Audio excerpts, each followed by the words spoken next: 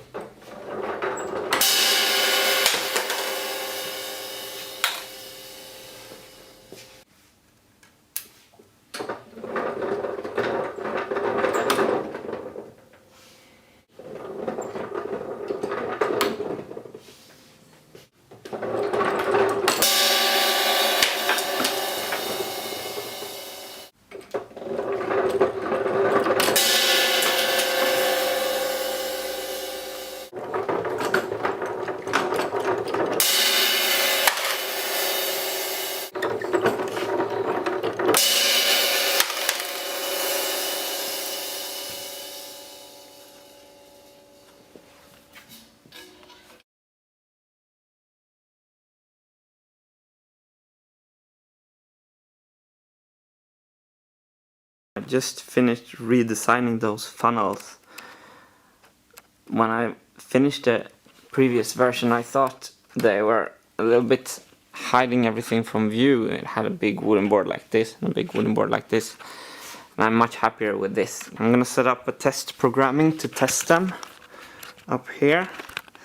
We're gonna just go from lowest note and then play up like this. E, F sharp, G, A, B, C, D, and E.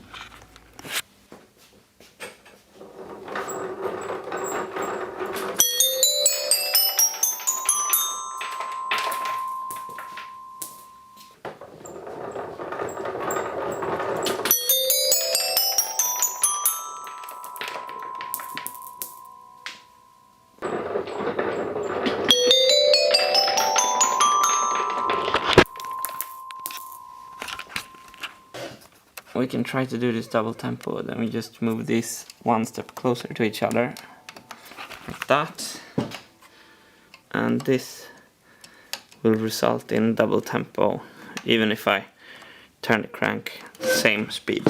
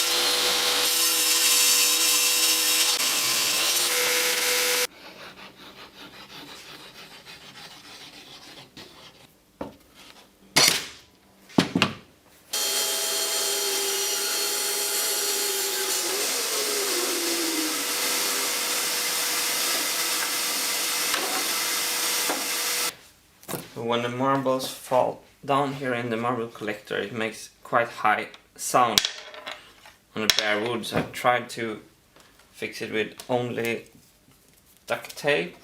That didn't, they just took it down a little bit. So then I have a combination of felt and duct tape that almost takes out all the sound. Until now there was actually no duct tape involved in the whole building of the machine. So I'm happy that I found a place for it.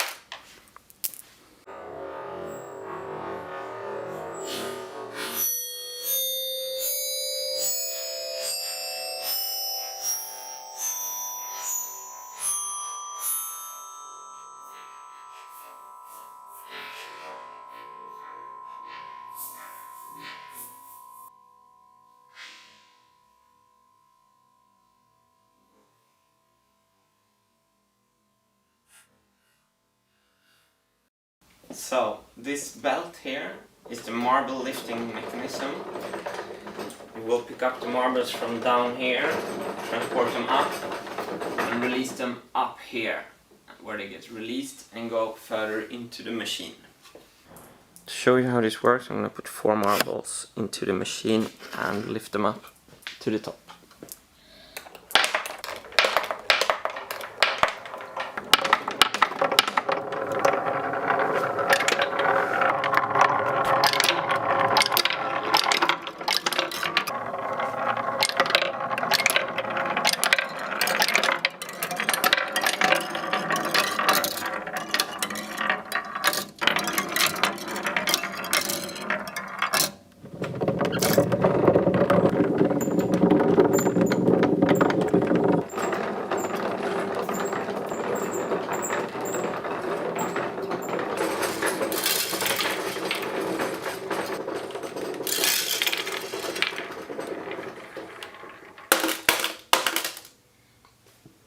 This divide by 4 flip-flop mechanism will separate a continuous line of marbles into 4. So the first marble will hit number 4, second one will hit number 2, third one will hit number 3, and fourth one will hit number 1.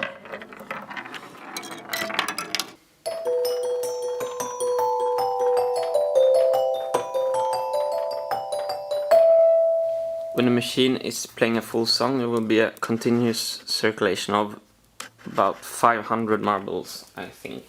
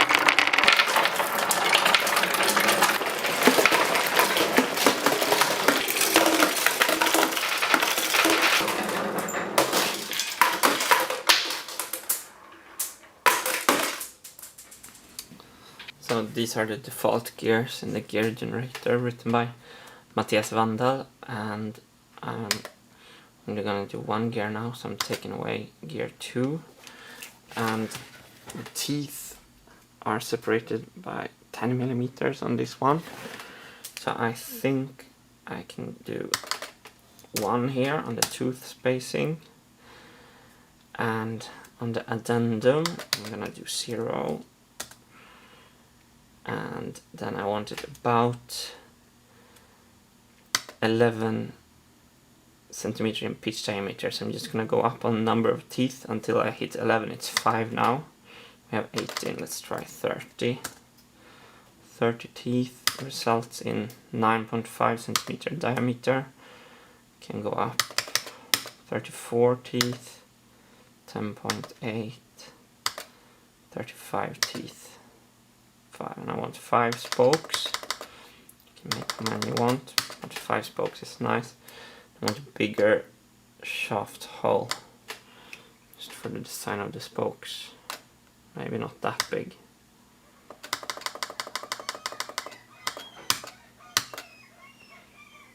Draw thicker lines. This I'm gonna try to print.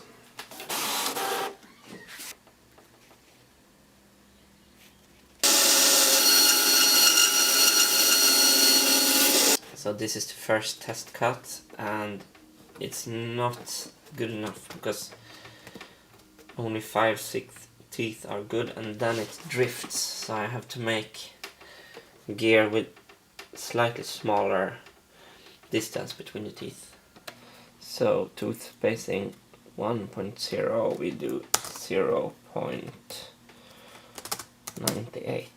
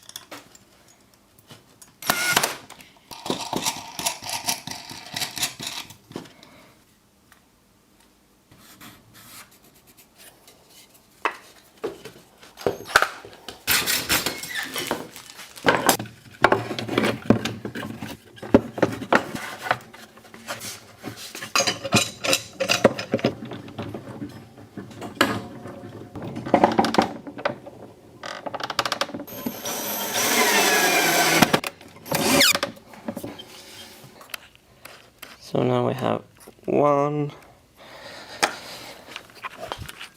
2, and 3.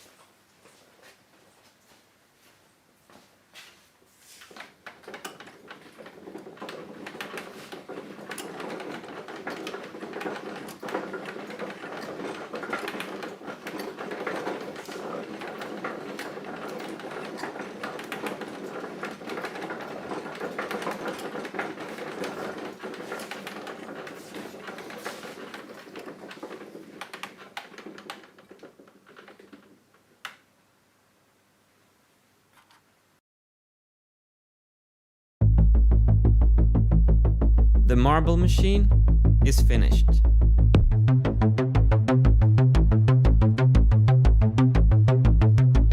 The music video will be premiered February 29th, 2016.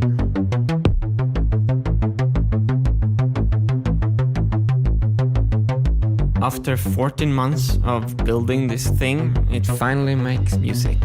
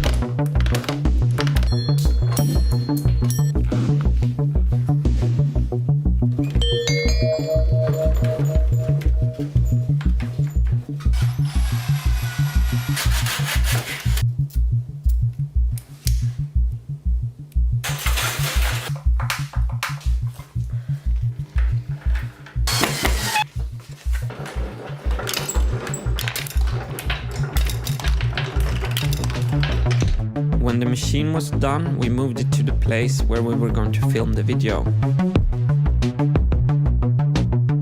To stop building and start filming was a big milestone. Right now we're in the editing room of Swedish filmmaker Hannes Knutsson in Vargön, and we are making the final touches of the video. When we started filming, we knew that we wanted to film the machine against as clean background as possible to give the viewer a chance of seeing how the machine works.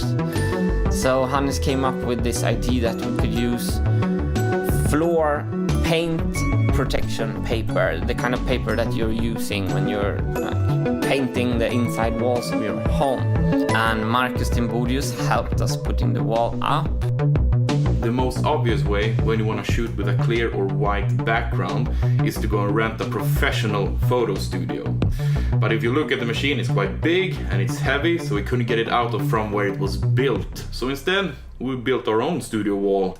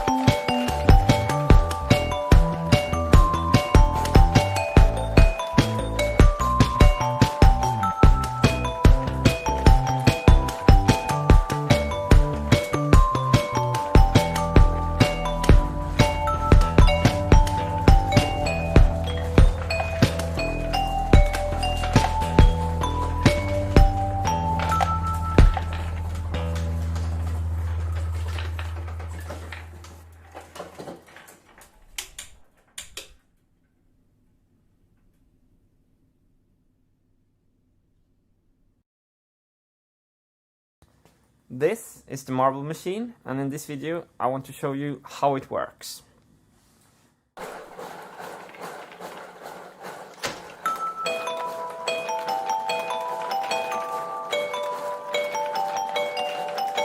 What I want to explain first is how the drums work. These are contact microphones in here. Let me show you how it looks. Swedish contact microphones from Erlund. The difference between a contact microphone and a normal microphone is that they take up the vibrations from the touch and not through the air. So they are hidden inside here. And then when the marble hits the coaster, it will sound like a kick drum. And then when the marble hits the coaster, it will sound like a kick drum.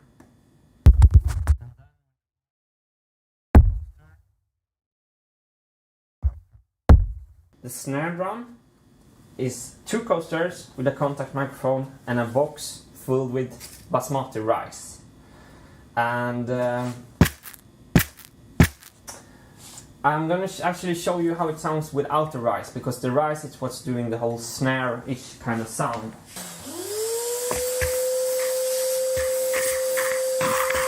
So now all the rice is gone from the snare drum, and then it sounds like this. If I have a marble playing it. So to hear the snare drum with the rice, again we're gonna refill it with some rice. So the rice is back in the snare drum, and now it sounds like this. If I have a marble playing it. If I have a marble playing it.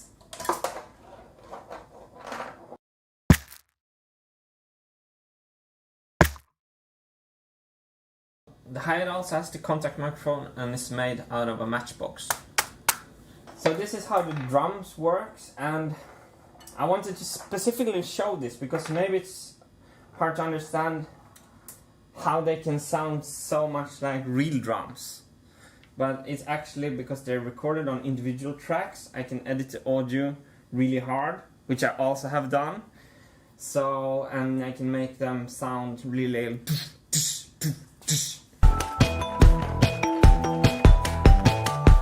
the crash cymbal.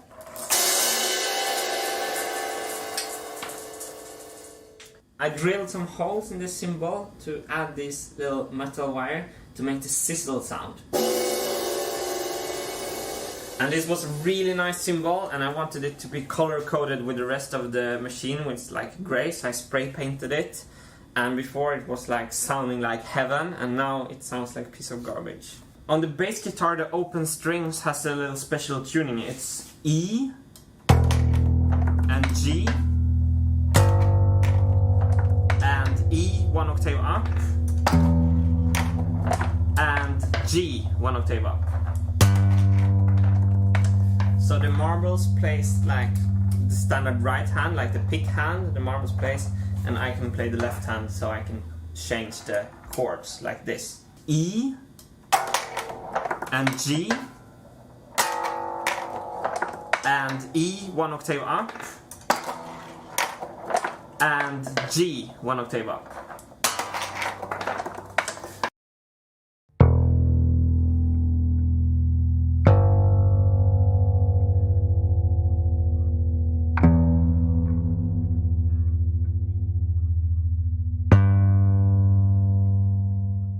So this is a vibraphone, and why is it a vibraphone? Yes, it has a built-in vibrato. Like the difference between a glockenspiel, which would be this thing,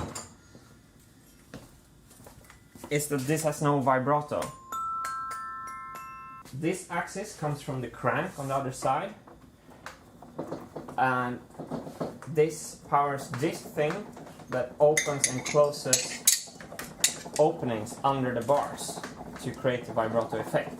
So if I hit this one here and I don't touch this, it has no vibrato, but if it makes a vibrato.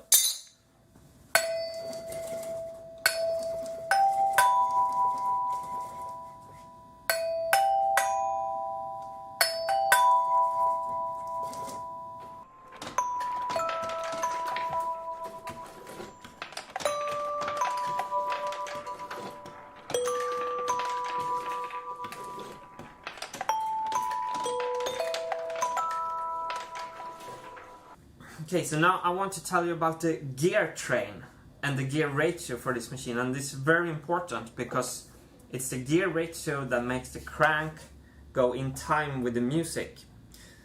And the gear ratio from the crank to the big programming wheel is 1:64. And this means 1:64 means that when I do 64 revolutions on the crank, like 1, 2, 3, 4, when I do 64 rounds, this wheel has made one full revolution. You see on the black lines, I hold my finger there and I make one revolution of the crank. The programming wheel will move that amount. These numbers here on the side of the programming wheel is a visual reference to make me know where in the loop I am. So one turn of the crank will put one figure higher, and we have 64 in total on the whole programming wheel. The beats of the drums will always come when the crank is in the down position. So this helps me to play tight, like down, down, down, down, down, down, down, down. This is the first gear that is on the same axis as the crank, where everything starts. It has 20 teeth. This gear has 30 teeth, and it's only there to invert the direction of the movement, to make it go in the opposite direction. This gear has 100 teeth, and on the same axis as this gear, we have a small gear in here with 10 teeth. And this small gear drives the big programming wheel that has 127 teeth. And on this axis, we're also driving the belt for the marble elevator. If you want to make wooden gears for your own project, it's actually not that hard. I have a video showing how I'm cutting the big gear for the programming wheel using Matthias Wandel's gear generator software. You just put in the number of teeth you want and you get a template that you can print out on A4 paper, and it's super fun to use, and I'll put a link in the description to that computer program. This program was actually one of the biggest inspirations to build this machine at all. When I found it, I wanted to use it and make something with it.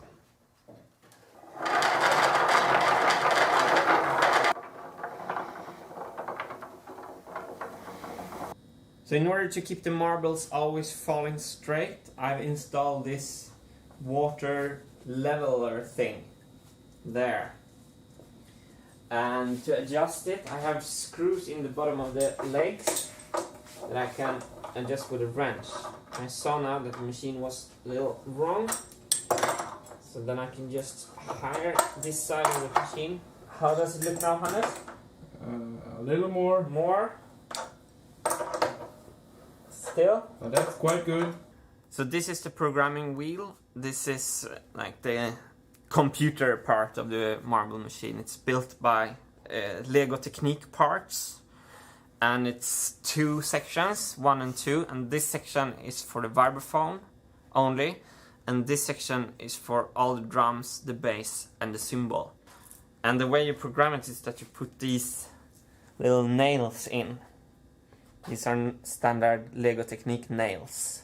So what these nails actually do is that when they travel on the programming wheel like this, they will engage with the lifting fingers like this, that will release the marble.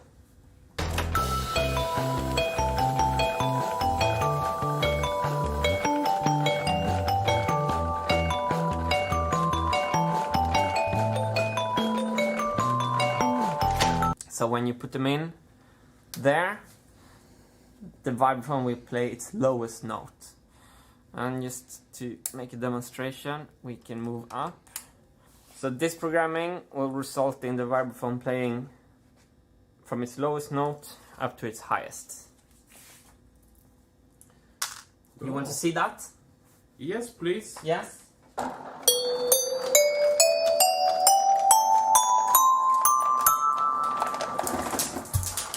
So we're gonna make the same test with the rest of the instrument. We're gonna put a kick drum, a snare drum, hi-hat goes there. The lowest note on the bass, the G on the bass, the high E on the bass, the high G on the bass, and finish off with a crash cymbal. Do tsh, tsh, boom boom boom boom, crash.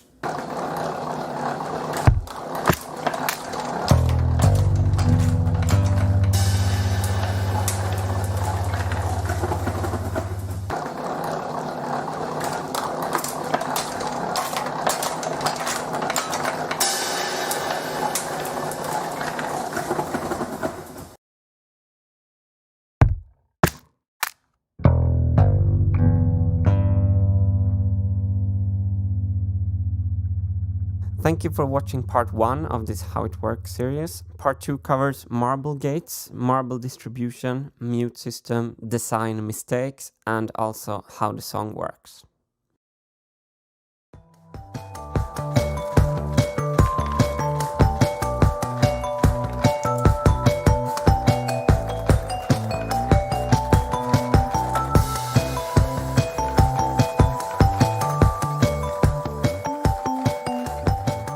The function of the marble gates is to stop the cues of the marbles and distribute one marble to the charge position, like so. And I redesigned this system 6 or 7 times in the summer.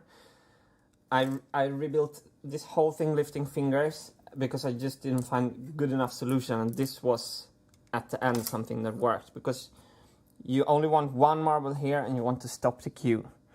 So I have 22 marble gates in total for the whole machine, 11 on the vibraphone, 2 for each drum, and 4 for the bass.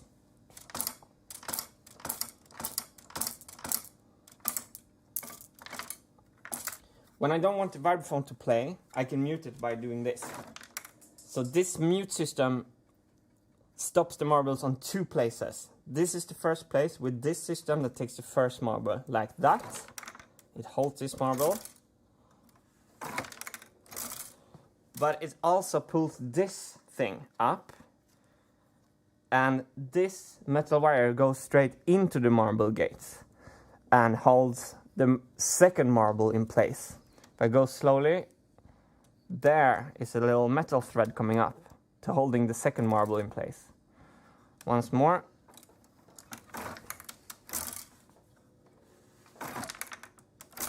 You see all these springs and all these metal threads, they go straight up into the 22 marble gates. You see here, if I pull this lever, this one engages up and down like that.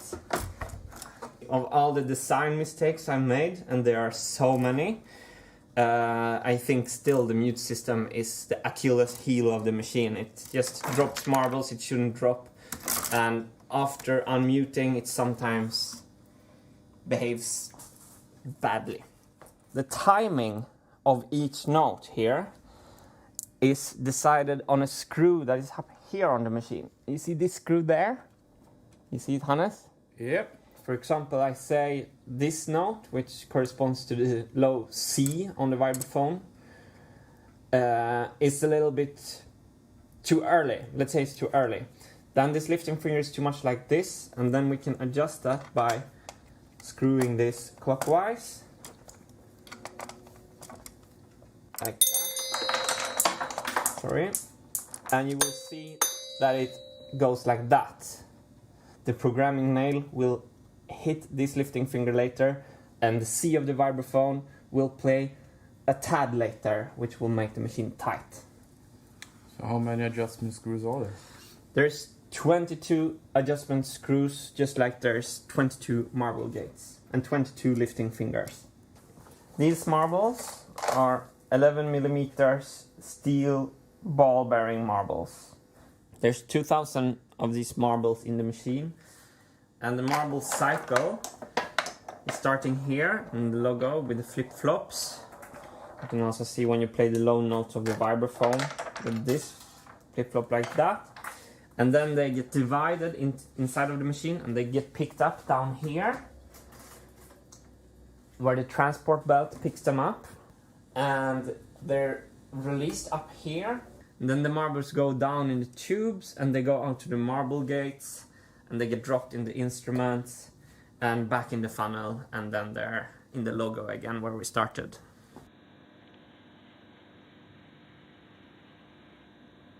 Yeah, how to waste your time. Nah. Now we come to the part of the video that I actually look forward most to. It's all the design mistakes, and they are overwhelmingly many.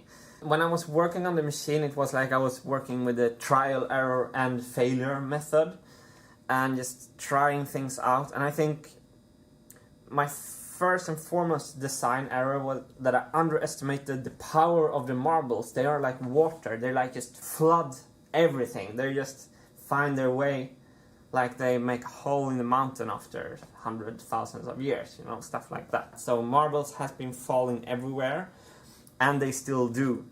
Another big problem is that this programming wheel is drifting slightly, which of course makes the registration less than perfect. And the whole thing is very top heavy.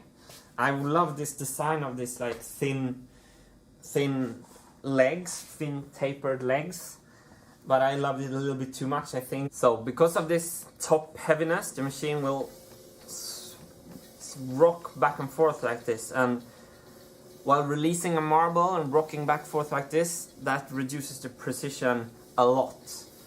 And the list goes on and on. Another problem is that we have this tear on the programming pins, and when they get damaged, they stop registering the note and no note will come. And this, for example, is due to the fact that this lifting thing, this marble gate here, can't move up here. It smashes this bolt here like that, and it's just badly designed. When I'm playing the machine, when a song is fully programmed, all these design mistakes, even if they occur very randomly and very, like there's 30 and 40 things that could go wrong and they occur very seldom, it's still too many things that could go wrong, so it's malfunctioning a lot. And while we were filming the video, we took a lot of takes to get that done. So I know I can make it work actually flawless. I know I can make it work flawless, but it came to a point where I've spent a year on this now and I want to go out, play music live, and I want to make new songs, and I want to post much more new music instead of just building. So I'm gonna leave this machine now for a while, and I dream secretly about perfecting it, and probably I will, but right now I want to make music. Super fint. How to wrap this How It Works video, I would like to show you how the song works. Oh, smart! Smart, Hannes! To wrap this How It Works video up a little bit, I wanted to show you how the song works, and especially how the bass works, because the vibraphone and the drums, the programming wheel is like a loop, so they play exactly the same over and over and over again, just when the programming wheel goes round and round. So to alter that, I tried to change the bass line and the bass chords on the second revolution of the programming wheel. So you start, when the song starts, you're in a kind of E minor world, like...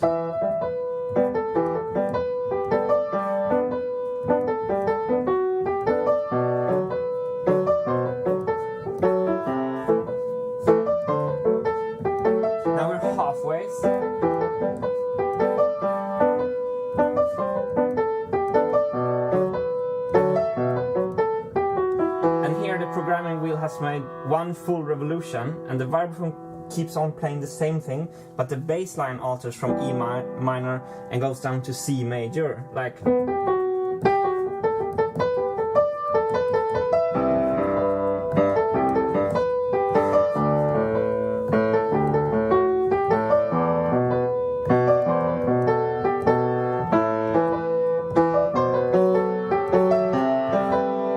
Vibraphone plays the same, bass line changes.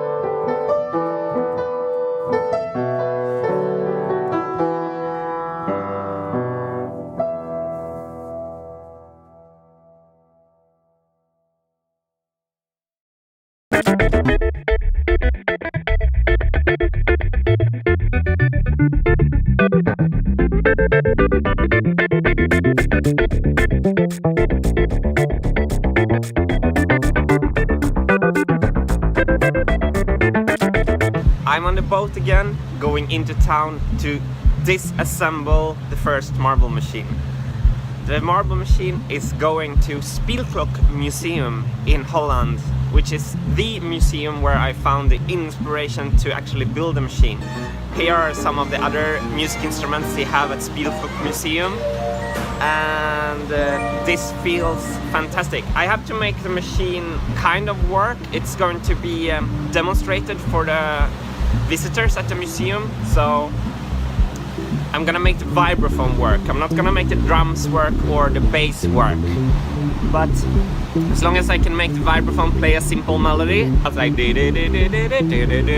playing, and that's it. And I'm gonna exchange the rubber bands into springs, and yeah, it's gonna be fun. It's gonna be in May, so this summer, if you want to see the marble machine, you can actually go to Utrecht and see it. But I'm gonna give you more information on that later. First step today is to take it apart.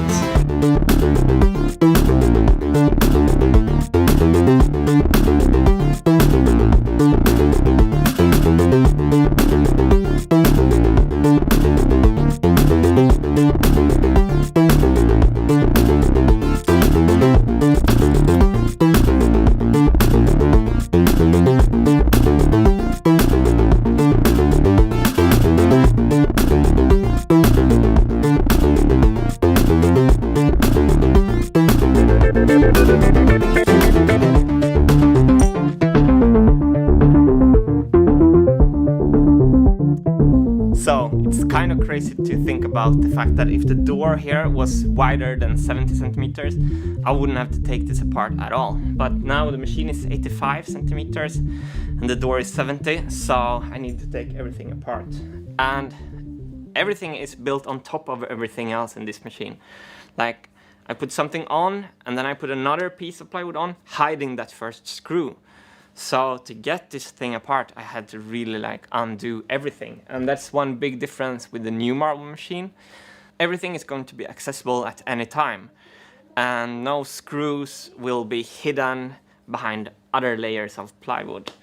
And when I see these hand-cut improvised pieces, when I see this part, the one single word that comes to my mind is desperation.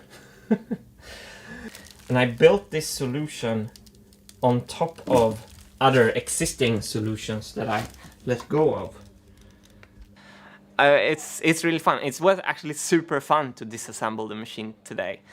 Let me get back to you if it's gonna be as fun to reassemble the machine. That's another question. When I started taking it apart, I had such a good organization. I put everything in small parts, I put numbers on everything. And halfway through, I just started to chucking pieces everywhere and just taking them off the machine, which I'm gonna pay for when I'm assembling this in Holland again. I'm gonna take it apart in steps and put numbers on all the pieces, and I hope I will remember where they should go when I have to assemble it again in May. I don't know why I do that. I am socializing a lot with engineers nowadays, so I shouldn't do stuff like that anymore. But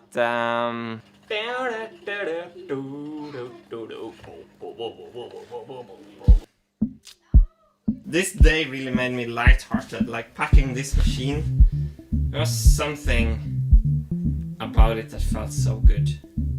I don't know. It's a kind of moving on feeling. I love this marble machine, but I also love that we're building a better one. That's it. And if you ever want to make a nice time-lapse, make sure you have a good harp to put your time-lapse camera on. The harp has a perfect curve here, so you can place your clamp wherever you want to. And if you want a time-lapse image to really shimmering, you can just play the harp while it's filming. I'm gonna make an experiment now, and then I play the harp while the time-lapse is recording, and you can see the effect. Okay.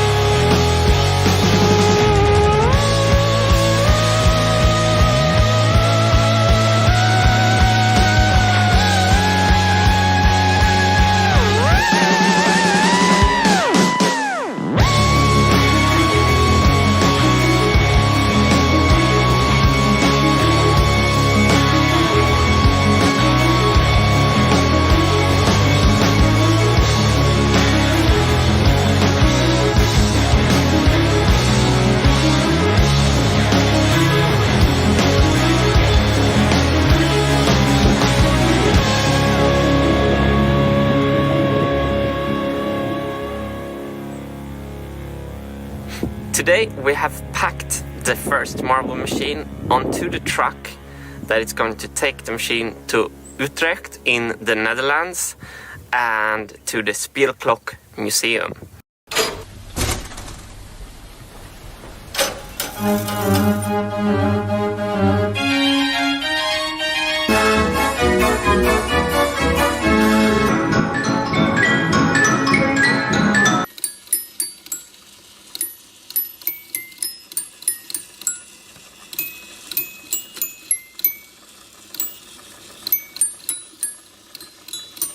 Here's some basic info about what is going to happen.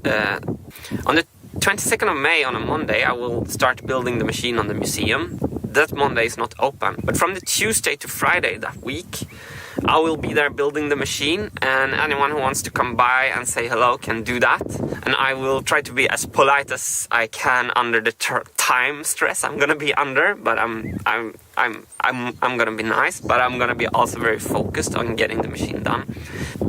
On the 28th, we are arranging 3 tours of the Speelklok Museum. With a guide from the museum, they know so much cool things about their collection, obviously. And I'm also gonna be on the tour. So me and the guide will take you through the museum, and I'm gonna point out which instruments in the museum gave me the inspirations for the marble machine. And at that end of the tour, we're gonna also demonstrate the marble machine, which obviously almost doesn't function at all because it's broken, but I'll come to that. On the 28th of May at 11 o'clock, 1 o'clock in the afternoon and 3 o'clock in the afternoon. And if you want to take part in these special guided tours, you will have to send an email to info@museumspielklok.nl and just say that you want to join, how many persons you are, and also state which one of the tours you want to join, which time, if it's 11, if it's 1 o'clock, or if it's 3 o'clock. We said that maybe 40 persons per tour, maximum, something like that.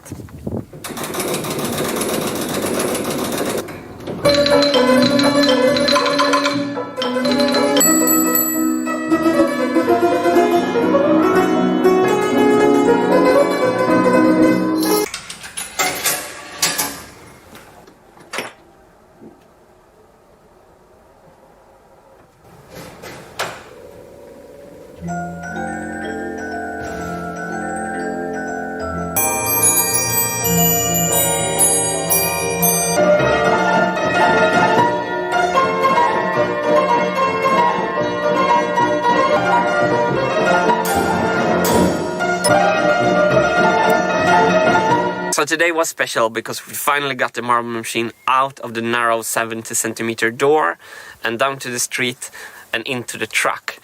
And the truck driver was handling the pieces of the marble machine as they were 11 breathing small newborn babies. That was fantastic to see. They all got a little crib each with like a little safety band around them, so they're gonna have a really pleasant journey down to Utrecht. It's really nice feeling to send the machine away. It's really a relief for me that it doesn't have to stand lonely somewhere tucked away anymore, that it's gonna come to a really, really, really cool place where it's really going to enjoy itself.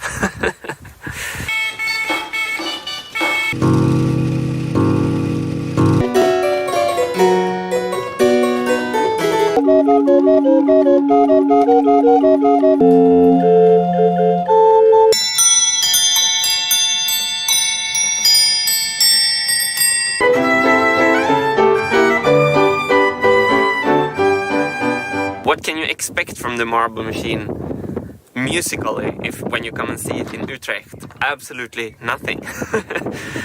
This is very important. I don't want you to be disappointed if you make this effort to come there and see it in person. You're not going to be disappointed of the physical appearance of the machine, because I still, when I haven't seen it for a long time, I'm like, oh wow, it's kind of cool. But musically, I will try to make the vibraphone work. That's the only instrument I'm gonna play, and it's only gonna play a few notes. So it's gonna be like dee dee dee dee dee dee, done. In order for the museum to take the machine in, they said they needed to demonstrate it during their daily tours. So what I will do is that I will fix some notes of the vibraphone, so the guide can at least put a programming pin in and make like dee dee dee dee dee dee, make the machine play like a melody like that. So if you choose to come to Utrecht, you will not hear the Marble Machine song played live on the Marble Machine by me. You will see a machine that is retired.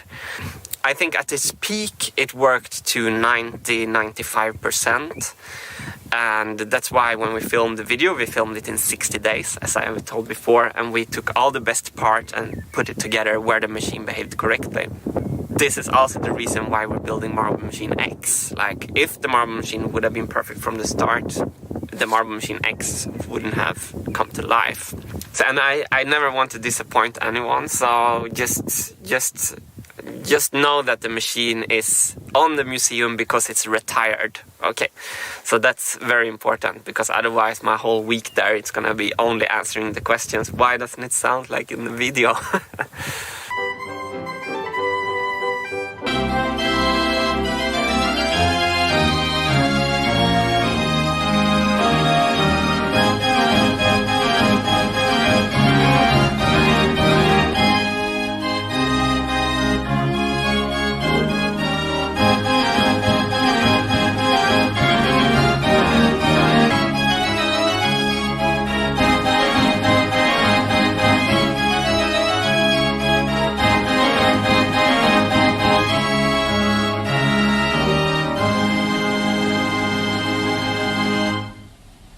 So the normal exhibition of Spilklock starts 1st of June. And the machine is gonna be there the whole summer. And so if you're in vacation in the Netherlands this summer, don't miss Museum Spilklock in Utrecht. The collection of instruments they have there would be worth a visit without the marble machines. We have another project lying around together with the Spilklock Museum that we're not gonna do now, but sometimes in the future, because what I would like to do is to write original music for their old instruments. I thought it would be pretty cool to take their big music box and learn how to construct this circular metal plates and make new Vintergatan songs on these instruments that no one have used for new songs for several hundred years. So now when I'm there, I'm gonna go around and plan that project for the future. Another very fun and interesting thing for you who live in other parts of the world than Europe is that today I met Jonas. Jonas is going to take care of the logistics for the Vintergatan featuring the Marble Machine X tour. And Jonas knows everything about filling in forms and how to ship a container full with Marble Machine and music boxes over to other continents than Europe. This is Jonas, and he's a logistics nerd, and he is going to help us solve the problem on how to tour with the Marble Machine, right? Yes.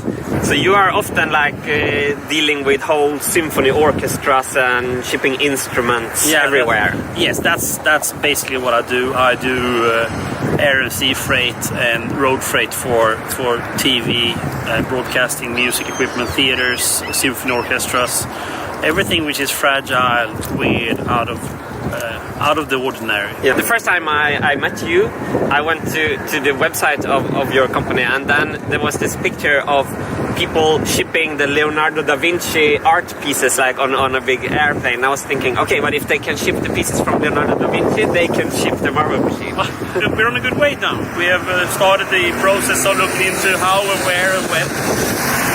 And we're all eager to get the ball rolling. Yeah. So every one of you who have not been to our shows in Sweden and every one of you are always writing "Come to Mexico" in our commentary fields. This is just to show you that we're working on it. Yes, we're working on it every day. So I hope you get to see Martin and the Marble Machine somewhere in the world, in not too far of a distance. That's a great plan. Yes. Thanks. Thank you so much, Martin. Thank you, Jonas. Museum Spilklock has a YouTube channel, and go and give them some love and check their website out, and all the info will be repeated in the description. Thank you so much, and looking so much forward to meeting you in Utrecht in the Netherlands. what was the difference between the Netherlands and Holland again? But when I wrote Utrecht, Holland, people wrote in the commentary field that that was like an old misconception that was hard to kill. So I just want to get this correct now. So what should I say? Utrecht in the Netherlands. Okay, so I'm standing at the top of my island, as I used to call it. Someone asked, do you have an island? And I mean the island I'm living on, right? So I'm just gonna show you. You can see the boat is down there. Wait.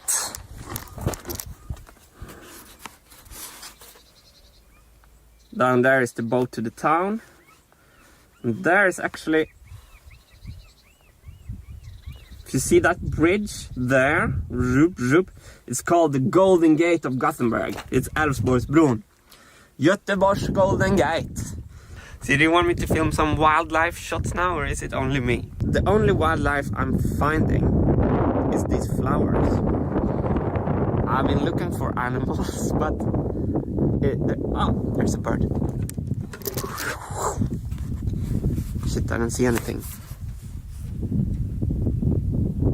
I found the wildlife. Do you see the deer? Come on, deer. Stand still, stand still. There it is. It's moving.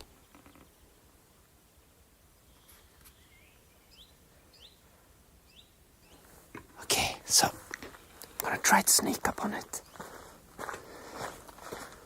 Ah, it's moving away. You see it running? Oh, there it jumped. I still see it there. It's in behind the trees there. Planet Earth, you have nothing on me. I climbed the mountain. And I think he's just behind this tree here. Where are you? He's standing and looking at me. There he is. Do you see him? Ah. There.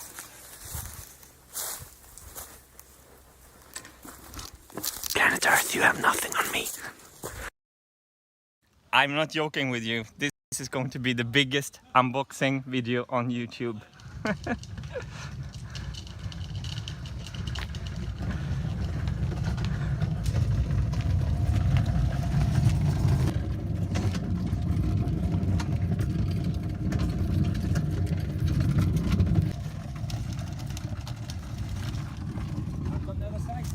So now the obstacle is this gravel here.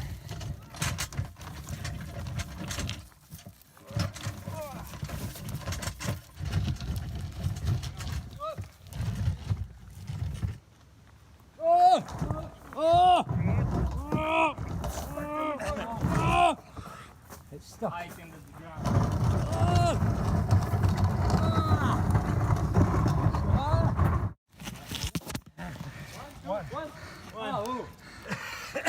I can't believe you also made this gravel road. Oh, monsieur, merci. Is this the biggest box you ever transported? I think it is the biggest, certainly the tallest box ever, I think. I think it was built for your truck. It was like 10 centimeters to the roof or something. I have a truck, which would have gone in your driveway, Okay. but the box is too big for my truck, Ah, which is why I've come in my car. yeah. Normally I would have come in my van, we'd put it on this tail lift Yeah. and onto my van, then up your driveway and then in. Yeah. But this box was too tall for my van. This So, as I said, is always. thank you so much for your attitude, because you are people who Pleasure to think meet that things are possible. Yeah, always. That you I'm very impressed you solved this.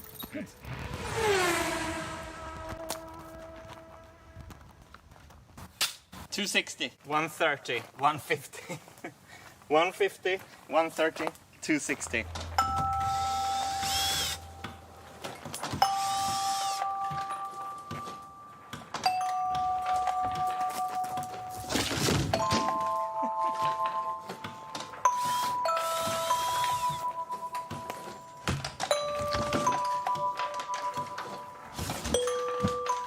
So these straps that holds the thing in place, it's also the lifting straps on the outside of the box. Clever.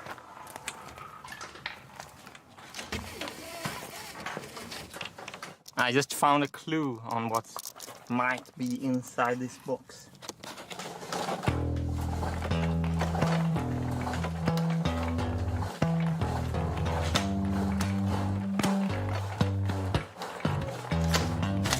Oh, wow.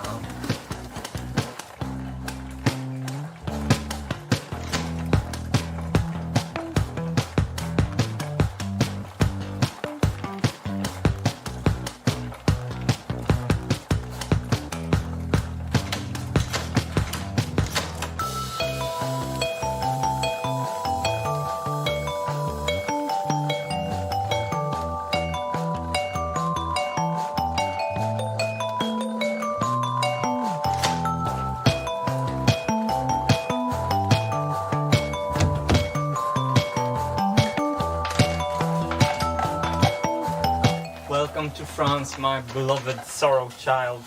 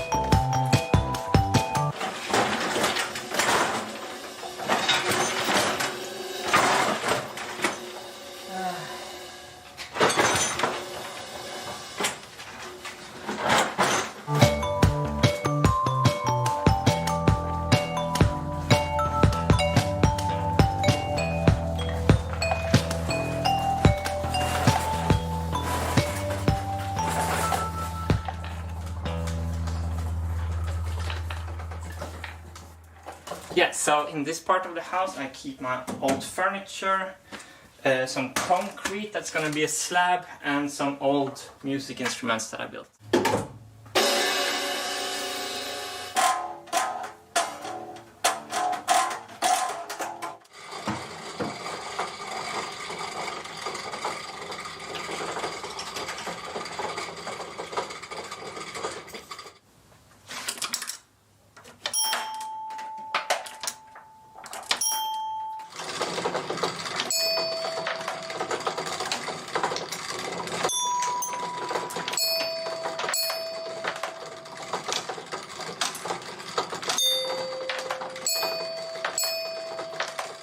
Intergotten marble machine.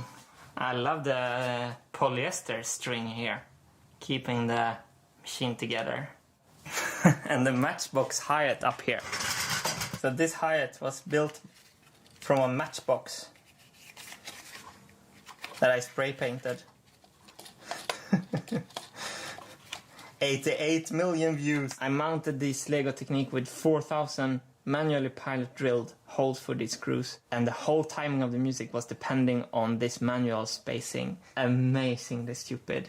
The difference in what we're doing with the Marble Machine X just dawns upon me right now. What's this? Okay, so the long-term plan is to put this machine next to the Marble Machine X. This machine doesn't fit through the door opening, so I can't do that right now. And probably I won't do that until the Marble Machine X is finished, because this will be in the way of building the Marble Machine X up in the studio. It's going to be so fun to do some comparisons, to show you the parts on this machine that failed and how we solved them with the new Marble Machine X.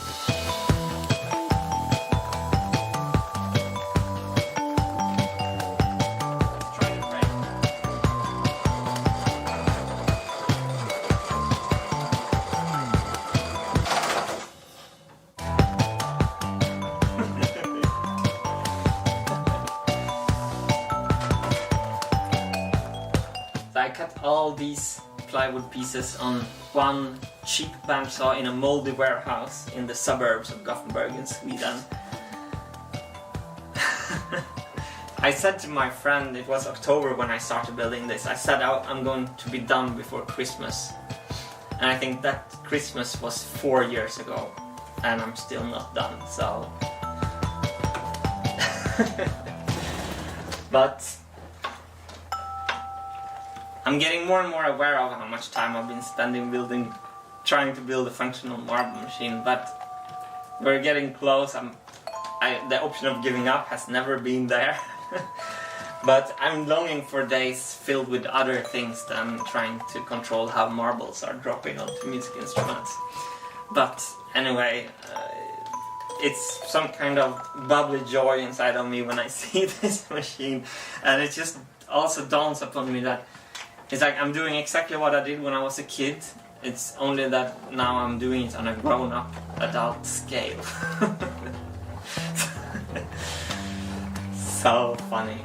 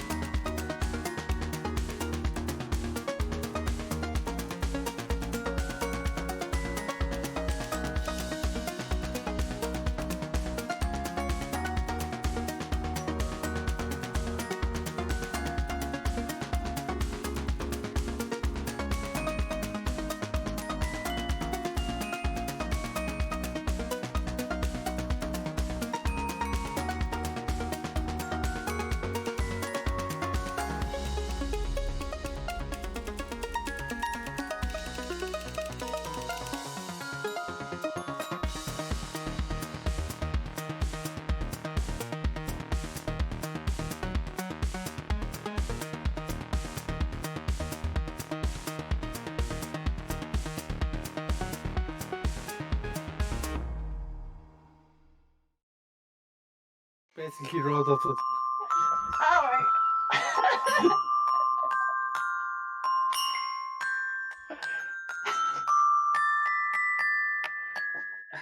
I don't know. You know he does music stuff. Please just end on the right note. Please just.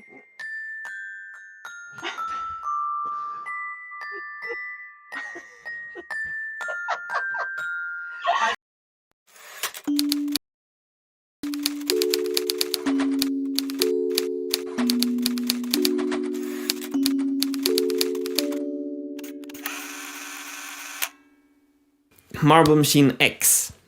Marble Machine X is my chance to do right what went wrong with the first Marble Machine. I'm so excited about this, and I have 16 months of experience now building marble machines, and there's a lot of things going to be different. I've been sketching the Marble Machine X for quite some time now, and there's some interesting problem solving going on. For example, when you're on stage, how do you reprogram the machine from the first song to the second song fast in front of the audience and stuff like that. I'm gonna plan the build this time. On the first Marble Machine, I improvised the build. This time I'm gonna draw the whole thing in a CAD software program. Then I'm gonna get a CNC router, and I'm gonna cut all the parts with a CNC router. And this will add a lot of precision, and I will be able to make 40 identical parts. Another thing is that I'm gonna use metal springs instead of rubber bands, and 100 other design improvements. Marble Machine X will be built in 7 modules, so we can pack them in 7 cases and tour with the machine. I will make a video series about the whole process of Marble Machine X, and hopefully this time I will make the series while I'm working, so I can get feedback on problem solutions and suggestions from you.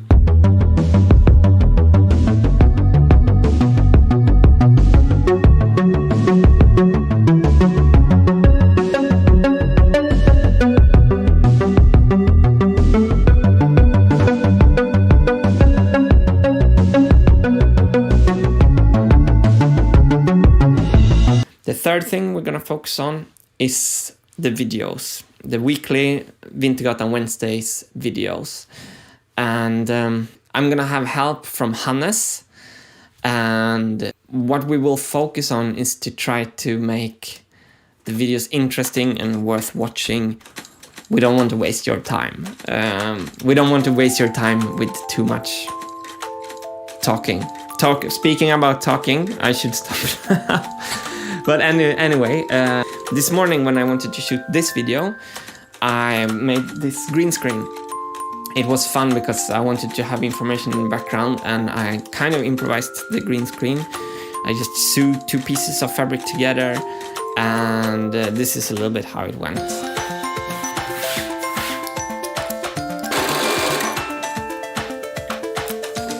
So we're gonna do a straight seam.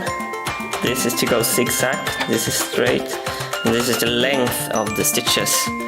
We're gonna do full length.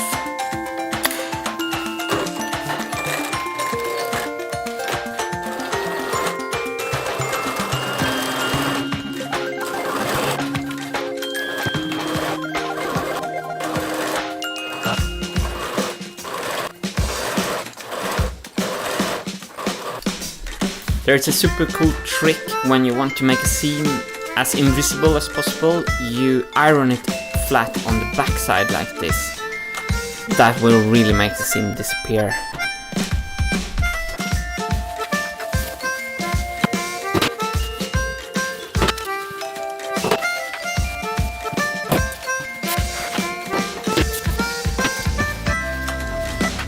We're really looking forward to making the double album, to make the Marble Machine X.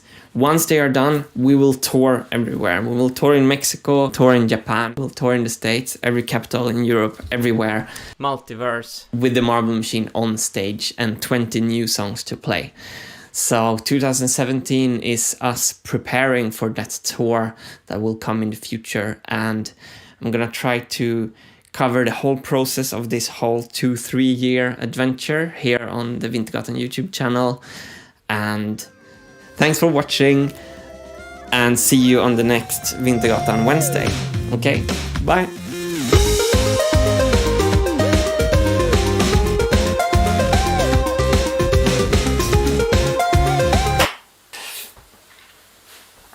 3 things this year: making more music, making more machines, making more videos. There are a lot of people calling them videos, but that totally ruins the symmetry of my alliteration. So in this video, we're gonna stick to video, okay?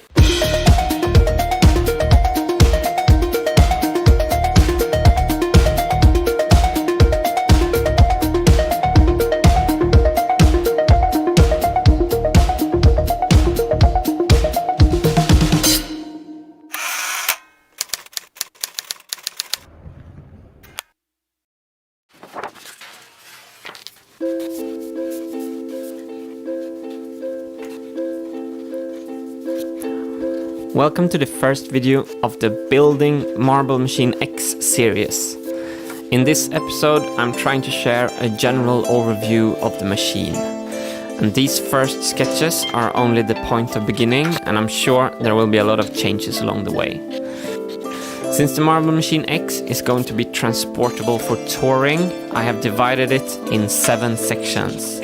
And they are 1 top, 2 upper base, 3 programming wheel, 4 gear train, 5 fish stair, 6 lower base, and 7 legs.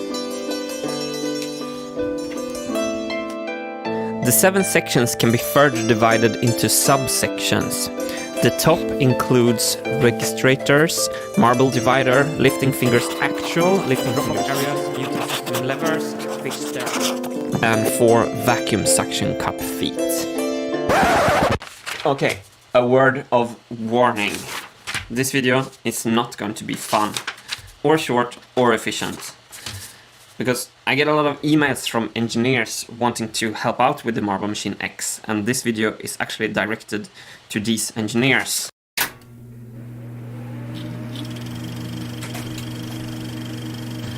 This video is my effort to try to explain the general idea for Marble Machine X. And maybe we can start a review group of engineers who wants to review the first CAD drawings when they are done. That was my little hope anyway. So it begins. I'm going to try to break this down, and we're going to start with the top section. And this is going to be the most difficult for me to explain because it's the most complicated one. So in the top, there's a lot of stuff that are multiplied by 37 because it's going to be 37 channels. Maybe I should explain these channels before we do this. Okay, I'm going to try to explain the channels first. So the first marble channel goes to vibraphone note 1 left. And the second marble channel goes to vibraphone note 2. No, sorry. Vibraphone note 1 right. So on every instrument, I'm gonna have 2 lifting fingers for 1 note. So if this lowest note on the vibraphone needs to play diddy, I don't have to do diddy super fast with 1 lifting finger. I can do diddy like you do on a drum. To play fast you don't do, you do.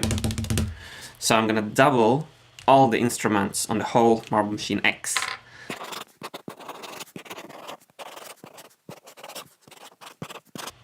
These are the channels that I'm going to talk about when I talk about channels in the top section. Okay, back to the top.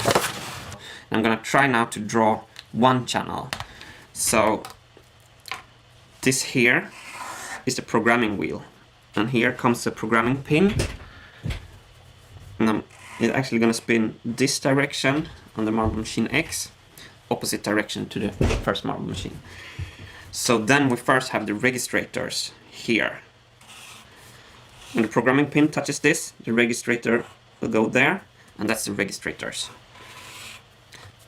In the registrator, I will attach a metal wire that goes to the marble dividers. So this is the marble divider seen from the side. In this, there's a queue of 4 marbles. When the registrator goes like this, it will pull this thing. In this hole, it's a marble, it will pull this direction, and a marble will be able to go out here. This is the marble divider seen from the side, and this is how it looks from the front. It will have 37 channels, and the idea is that the marbles come in from the sides like this and they roll down this hill, these marbles that come down these hills will fill in the holes where the marbles are missing. So let's say here, these two channels are full, so this marble will skip this and skip this, it will roll over these channels and go down into the channel that has one empty space. So this system will make sure that the marbles go where they are needed. And when they're full, the marbles are gonna go through this drain pipe. This system is totally new for the Marble Machine X, and I hope this will solve a lot of problems that I had with the other machine. In this block of wood, there's another wire attached. And that goes on to the lifting fingers, actual. This is where the marbles get dropped off. So when this is pulled in this direction, this part goes out in that direction, opens up this hole and releases the marble down. These are the lifting fingers actual. Then we have the muting system. That's gonna be levers. I'm just putting them here right now. And what I'm gonna do on this machine is that I'm gonna attach all the registrators on movable bases.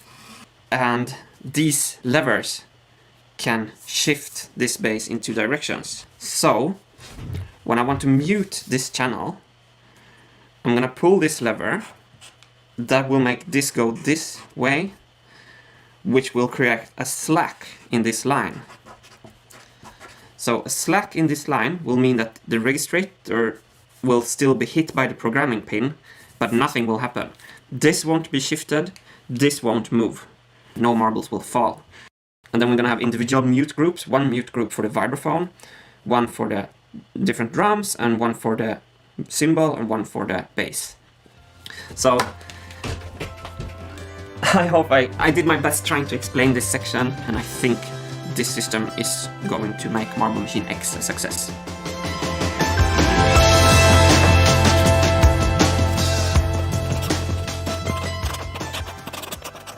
Two, upper bass, 11 note vibraphone, and this one is gonna have resonant pipes instead of boxes that was on the first one, because in these pipes we can put an axis through all the pipes with round shields that open and close inside the pipes and make the vibrato sound.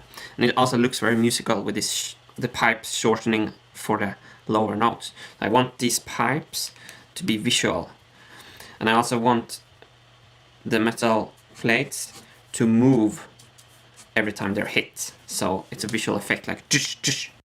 And then I want the drums positioned together in a group with kick drum, snare, and hi-hat. And I also want them to move when they're being hit. And then we have the bass. I'm gonna use a 5-string bass, but put only 4-string on it to get more space between the strings, because the microphones are bigger on the 5-string bass. And then the newcomer, the stringed modulin. It's gonna be played like a tremolo and make a kind of marxophone sound. Marxophone is so beautiful. Sizzle cymbal. So the 1-stringed modulin is gonna have 1 strings and a fretboard like this. And then I want a plate here, which you can press down with your palm of your hand. And this opens up a gate here that creates a waterfall of marbles on the string. Ring, ring, ring, ring. And this is not programmed, this can be improvised. So we don't have to put this whole system in the programming wheel, which is quite nice. But this marble reservoir will feed the 1-stringed modulin. My hope is that if we draw everything in CAD, that we will be able to make a support structure that is really multitasking. On the first machine I had like one piece of plywood to hold this, another piece of plywood to hold that, and a third piece of plywood to hold this. On the Marble Machine X I would like to have this support structure to hold several parts and to make it much more efficient.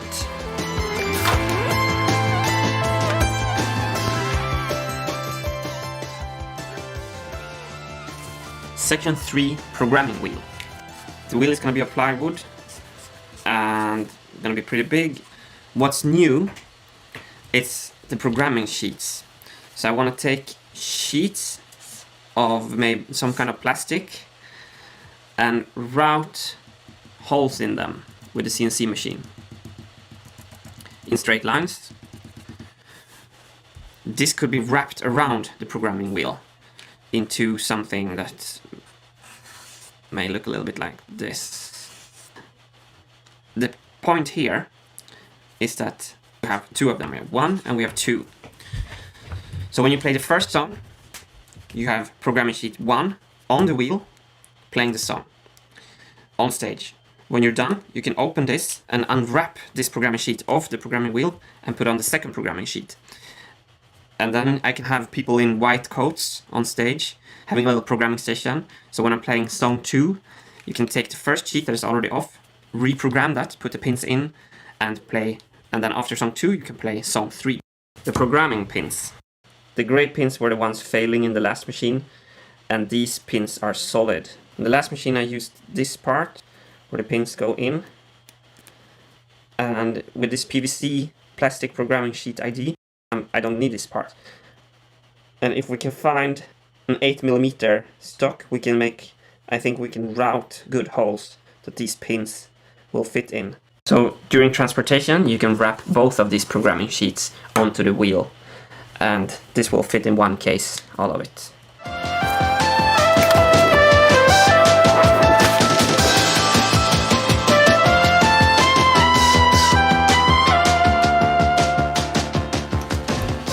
So 4, gear tray.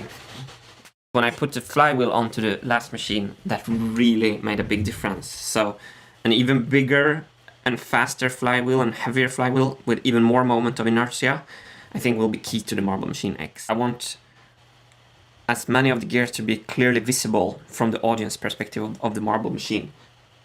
It's always gonna be like a compromise between making it visually nice or making it efficient out of an engineering perspective. So section 5, the fish stair, is a very elegant way of lifting marbles up in a marble machine. So by putting gears on an angle like this, and by adding the pistons to every other gear in 180 degrees, so this piston will go down while this piston go up, and this down, you will have this interchangeable system like this. And while this one go up, these marbles will fall over to the next step, and then this step go up and will fall over to the next step. And that's how the marbles climb the fish stair. And this fish stair will replace the belt that I had on the last machine that cost me so much trouble. So from the base of the machine, the marbles are gonna get lifted by a ring lift, and in the middle of the machine, they're gonna go on top of the fish stair. And this is gonna be very visual from the side. And you're gonna see it's like a old train engine piston kind of thing that goes like shoof shoof shoof and woof woof woof, and the marbles woof woof woof. You can also put a gear ratio to make these go in beat with the music. I'll put links in the description to videos that are showing the fish stair concept and to the video showing the ring lift concept. So the lower base includes the box, the marble funnels and the braking systems and a lot of stuff. And I like this shape to start with. So my hope with the lower base is that thanks to the CAD drawings, we are going to be able to make every side of the box as useful as possible. If we see these 4 sides in 2D, I want them to be like prepared of the CNC for all the parts that are gonna go on them. The flywheel is going to have a lot of moment of inertia, so I think the braking system should be on the flywheel.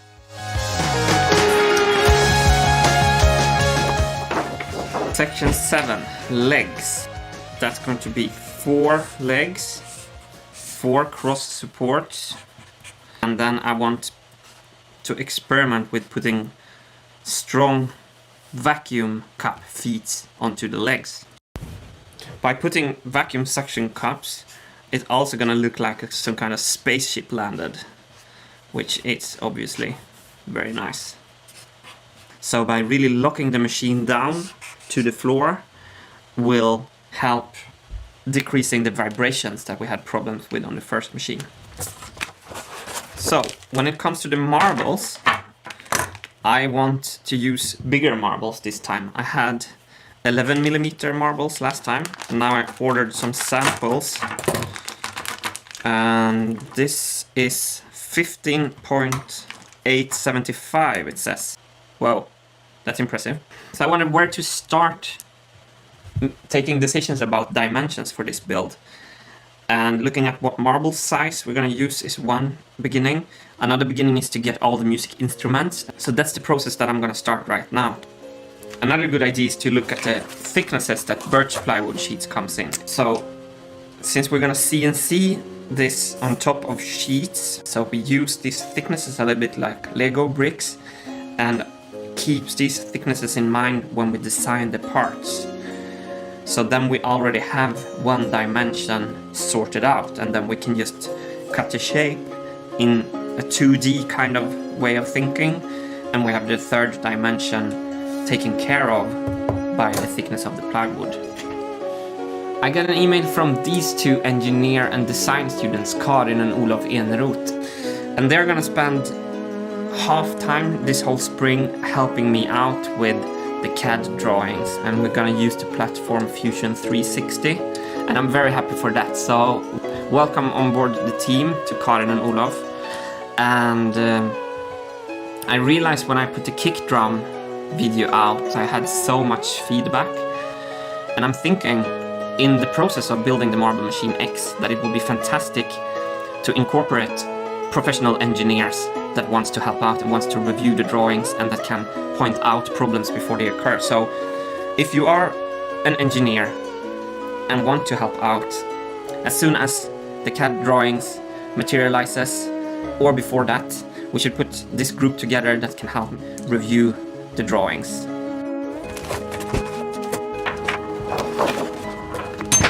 That was the first marble falling on the floor of the Marble Machine X build. When I built the first marble machine, I was vacuum cleaning marbles off the floor, and I was on my knees picking them up during 16 months. This time I'm gonna take a more engineer-like approach. I won't have to vacuum clean marbles so much. Thanks for watching.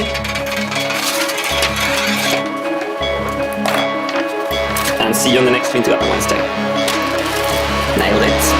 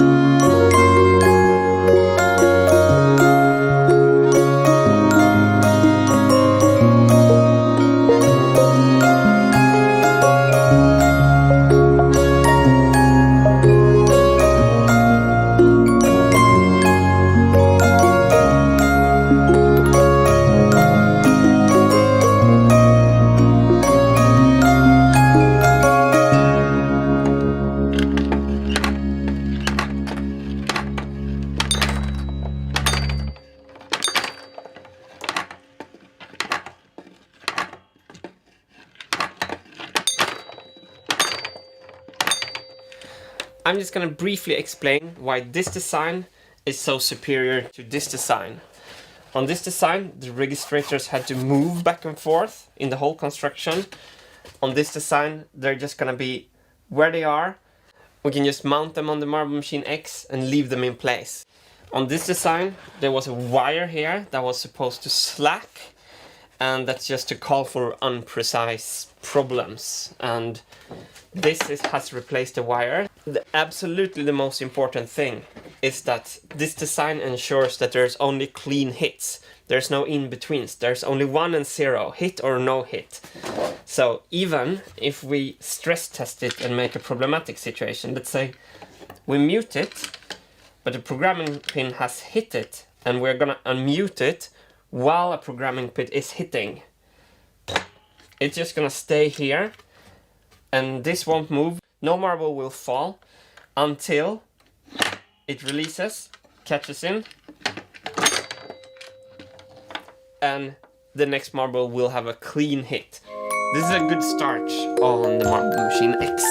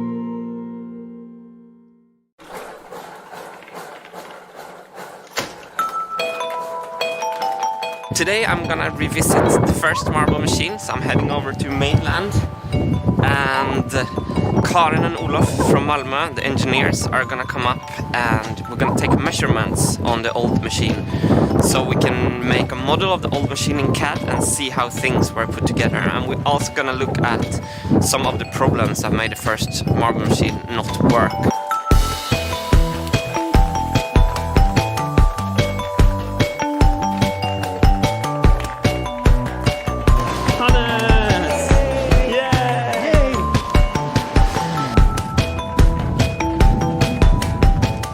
So I finally got to meet Olof and Karin, my engineers from Malmö. Welcome to Gothenburg. Thank you. And the marble machine is this way, so let's go there.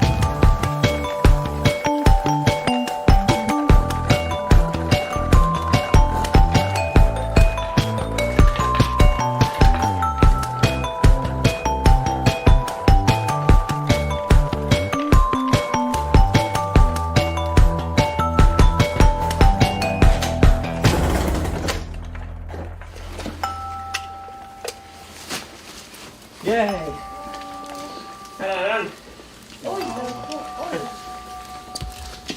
Wow.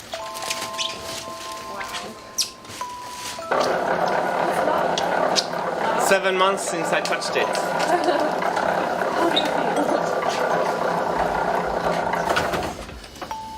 It feels nice that we're gonna build a better one.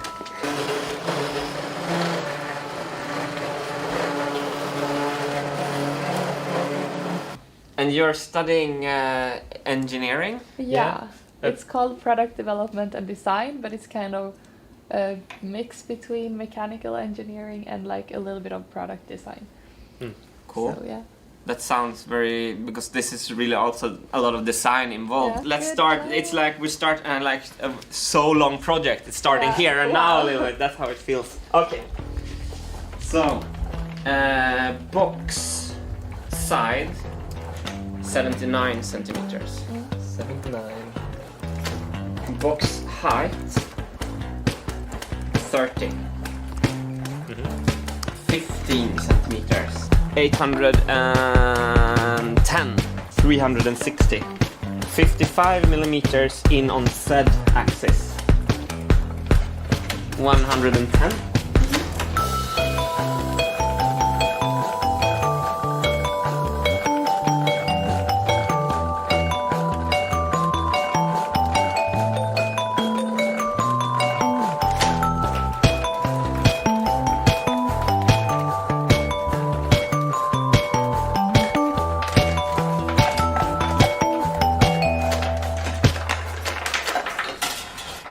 These are coasters, cork coasters. This was the snare drum, the same coasters used for the kick drum.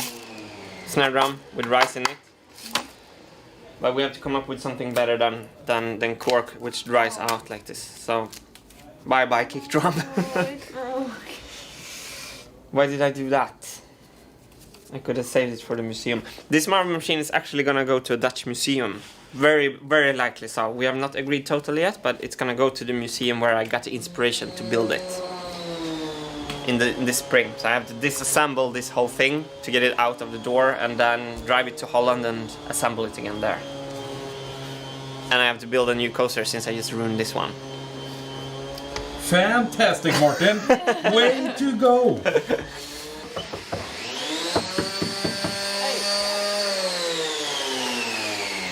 So, this is my friend Styret. I got this idea the other day that I should mix different wood types, and so I took some scrap material and put it on top, and then I took some other scrap material and rounded out the edges just like that. So I'm not sure though.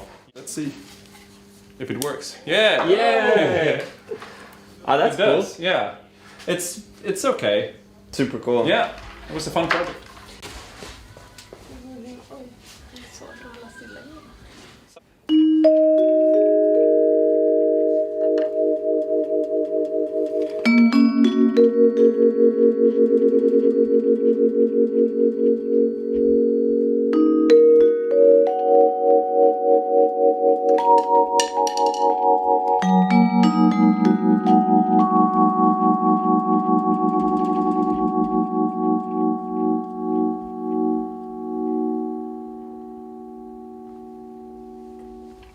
The vibraphone system is opening and closing like this. And on a real vibraphone, here you have circuits that are opening and closing like that. So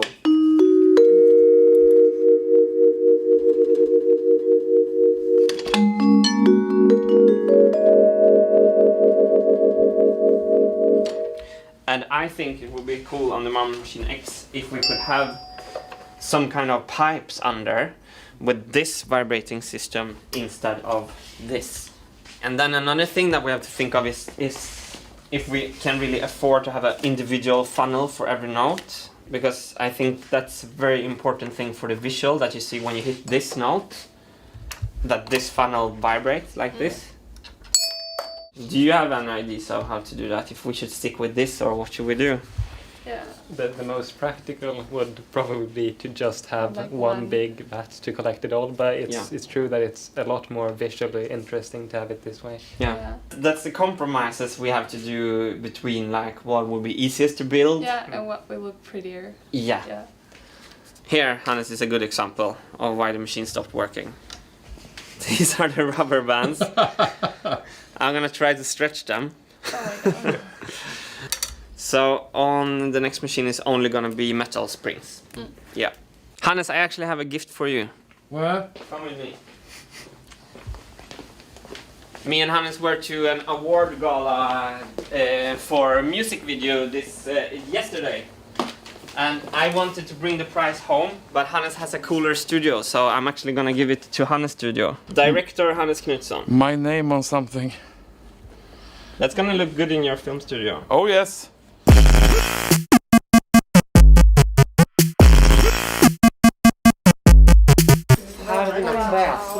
So you're building guitars, right? I am, yeah. Yeah, Ted Estran. So Hi. Ted moved in after I moved out from here. Ted moved in, and he has turned my place where I built the marble machine into something fantastic. I've never been here since. So this is a, well, half of a guitar. It's still in its dirty stages, I guess. That's a Brazilian rosewood OM model. So cool to just walk in and the place is totally changed. I wish I could be as neat as you are. Okay. And this is the template. Did you make this template? I did, yeah. So I've got different templates for different sizes and different models I'm building. So this is the shape of the guitar. So that's basically half of the guitar. Yeah, okay. So cool. All right. This is Matthias Wandel's gear generator program. And this round shape was almost impossible to cut out on the bandsaw by hand when you make 100 teeth. But what we hope now, when we're gonna cut them out on the CNC machine, that we're gonna have perfect involute gears. So all the gears on the whole Marble Machine X will be silent and smooth in a way that my hand-cut gears never could have been. There's a lot of people sending me emails with suggestions, and that's wonderful, but it's very hard to read the emails. So I have started a photo sharing place where if you have any suggestions for Marble Machine X, you can go in there and share your sketches. So if we keep it to sketches, it's so fast to see the IDs, whereas reading long explanations, it's quite hard to understand. So I'm super happy for all the suggestions, and there have already been some suggestions that have changed our plans. So we're really listening to the suggestions. So I put a link to this photo sharing page in the description. We have the fourth member of the core group of the engineering team of the Marble Machine X now, and his name is Marius. So Marius, where are you from actually? So I'm from Bavaria. I'm currently living in Munich, and I'm studying here mechanical engineering. Okay, cool. How come you become interested in being part of this project? So I found the original Marble Machine video when it came out and was so fascinated by the mechanical structure of it, that everything, the programming, everything was mechanical and no electrical or pneumatic programming was done. And that just amazed me and inspired me to do something, to try to do something similar, but that never got off the ground. And then you asked for help with the new Marble Machine, and I thought, yes, yeah, here's my chance to do something similar. And I submitted an idea for the trigger mechanism. Yeah, because when I saw your sketch, what I was so impressed with that you actually removed several parts of the whole mechanism and still had the same functions. So from the start, I saw that your idea was very efficient. And it was fun because immediately when I saw your sketch, I just emailed you. Then we started work together on the Marble Machine X, actually. So that was very fun. Do you remember the sketch from Alexei Ivanov, Marius? Yeah, well, that was a rather nice one. That the gravity works towards the goal of muting the system or unmuting the system and not against it. And I think that's a very elegant solution and solves the most of the problem of either mine or your prototype. And I saw you made a nice Hofner base. Yeah, that was the first component I could make because I had some dimensions and some idea how it should look like. Karin and Olaf were looking at the old machine, I think, on the weekend, and brought back some measurements and maybe some photos they can share, so that we can somewhat base the new machine on the old one. Yeah, what you're just doing there looks a lot like the thing I was drawing here. And is it a vibraphone standing under the desk? Yeah, it's oh wow, dismantled vibraphone currently because I have to redo the muting mechanism. Okay. There's So you also have mute mechanism problems in your house, just like me. That's funny.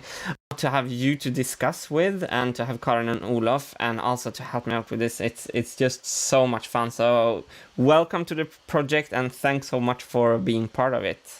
No problem. It's a lot of fun. We're gonna have a lot of fun, and it's gonna be. Yeah. I hope that you can come on the world tour then and be the one that reprogramming the machine. You know, in this big white suits with safety goggles on and stuff. I think there's somewhere on the internet there's a picture of me playing with fire in a white coat in a laboratory. So Perfect. So now we have all the measurements, and Karin is going to go to Malmö and start doing the cutting. And I just want to take the opportunity to say thanks for you wanting to be part of this project. Thank you for being a part. Yeah, it's like really nice. I was sending an email to them. I was sending like an over-emotional email the other day where I felt like that I felt so lucky to not be by myself this time. Yeah. To have Hannes was part. Hannes was big part of the video last time, but he didn't help me with the gear ratios a lot. So now I have help with the video, and I have help with the gear ratios from Karin, Olof, and Marius, and from all you who are sending in suggestions. So if you want to follow this whole build, subscribe where I can put a subscribe button in this end screen. And thanks so much for watching. See you on the next Vintergatan Wednesday.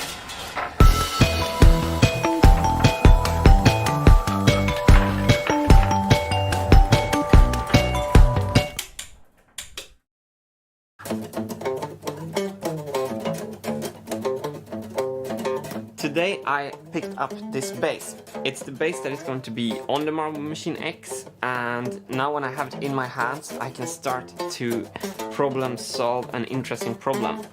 How do we get the marbles to hit the bass strings in a correct and precise way every time? That's the subject for this video.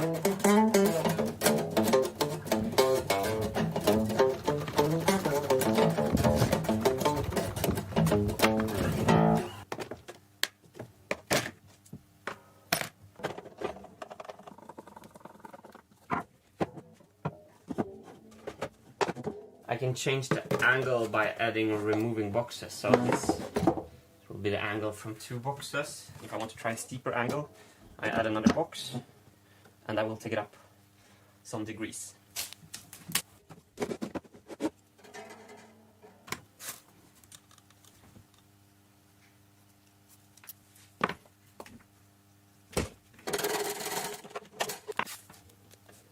To be able to drop the marbles consistently, I'm gonna make something very simple. I drilled a hole through here and I'm gonna tape it to this camera stand, and then hopefully we can move it around until we hit the string where we want to.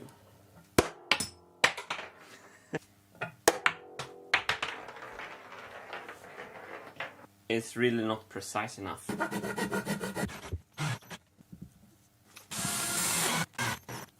So the marble is almost already dropping, and I can always return to that position by this positive stop, like that. First try Mythbuster style in 3, 2, 1. Okay. Second attempt in 3, 2, 1. Marbles down.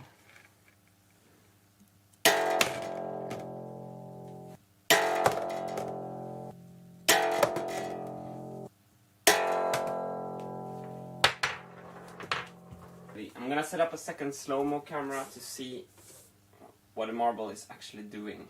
1.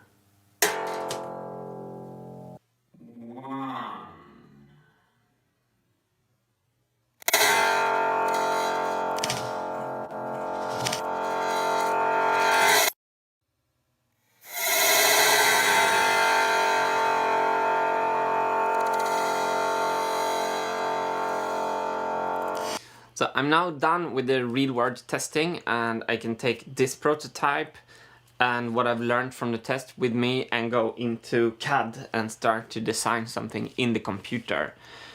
And before I do that, I just want to explain how it works. What this does is that this will guide the marble when it falls down to hit the string precisely on the top. And when it jumps up, the walls will also make sure that the marble jumps relatively straight off the string. A very similar version of this same system was used on the first Marble Machine. And a very important difference between the first Marble Machine and Marble Machine X is that we're doubling up every channel on the Marble Machine X. So every bass string has 2 hit points. So in total 8, which means that we can play every bass string do-do that fast. Do-do, do-do, do-do, do-do, do-do, do-do, do-do, do-do. So I'm gonna share my screen with you from the computer and show you how I try to design something in Fusion 360.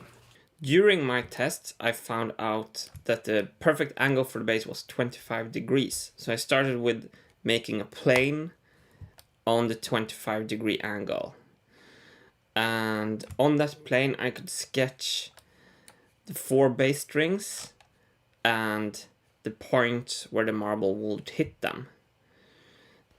I could then work out the dimensions of the walls. So the round ring here is the marble, and this little dot here is the string.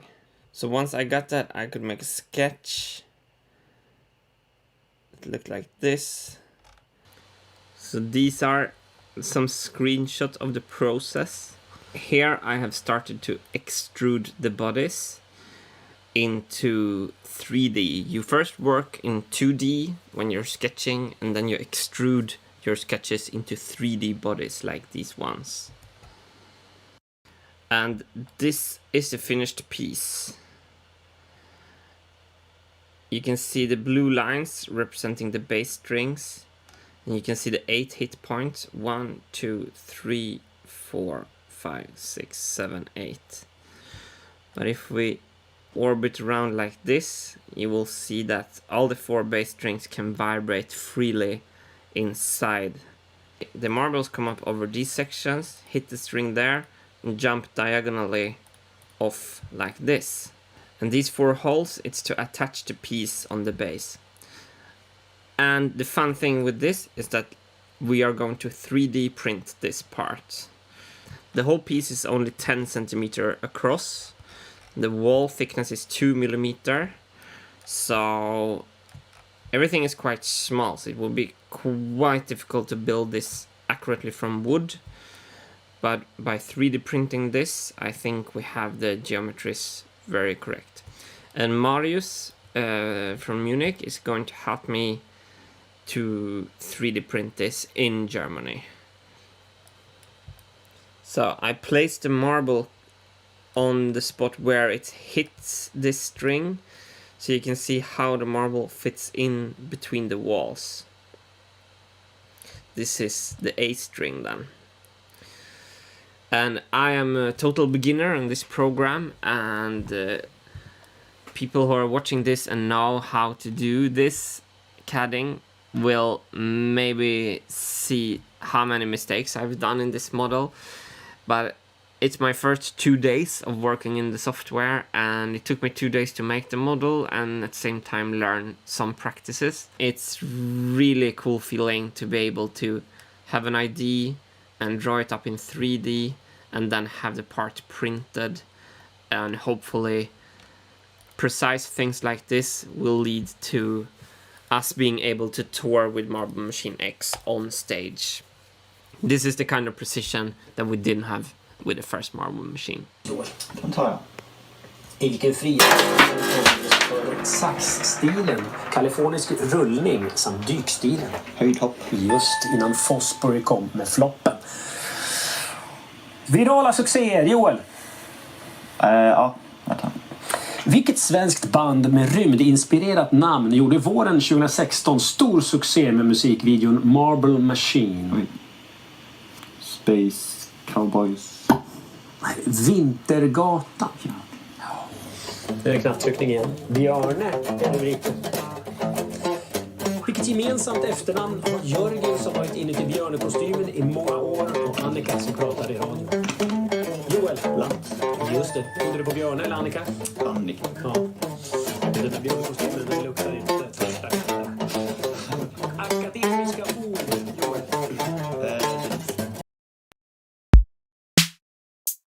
These are the newly designed drums for the Marble Machine X. And for some comparison, here are the drums from the first Marble Machine, made from cork coasters and a matchbox. and that's probably charming in every way, but I really prefer this.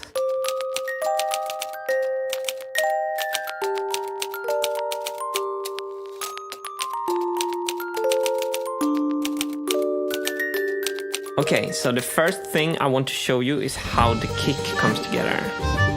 What's special is these triangular shapes that you see inside, both in the bottom and here in the top. They are accommodating this contact microphone, which is the same contact microphones that I always use, the EAP-1 from Erlund, Swedish microphone inventor.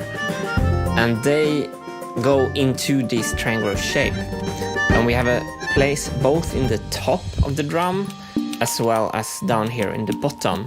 So we can mix the sound from the more direct, probably brighter hit with the bottom more thicker hit. And we did the holes hexagonal here to make the nuts self-sustaining. And that's basically it. And here you can see how it's put together again. We are going to experiment with different thickness for the top and the bottom to see what different sounds we can get from there. This is where the cable from the microphone goes out. The snare drum is put together in the same way, except for an important difference, and it's this shape in the bottom of the snare drum. Here, it's a space for a contact microphone, but also compartments for rice and lentils, or rice or lentils, I should say, or maybe a mix of them both, because then we can get this sound in the bottom microphone. And since we have two microphones in the snare as well, we can mix the sound with the sound and probably have much more control of the sound than what we had on the first marble machine. So now for the hi-hat.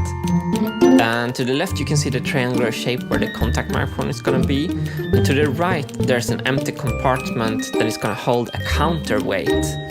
And the cross in the middle is like a pivot point for the hi-hat to pivot on. So every time a marble hits it, it can turn 45 degrees like that, and then the counterweight will pull it back. So there's no spring on the hi-hat. So here I'm introducing a marble for scale reference, as you can see there to the left. To hold the drums up in the air, we have a ball hinge that goes on like this, and then the ball is clamped from the sides by two parts that goes on like this, and this will allow us to angle the drums very freely in any angle to get the marbles to bounce correctly and to get a good sound. And the snare drum and the hi-hat is hinged much in the same way as the kick. Ball and then clamps, and then hi-hats also have the clamps.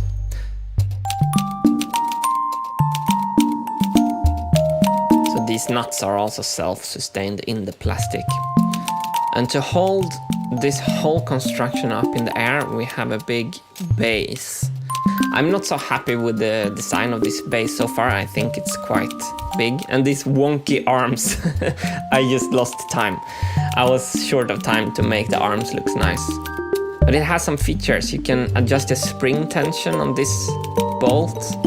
And here is interesting, this screw adjusts the height of the drum, because on the other side this screw will act as a positive stop for this movement. So the more you tighten that screw, the lower the drum will hang in the air. So this is the sketch for how the drums are gonna look so far, minus the wonky arms then. I have received much welcome help from an engineer from Gothenburg called Tobias Smidebrand, who has a really nice 3D printer, and he's helping me with printing some parts right now.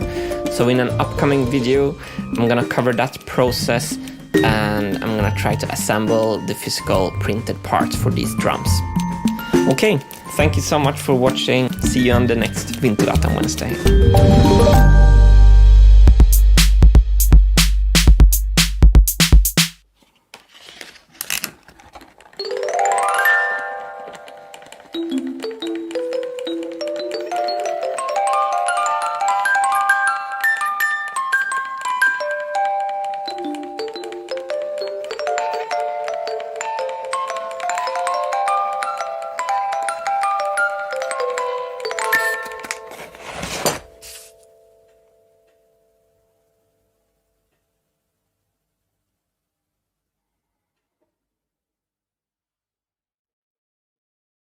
3 weeks earlier.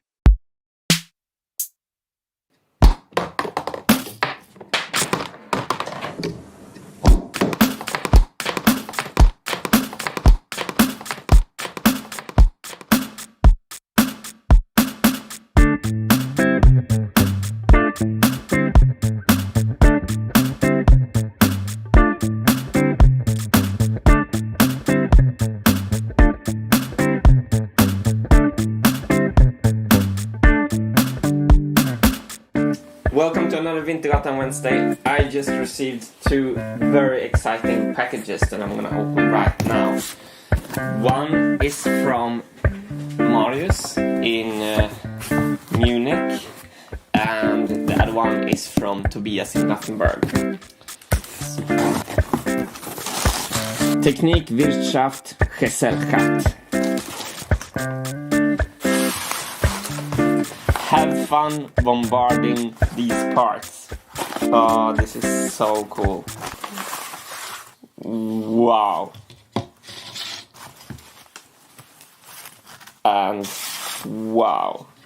In the video called How to Hit Bass Strings with Marbles, I designed this bass plate that is built to guide the marbles to hit the bass strings correctly on Marble Machine X. And Marius did 2 prints of this bass plate. One, the black one on his home printer, and the white one on an industrial SLS printer with a fantastic print quality.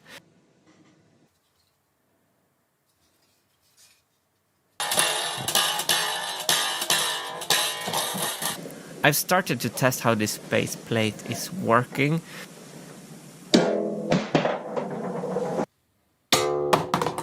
But I will cover that in another video, so let's check out what was in Tobias' package. This is the first generation 3D printed drums for the Marble Machine X. Chapter 1, Kick Drum Assembly.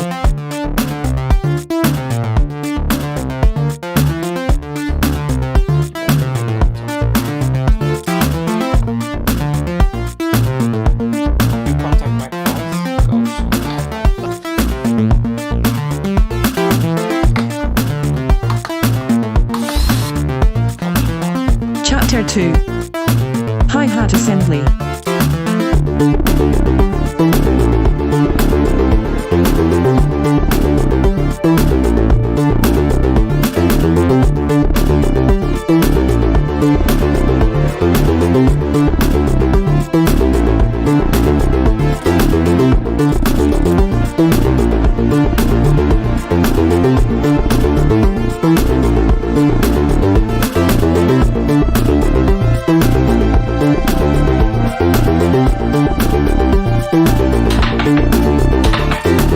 These are all the parts for the snare drum, and now I'm gonna assemble them. Then I'm gonna fill all these compartments with some rice. I made this plane at a 10 degree angle. That's because when we assemble the drum, we want the drum to hang at an angle like this. Down like this to make the marbles bounce off. But I don't want all the rice to slide to one side, so when the drum is angled, this plane will be somewhat perpendicular to gravity. And then we're gonna attach the microphone in the top.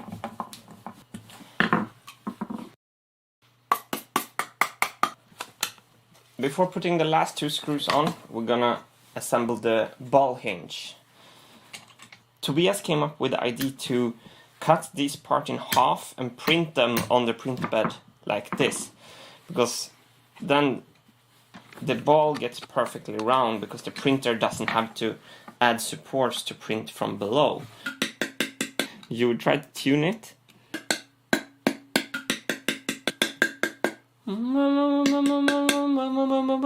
I think actually we can tune this. I think it went up almost 100 cents. The other side of the ball hinge is this one. It was actually Marius who said that we should make a ball hinge, because This allows us to have a rigid connection here and then be able to put the drum in exactly whatever angle we want it to be in. After assembling all the drums, I went on to build a test rig, something that allowed me to drop marbles consistently on the drums. At this part of the project, I'm much more interested of the physical mechanics and where and how to mount the drums and the movements of the drums than I'm interested in the actual sound of the drums. It's because we're trying to figure out how the marbles will run around in the machine, how we will drop them, where we will drop them, and how we will catch them.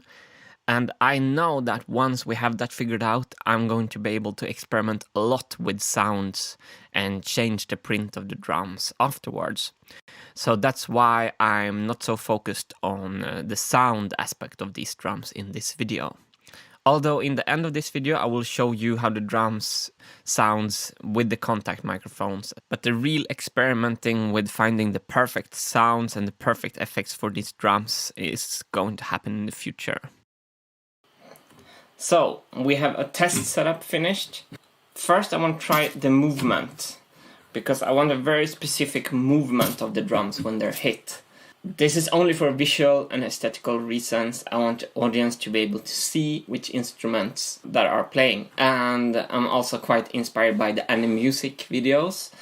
And all the instruments in the anime music videos always jumps very, very nicely. So I have a spring here, and I have an adjustable counterweight here. And up here is also a very important test for the whole project, because up here is place for 2 marbles to be released individually, but I hope that they can hit the same spot. This is doubling up the channel. So this means 2 marbles, different channels will play the same instrument. The plastic of the top layer is too thin, so this leads to inconsistent jumps. Thicker top layer. Okay. I want this drum to move individually from the bar. I want to try to hang the drum with elastic bands.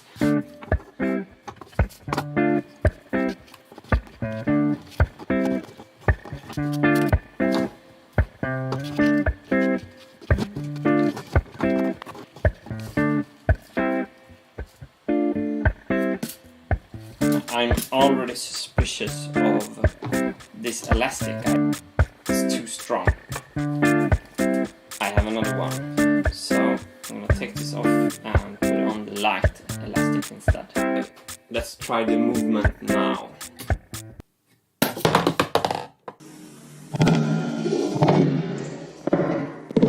I'm gonna make another shock mount design that is attached under the drum so it doesn't grow in diameter. And I'm gonna do that in CAD, and we're gonna try to print that. And when I saw the slow motion of this, I had this idea that I should make the new design so it can only flex downwards, like with the upper stop, like for example like this. Because this wobbliness is partly induced by the fact that it can wobble both directions. But if I put a positive stop to one side, I hope we only get an initial deflection when the marble hit and then return to its spot, like that. I think that looks more like anime music.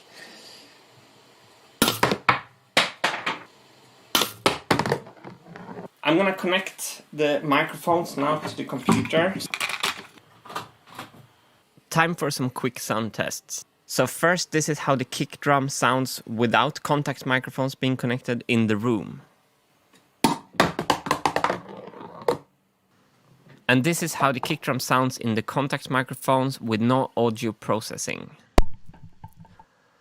And this is how the kick drum sounds through the contact microphones with audio processing.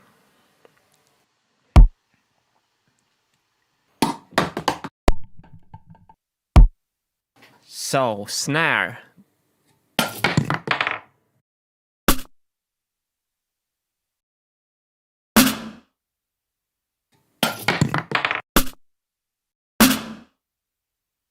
Hi-hat in the room.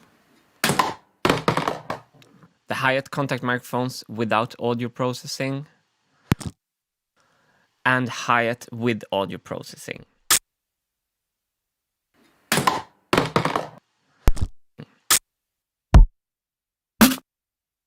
There is a lot of improvements I can do to these drums to make the clean sound of the not processed contact microphone become much better. I have a long list of improvements that I will do on the next print, and I will cover that in an upcoming video. The drum that I was least happy with was the hi-hat. That transient sounds more like an electrical error than an actual hi-hat. So I already have a plan how to solve that. We're gonna put rise in the hi-hat as well, so you have a longer sound instead of this super short tick.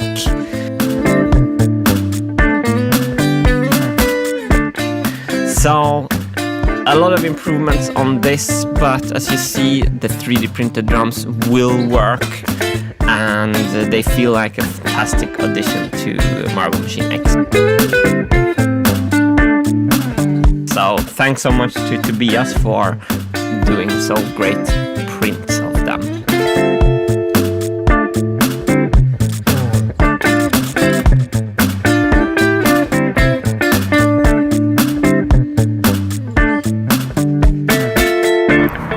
Thanks for watching, and see you on the next Vintergatan on Wednesday.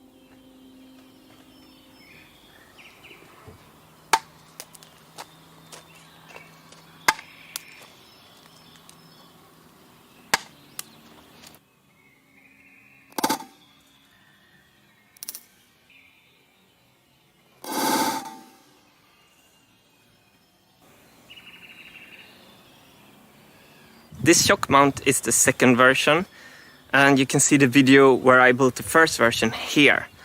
I want to say thanks to Tobias Midebrand who made these prints. Last time I was here I made this table and this kind of serving tray maybe of olive wood, and I thought I just should oil this up to show you this beautiful piece of olive wood. The handle is made from oak. The table was made from reused wood from a wood barrel. I built these two pieces for Gerda and Jaap, and I want to say a special thanks to Gerda and Jaap for their amazing hospitality here in France. The reason why I'm here in Provence is that there is a long-term plan of actually moving here and building a music studio to record a double album in. And we're gonna also record it in Stockholm because the band is in Stockholm, but so, part Stockholm, part Provence. Jan Tiersen and Daft Punk is both from France, so I don't know, it's a nice feeling here. The piano song in this video is a piano improvisation from this morning, and I put it up as free download at our Bandcamp page. So if you want to download it, you can go to the Bandcamp page here. If you want to subscribe to Vintergatan, you can click there, and you can hit the little notification bell if you always want to get notified when we release a new video. Okay, thank you so much, and see you on the next Vintergatan Wednesday.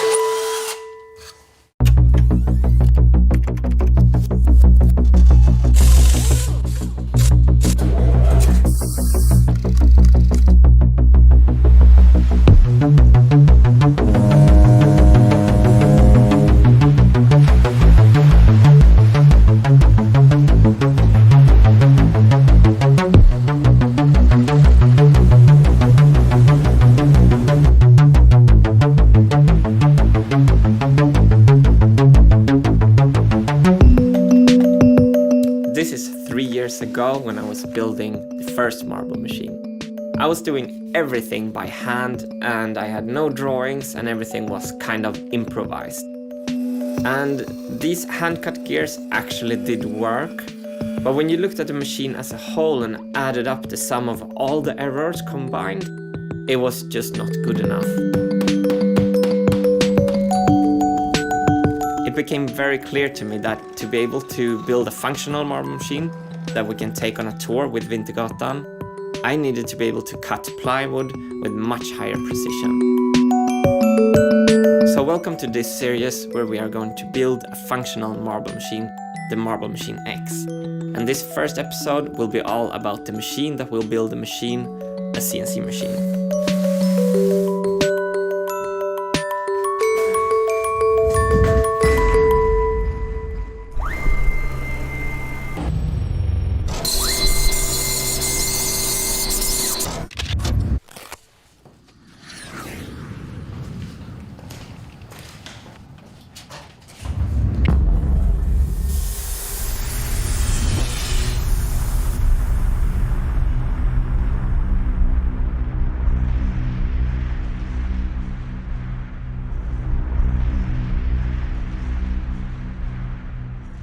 So this is the island Brenna where I live. And on the shipyard of Brenna I have this small tiny white container. And in this small tiny white container we were going to try to assemble the CNC machine. The CNC machine came in 2 million boxes, and it was actually like building a big Lego kit. I think the instructions were 300 pages long, and it was actually quite fun. And it became so much more fun because Karin and Olof Eneroth from the Marble Machine X development team came up to help.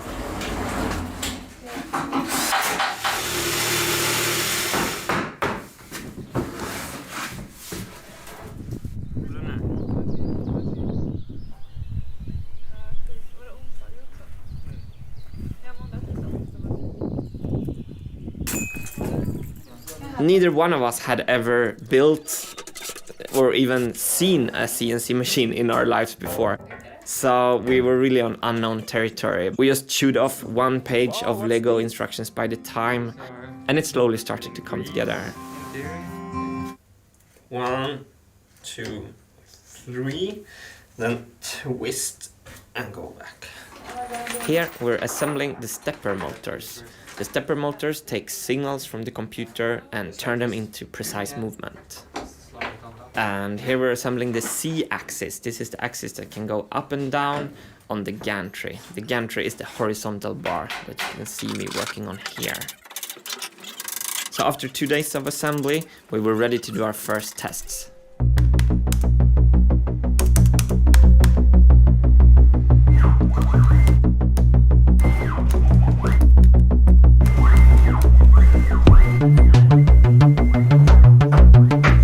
So we just heard the machine, the CNC machine, work for the first time. We heard the sound and we saw the gantry moving around, and it was like seeing Frankenstein's little finger like start to move.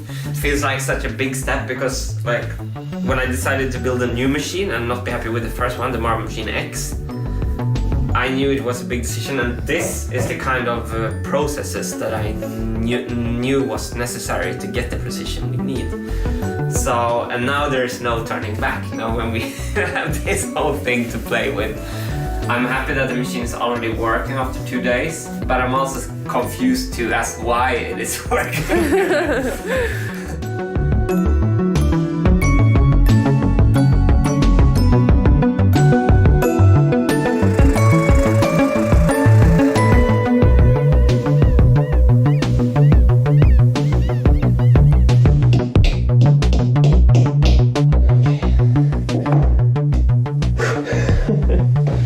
It's a new day at the CNC machine, and today I'm gonna make some fine adjustments.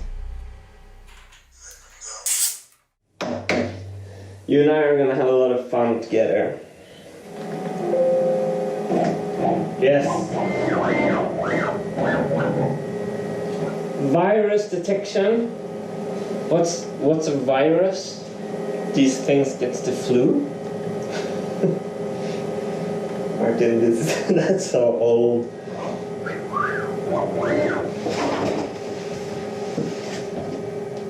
Yeah. Here you can see me really struggle with a tiny space in this container. Even if the fisheye makes it look big, trust me, it's barely doable to have this big machine in this space. This CNC is built by the company CNC Router Parts. I reached out to CNC Router Parts and told them that I was building another marble machine and that I was thinking of using a CNC machine for that. And they were big fans of the first marble machine, and they decided to help me by sending me this machine free of charge. I want to say a big thanks to Nathan and CNC Router Parts for believing in the project. This has been a huge push forward in the process of me trying to actually build a functional Marble Machine X.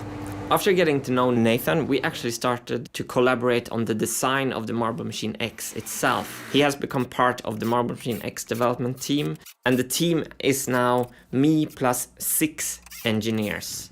So I have 6 engineers helping me getting this machine working, and it makes all the difference in the world from building the first machine by myself. Together we will get this done. Here I'm leveling the working surface to the gantry by making a surface cut of the whole piece, and then I'm putting another 19mm MDF on top, and the working table is done and straight. Now I'm going to explain to you exactly how a CNC machine works. It's basically 4 steps. First, you have to design the thing you want to make. And then you have to design it in the computer. In this computer, you can also simulate how the tool will act. And then we go to this computer and then we start the machine.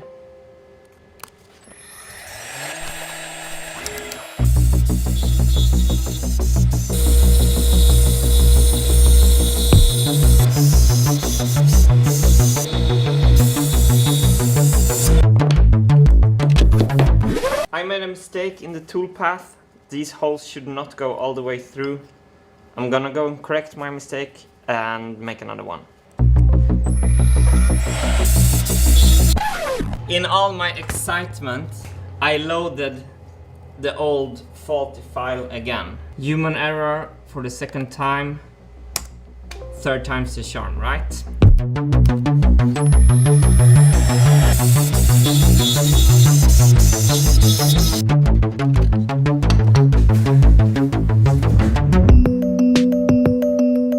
So let me repeat why we are doing all this. I have a vision of an arena with 10,000 people and a marble machine on the stage. The concert starts and the marble machine is backlighted, and I walk up to the marble machine and I start turning the wheels, and a massive beat erupts from the speakers of the stadium and the crowd starts dancing. That's the goal with all this, and we want to cover the whole process of working towards that goal here on the Vintergatan Wednesdays. Thanks for watching.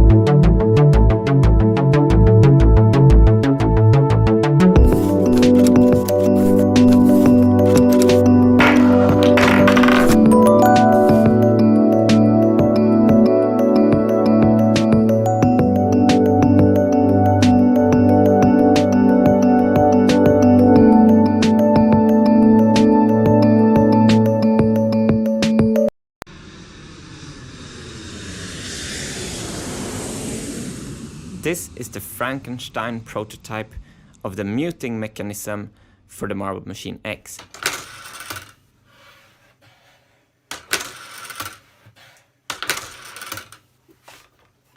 The muting mechanism is one of the most important changes we made. And in this video, we want to show you the 5 most important changes between Marble Machine X and the first machine.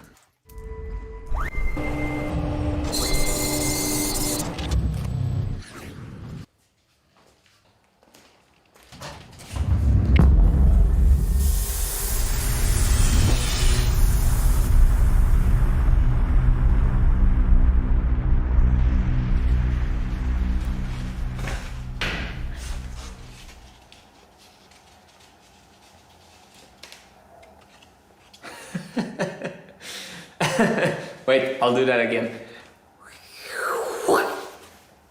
I was there all the time. This is the first part for the Marble Machine X. We call it the Marble Ring Lift 1 gear, and I can put it on here on its axis, snap it in place, and it spins. The 5 most important differences between Marble Machine X and the first machine. Number 1, and maybe the most important difference, is this time I'm not alone.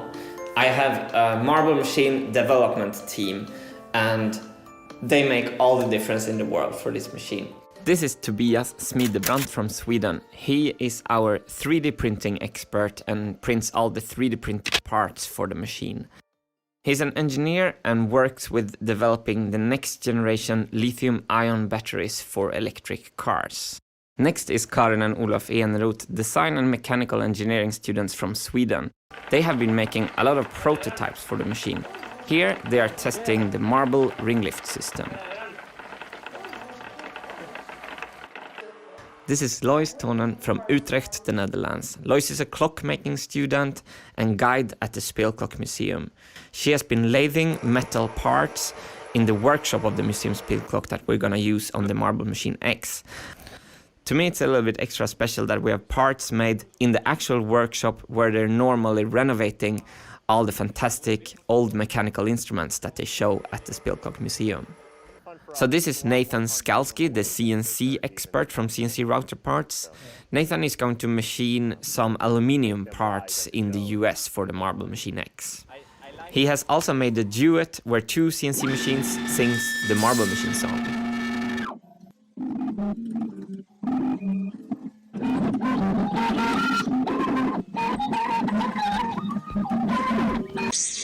This is Marius Hirn from Munich in Germany. Marius is a mechanical engineer who has been TIG welding some metal parts for the Marble Machine X.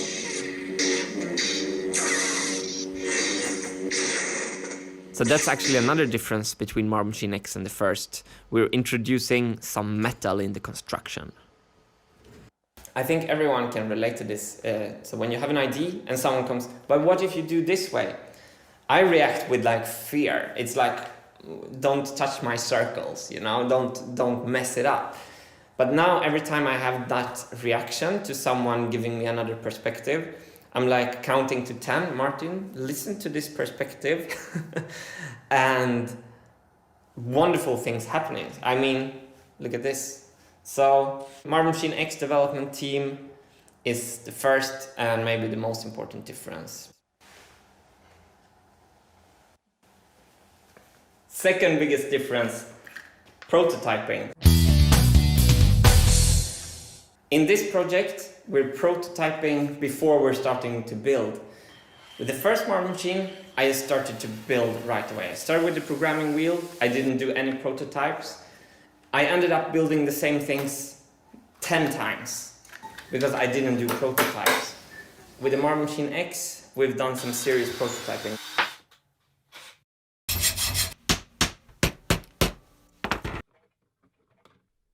So this was the first prototype, and now I've built this, and this thing is now going to be mounted on my 1-to-1 prototype.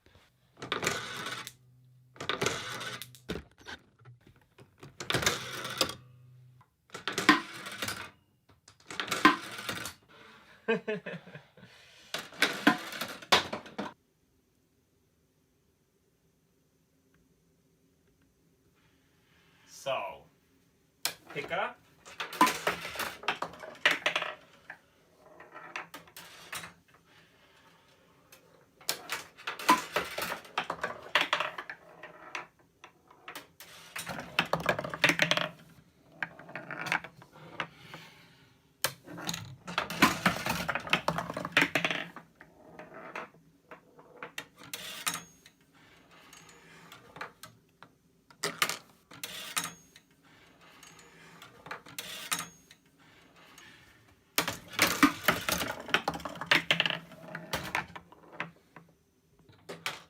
I'm very happy about this actually. Then we can mute it, system, poof. Now it's muted. And now you can see that the instrument plays but nothing happens because it's muted. I'm gonna unmute it.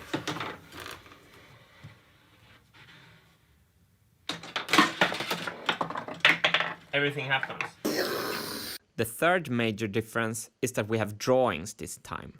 The first Marble Machine was completely improvised. I had no drawings. Everything was just hacked together. So on the first Marble Machine, I was actually using what I later learned is a technique in cloth making. It's called moulage. So you have a test doll, and you wrap the test doll with fabric, and you cut the fabric on the doll.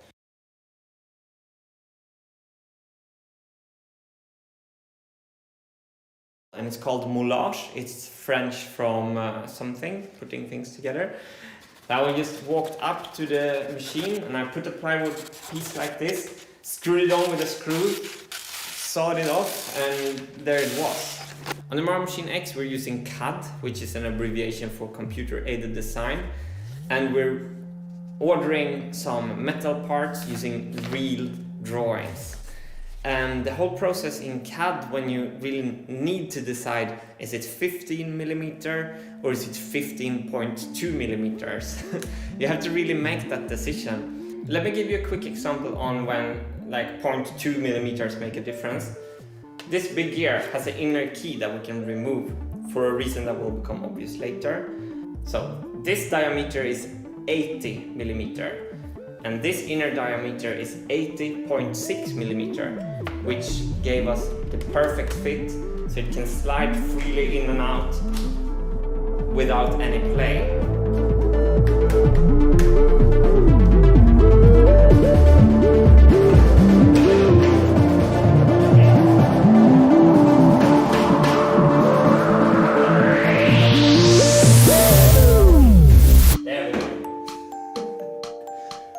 Top tier. Sailing is not that hard after all. The fourth major difference is that we're using a CNC machine this time to cut all the plywood parts with high precision.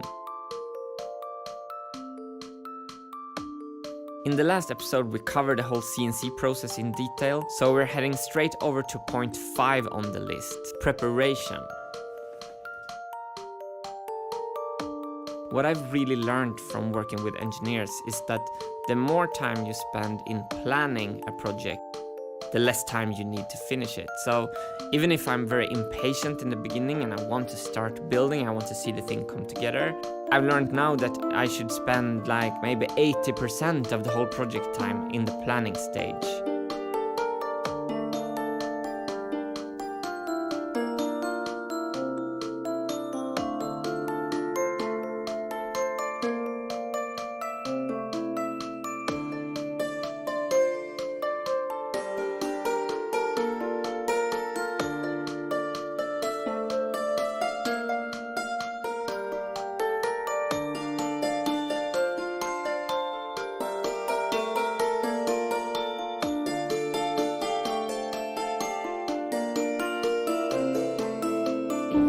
The first machine was a viral success, but a mechanical failure.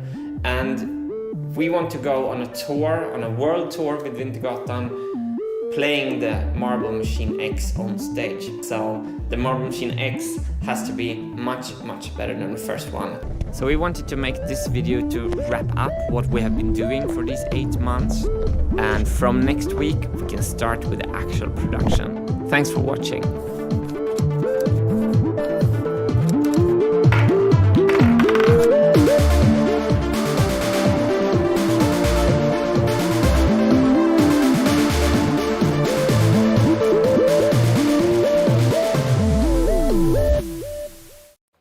I'm so happy because I have moved to a new workshop and I want to show it to you.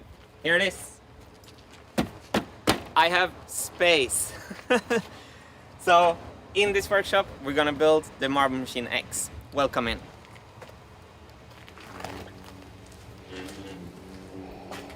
Here is our welding table that we built on wheels. And here's a marble divider that we're working on. With some 3D printed parts. And here's the CNC machine.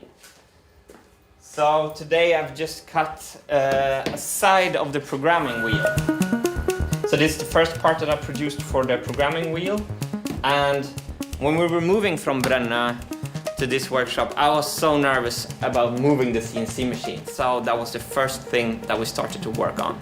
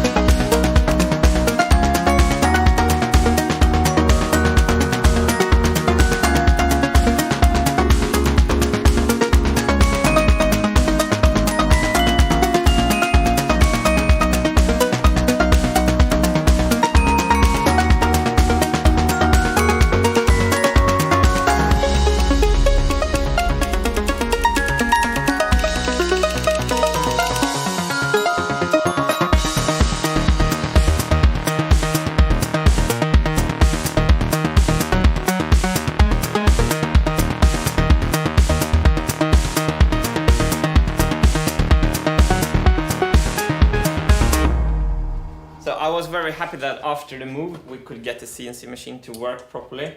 So these are the kind of things that we can cut with it after some trial and error.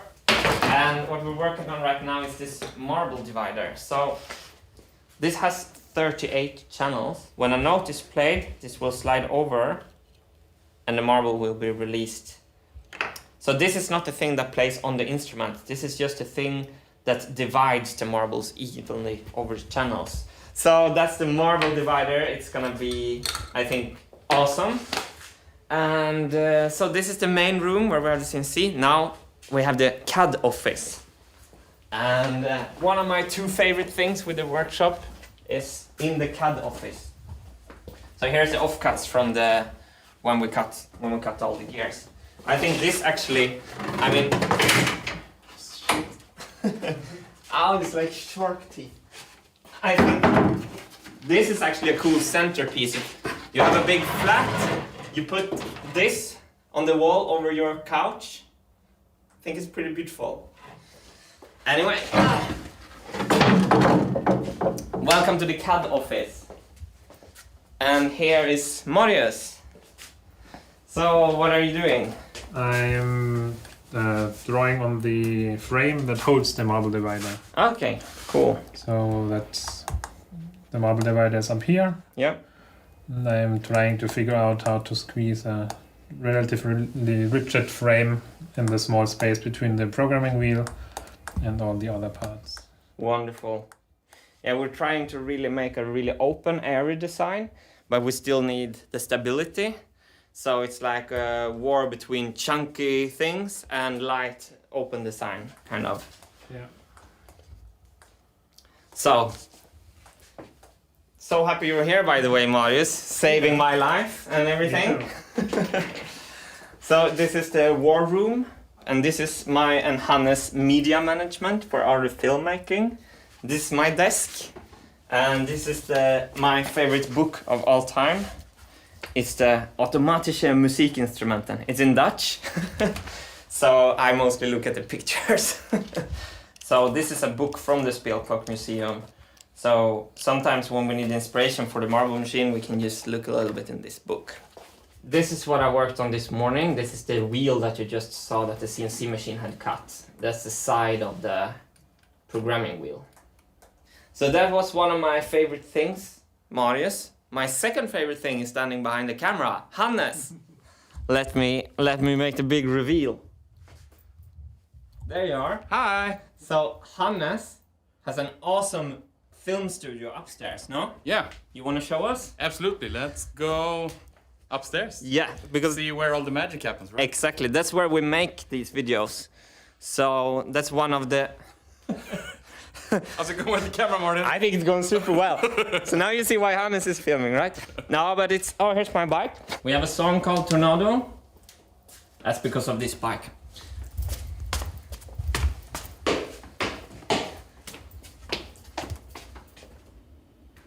Vänta på mig. Jag filmar fladdermusen. Det är bra. Är du redo? I don't know if I ever can be ready. For the top tier. Well, let's do this.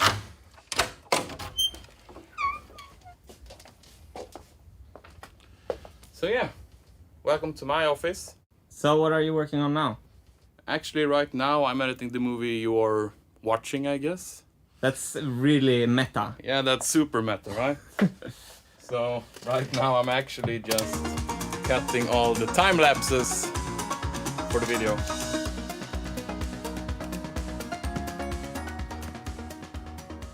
So, but the absolutely most fun thing we saved for the last, the assembly room, where the beginning of the Marble Machine X is already standing. Come, I'll show you.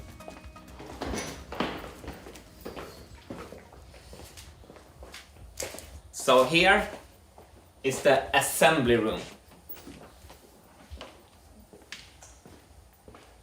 So over here we have some 3D printed parts. This, for example, is the new version of this thing. So we're gonna replace that with this. And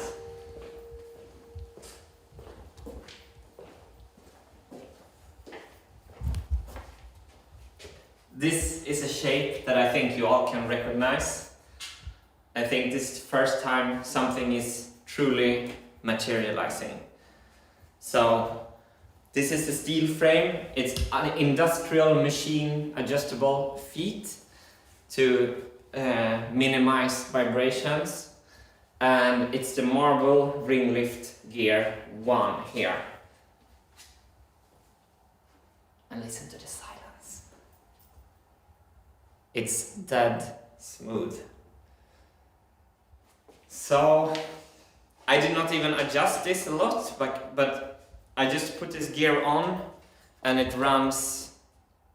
Well, it ran more true just before, but it's really, I'm not done with it yet, but still it's really running true. This one and this one is the 2 gears that will drive the programming wheel later. And what I really love with this, if you look at it from like the frog perspective a little bit, is that it has like more of a skeleton clock design. It's so open, there's no stuff in the frame right now. So it's so airy, and we're really going to try to keep it looking like this, although we need to put in so much functionality still in this frame. The programming wheel is going to come here, and the machine is like 2 meters, 20 centimeters high. And we're deliberately building a lot of weight in, because when I'm standing here to play the machine, we don't want it to shake. So that's it for the workshop tour. I hope you enjoyed it as much as I'm enjoying being here working with Marble Machine X. It's been a fantastic thing to move here. And from next week, we're gonna start making real making videos. Less of me talking, more of us building. So thank you so much for watching, and see you on the next Vintergatan Wednesday.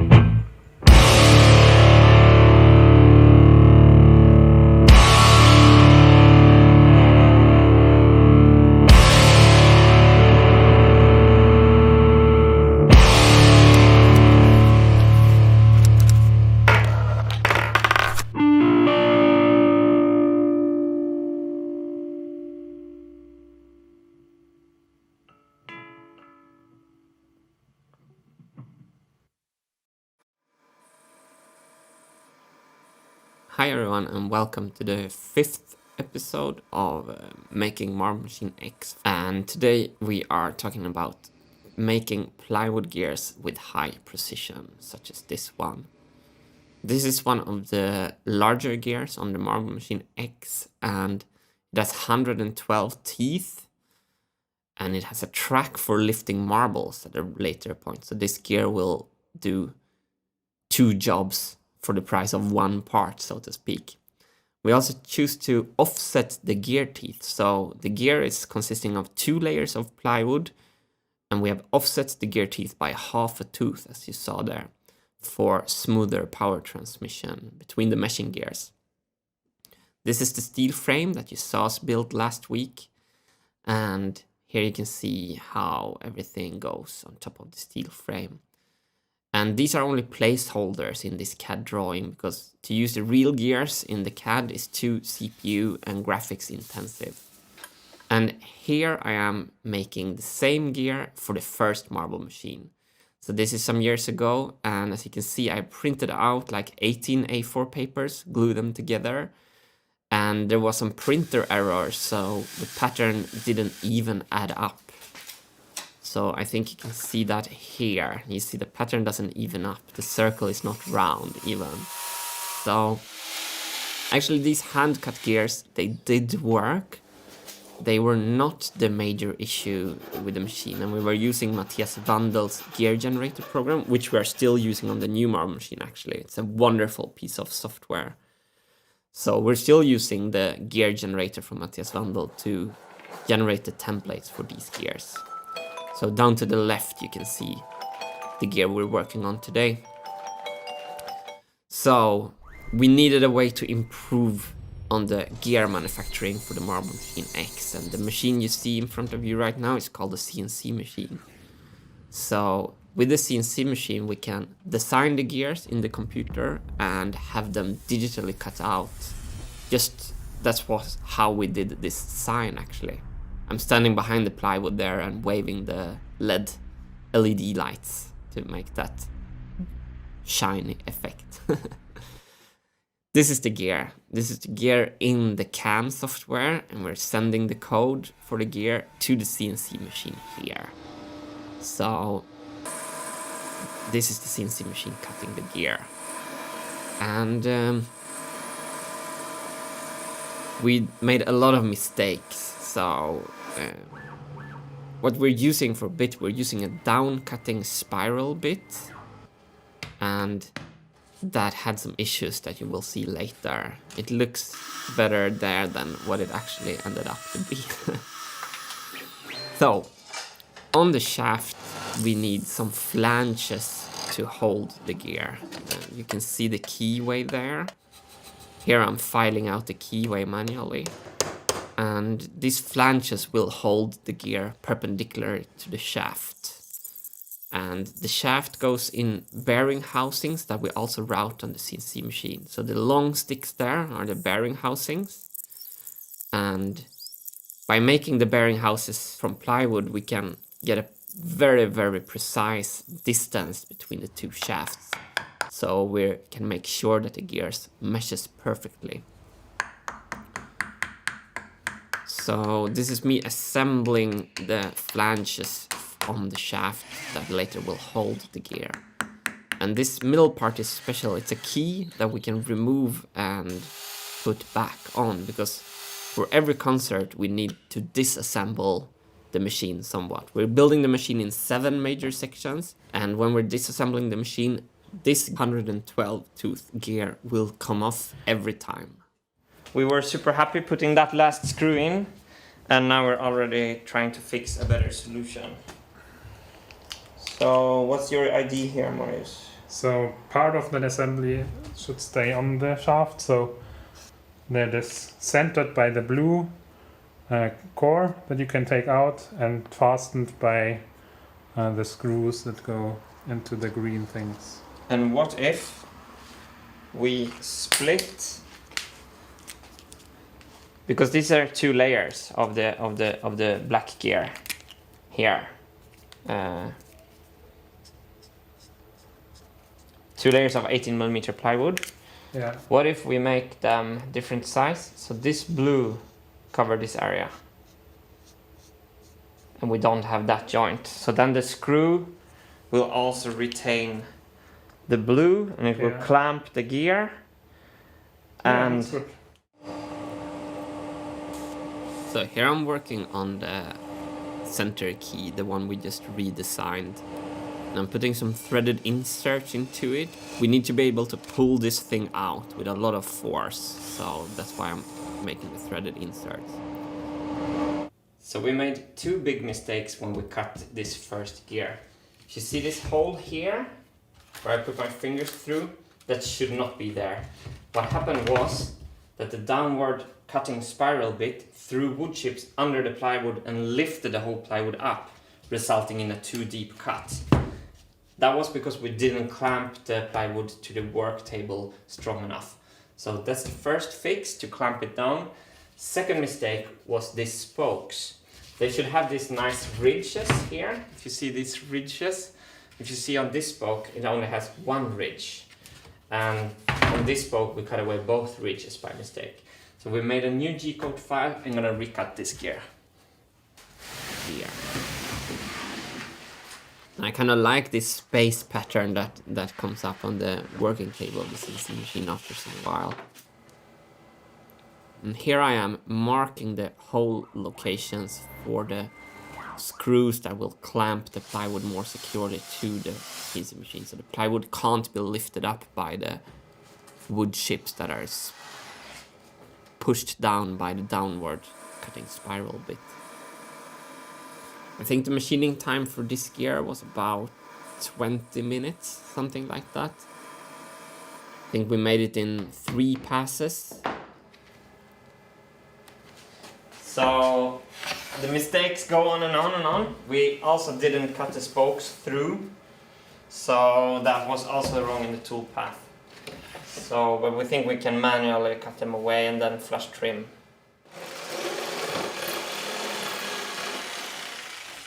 And now you're really gonna see the magic of the flush trim router bit, because we're gonna be able to route this extra edge away, and you will never ever know that this even happened. So this is the flush trim router bit. It has a bearing up here and the knife under the bearing. And the bearing will ride on this surface. That's exactly the shape we want of the wood. And the knife will cut away the wood we don't want. This is my new absolute favorite tool because it really does exactly what you want it to do. It registrates the shape you want and it takes away all the material you don't want. So it's so fun to work with, and it's the perfect tool to remove tabs that are left by the CNC machine.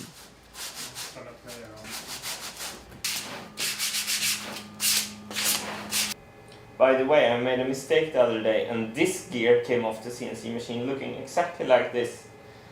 I think this is exactly what Bob Ross means with "we don't make mistakes, we only have happy accidents." I have named him Wilson and he has already started to talk to me.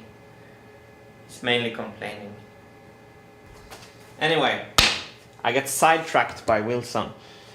We are going to talk about double-sided machining because we have cut the second gear for the Marble Ring Lift 1 and it looks like this. So we have cut the first side on this gear and now we want to make a machining operation on the back side. So what we did is that we drilled these 5 holes extra deep. When I remove the gear, you see that we have registering holes here. So I'm gonna vacuum clean them to have them precise. So the CNC machine still has its home point, the 0 point in the middle of this gear. So what I do now is that I flip this gear around 180 degrees. I tap down the screws through the gear into the registering holes of the work table. So this gear is now exactly centered. We can clamp it down and start machining the other side.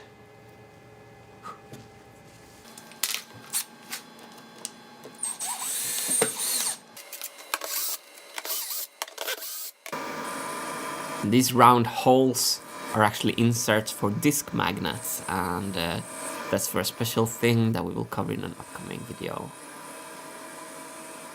But it looks nice, I think. So there you can see the front side with the grooves, and the back side with the pockets for the disc magnets. And back to the router table for some removing of the tabs. You need to leave tabs because when the CNC machine cuts something out, you don't want the part to just move around or shoot away. You need the CNC machine to hold the part, so that's why you're leaving the tabs, and then we can remove them on the router table. So here I'm putting the gear onto the shaft that me and Marius assembled earlier. And that's Hannes. Hey Hannes.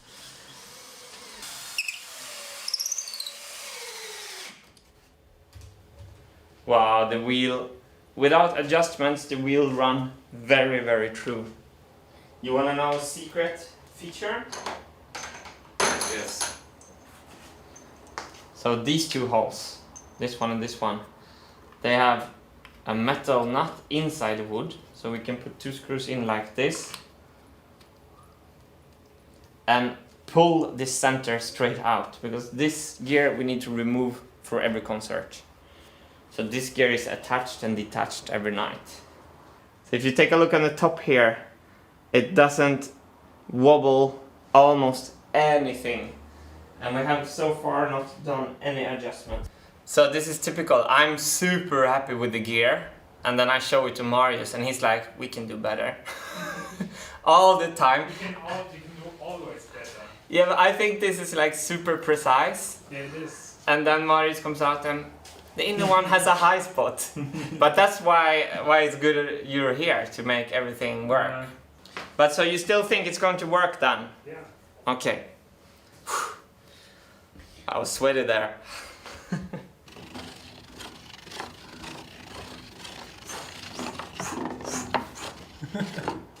This plywood piece is determining the distance between the shafts that hold the gear. It looks like we have been thinking correct.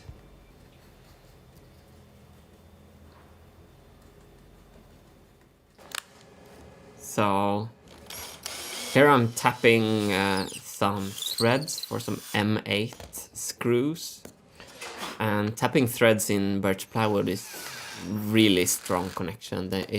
If you're just a little bit careful when you tighten the screws to not over tighten, they will hold forever. Wow, this really feels right now. Finally, after 2 days, Marius. 2 days on this part. Why does it have to be that hard? But now it feels so right. It just goes on there and we can pull it out with the gear puller. This one was the old part. And this one is the new part.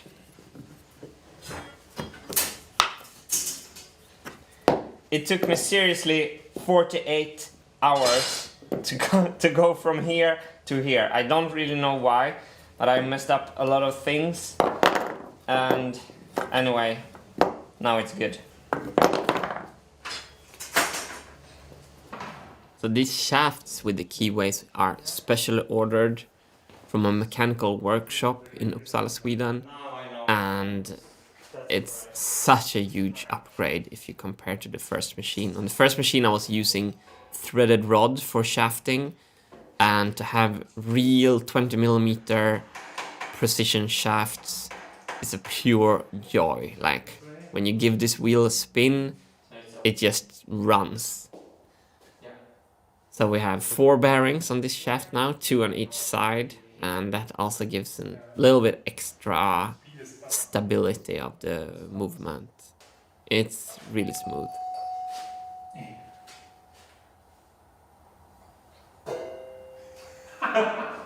One more time. Well, we need to work a little bit on it. It doesn't sound so good yet. No. It's going to sound maybe better, we don't know. Maybe not. We'll see. We'll see. You say that to everything. Yeah. We'll So see. skeptical of everything. Yes. So we now have the second part in place. We have the frame and we have the 112 tooth gear. Next week we're going to show you how the marbles are going to defy gravity in the Marble Machine X. Thanks so much for watching and see you on the next Vintergatan Wednesday.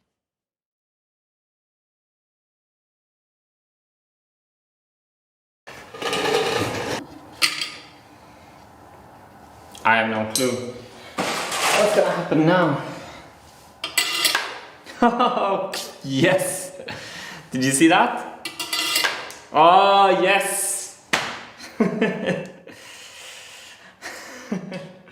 Hi everyone, in this episode we are going to defy gravity.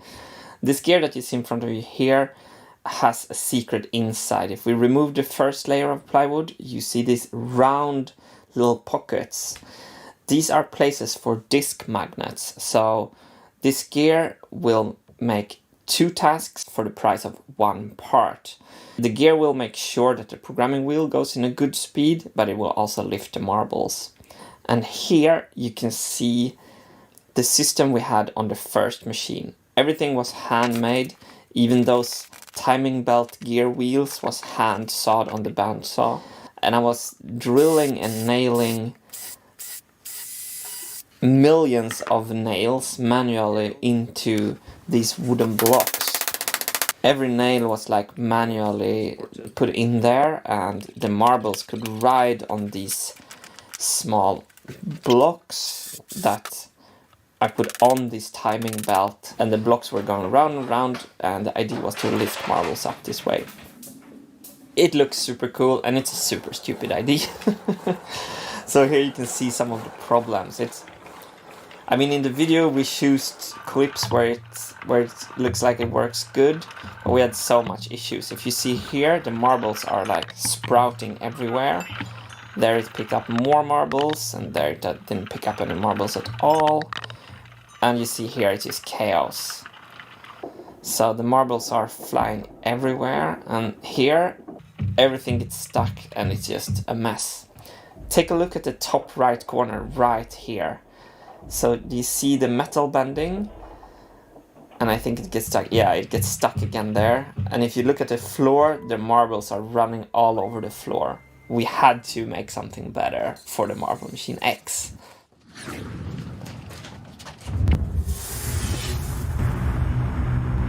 So I have been very inspired by some fantastic YouTube channels that have built marble machines, and I want to show you this video from Ronald Walters, and I would really recommend you to check out Ronald Walters' channel because it's a fantastic channel.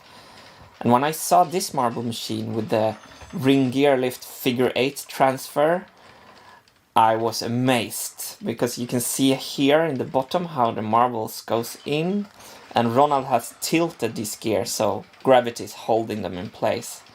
And at the top they're changing to the second wheel.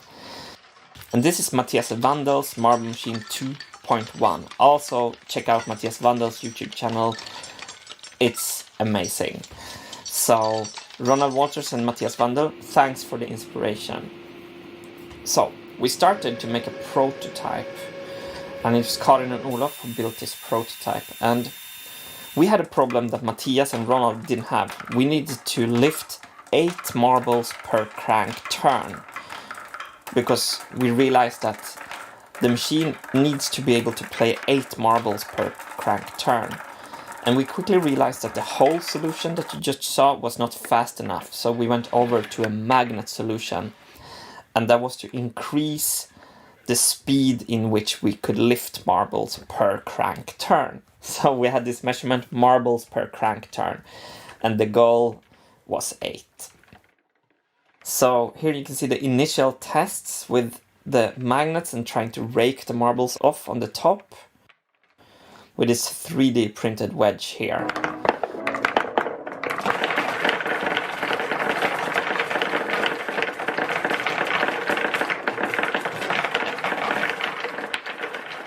Karin and Olof got this prototype to work really well. And we were also trying to figure out the maximum speed. And we could clearly see that this solution would easily be able to lift 8 marbles per crank turn. Okej, där har vi väl ändå fått liksom. Nu har vi, ja. I'm so excited. This package has been on its way to me for a long time, and yes! Magnets. Check that out. Boom!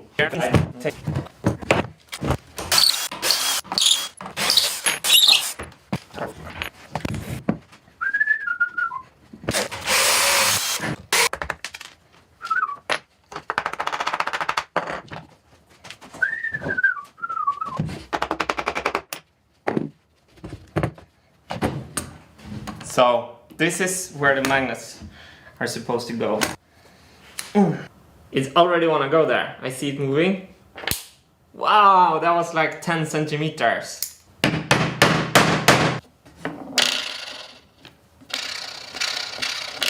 So these are 4mm thick disc magnets, and they're really strong. And I put all the polarity in the same direction here, so like plus or minus is facing upwards. And I'm not sure that was the correct decision. I realized that if I put them in an alternating pattern, like plus and minus every other magnet, like turning every other magnet around, I had even more traction, even more magnetism. And we are experiencing some problems with the marbles becoming magnetized. And I'm not sure, yeah, that's a nice slow-mo magnet throw right there. So I'm not sure if I would have put the magnets in opposite polarity, every other magnet, if that would have helped with the magnetization of the marbles or not. But we're working on solving that right now. And all I'm thinking is world tour, world tour, world tour, world. Oh, these repetitive tasks drive you crazy in no time. You have to have a mantra, and I choose world tour, world tour, world tour.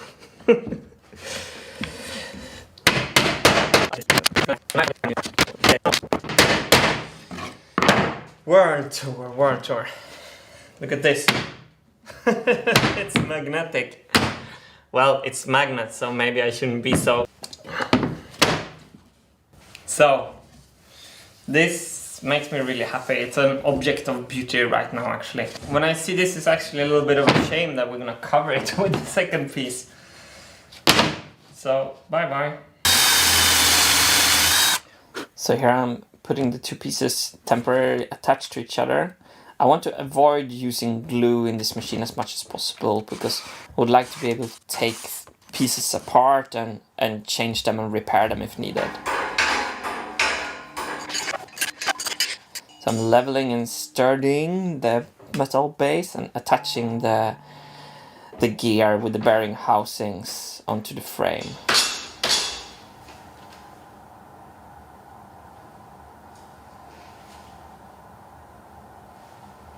Well, that is running quite true, I have to say.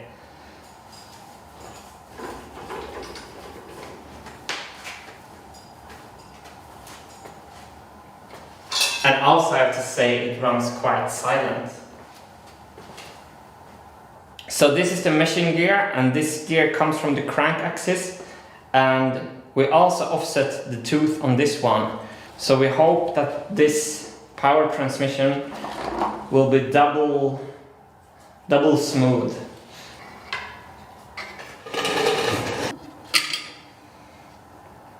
I have no clue. What's gonna happen now?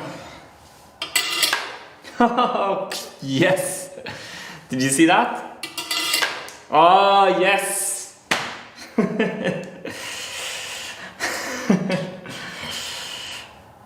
Why is it so fun? Well, we're like on the first time in the project where we need to test roll a marble. Maybe that's what's so fun.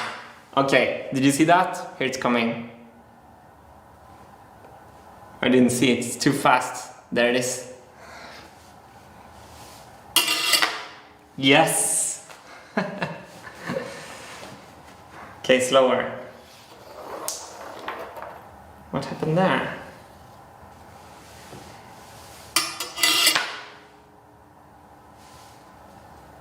What's this now? So in the real application, the marbles would get raked off at the top, and they wouldn't come down again on the right side of the wheel. This is the kind of marble tracks we're gonna weld for the whole machine. And when I see these materials, the untreated plywood, the untreated steel, and the untreated 5mm steel rod marble roller coaster track come together, it feels very, very promising. So I set up the camera for a slow-mo shoot. Let's see if we can slow it down and show you how this works.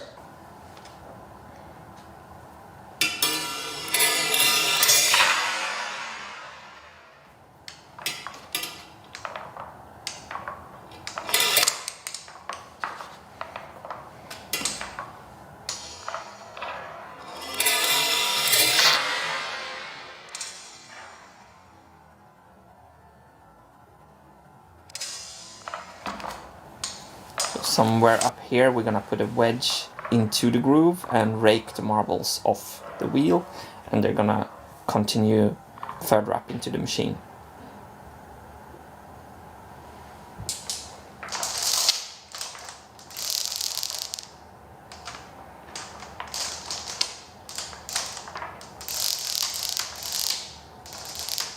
For 1 second I thought I invented free energy, and then I remember that I believe in physics.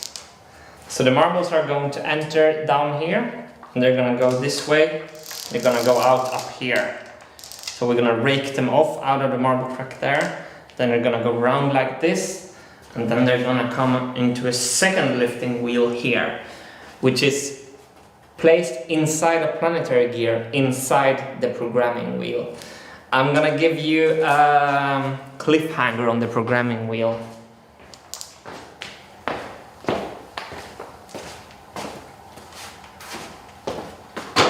Somewhere there.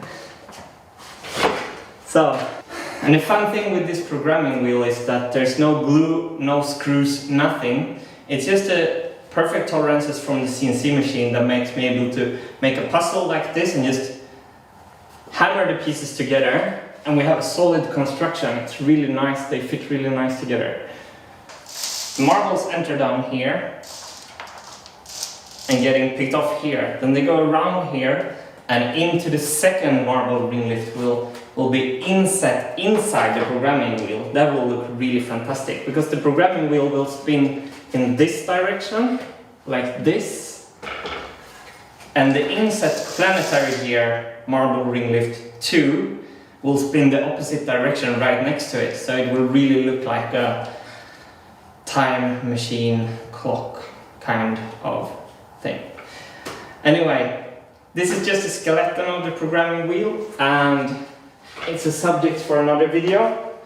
I just wanted to throw it in there to say thanks for watching to the end of this video, and thanks for watching in general.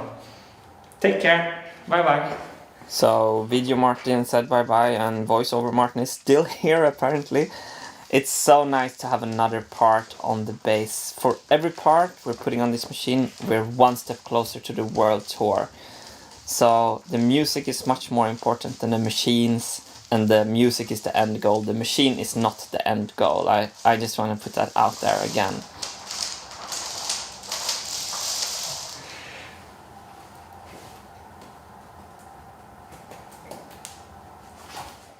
So I just want to say here that no animals were harmed in the production of this video. Thanks again for watching, and next week we're gonna put another part on the marble machine to take us one step closer to the elusive future world tour. Okay, have a nice day everyone. Bye.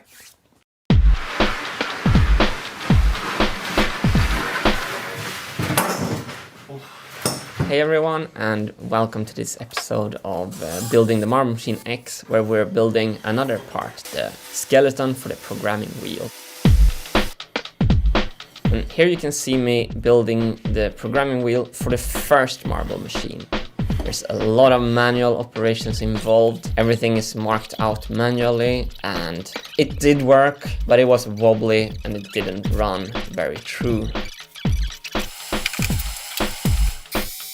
Here I'm using a cool hack. I put a jigsaw upside down and mounted it upside down because I didn't have a bandsaw at the time. This was really in the beginning of the build, and so it actually worked. I could see and cut on the lines pretty accurately.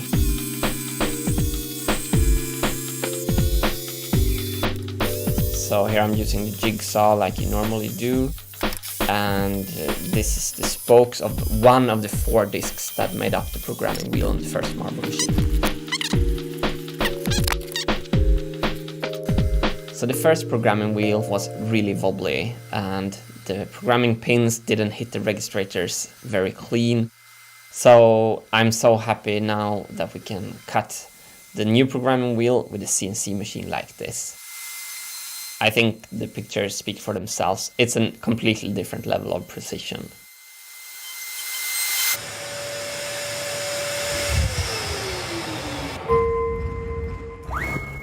Today we're only focusing on the skeleton of the programming wheel, the base, and there will be an outer layer, the skin of the programming wheel, if you will. And it's in this outer layer that the actual programming will happen. And since the first marble machine broke down already after 1 song, there's a big misconception, and a lot of people think that these machines can only play 1 song. But already the first marble machine was infinitely reprogrammable and could play any number of songs if it was just not so shitty. But the Marble Machine X will definitely not only play 1 song, it will play several songs. And during a live show with Marble Machine X, we're gonna have a spare sheet of the outer layer of the programming wheel pre-prepared for song number 2. So after song number 1, the technicians in white coats and protection glasses can change the section to song number 2. And while we're playing song number 2, they can reprogram the outer layers from song number 1 to song number 3. And the live show can keep on going quite fluently between the songs.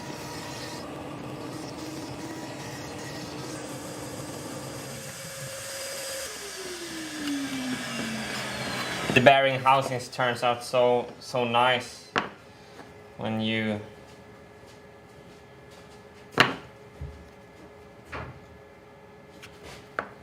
completely screw it up. What?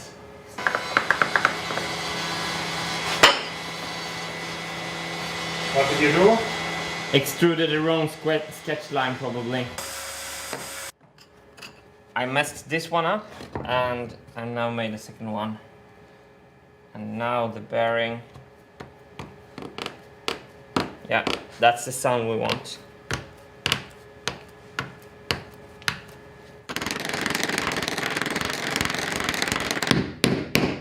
Oh, that's nice.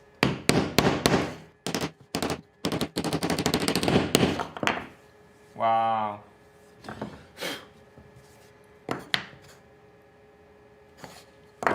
That's flush.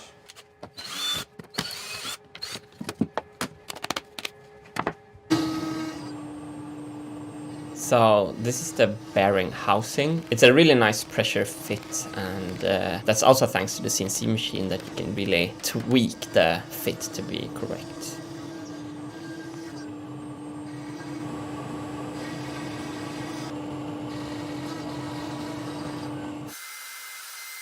And here we're making the cross studs. So there's 5 inner studs to the right there and 16 outer studs. And here we're using the CNC machine as a vacuum cleaner, and these are some flanges that will hold the bearings inside the bearing housings. And this is Marius assembling the router table. And we got this router table to remove the taps from all the parts that the CNC machine was cutting.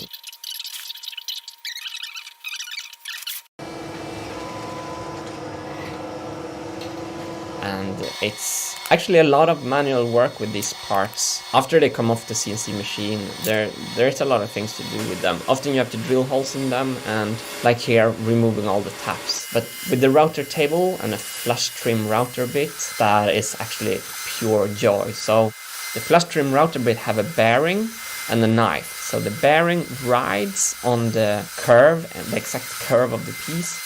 And the knife can only access and remove the material that sticks out of the contour of the piece, so to speak. So actually, after just going over the piece one time around, you don't see any trace from the tabs that the CNC machine collects. Hey Hannes, again.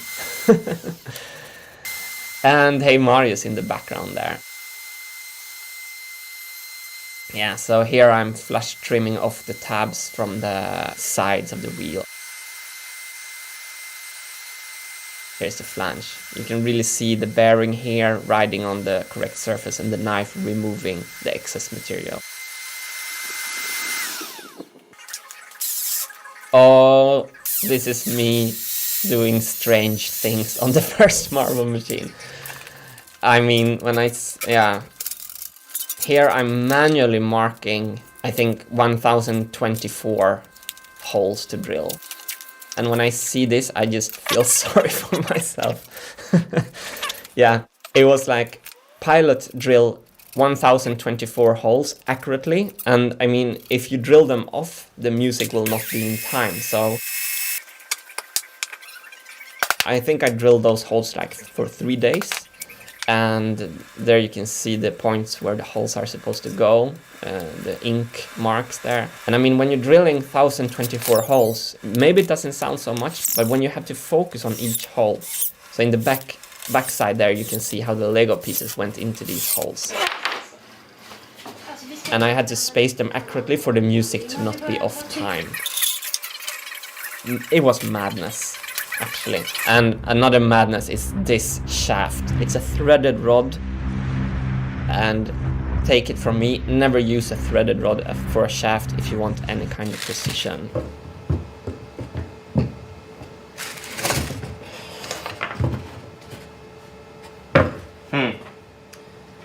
Wow. I just made a test fit with 2 of the 16 outer studs and none of the 5 inner, and it already behaves like a kind of rigid wheel. So these are perfect to each other.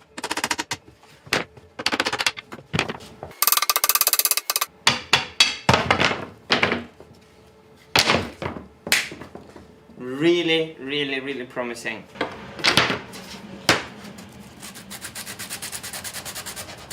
So here is some more manual operations. I'm sanding down the half-in-half joints between the outer cross studs and the 3 discs that are lying up in the right corner here.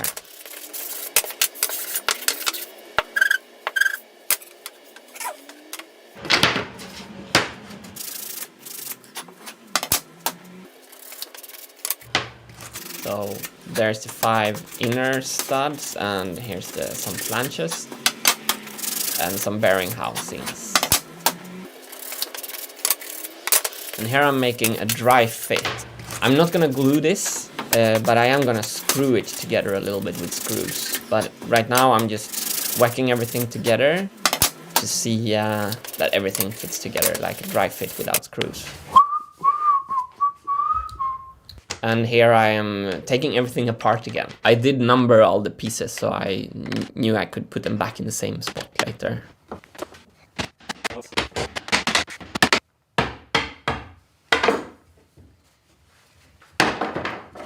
My mom was in the workshop the other day and saw me using this hammer to beat on wood, and she asked me, Martin, are you aware of that there's so many people commenting on that you should use a wooden mallet on the wood and not a metal hammer, and they even want to send you a wooden mallet so they don't have to see you doing this.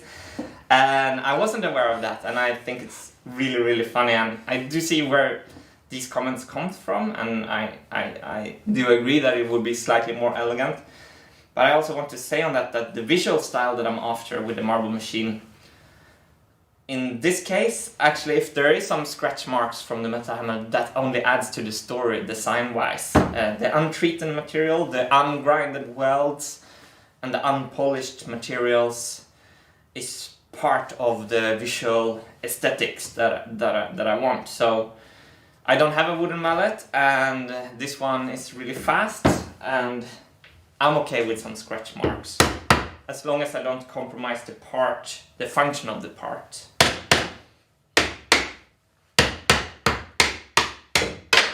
But I also do see that you care about the marble machine and that you don't want me to hit it with a hammer, so I'm also happy for that engagement.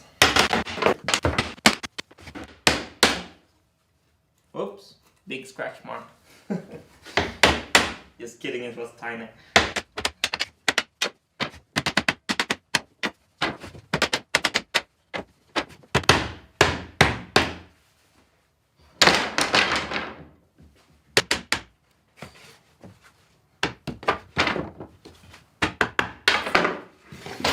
Ow! That fell on my foot.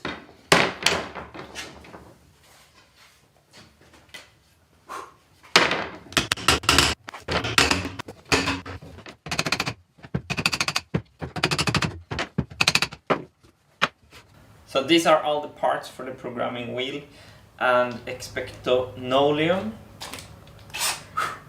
Learned that from Adam Savage and Hermione actually, very useful tool. And now we're going to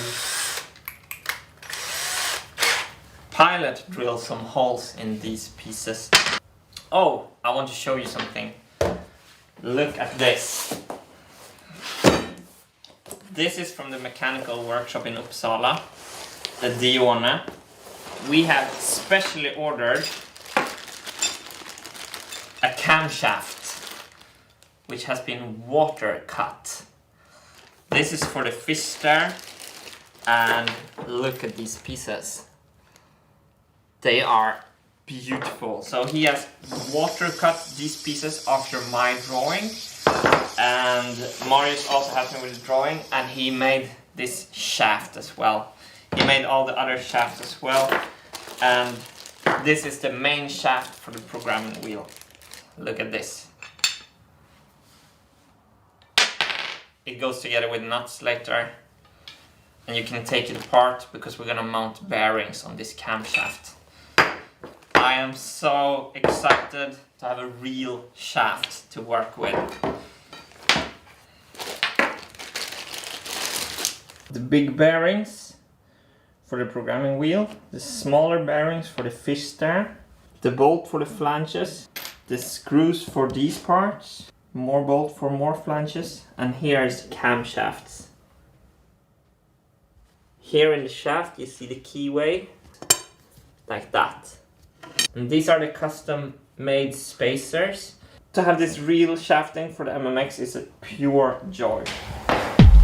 So, in order to not make this video 2 million years long, we're gonna assemble the shaft in another video, but I put the wheel up temporarily just for you to see how it looks on top of the machine, and I just gave it a spin. The shaft is not even in there, it's like a wooden stick for a shaft right now, and it still looks promising. So you can see the machine is slowly taking shape here. It's amazing to see. The N from the Vintergata Wednesdays has fallen from the wall. It's beautiful. Anyway, every part that we put into this machine takes us one step closer to the world tour, which is the ultimate goal. I like to repeat that, so you don't think that I have lost track of that from inhaling too much sawdust or just randomly procrastinating from everything in my workshop. Thanks for watching, and see you on the next Vintergatan Wednesday. Today I'm going to build a marble track here that attaches here and rolls the marbles into the gear.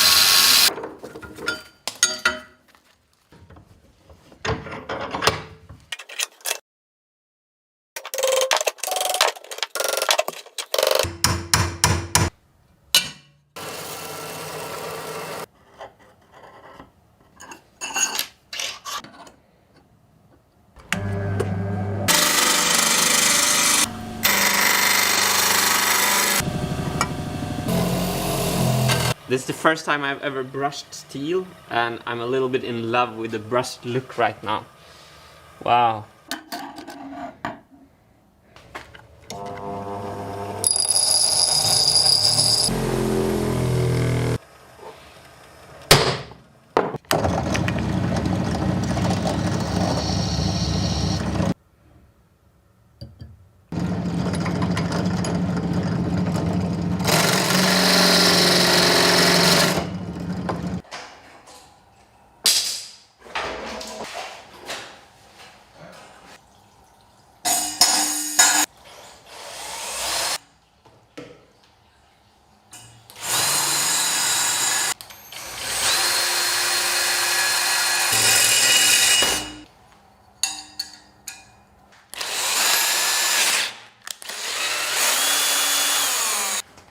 See how that feels?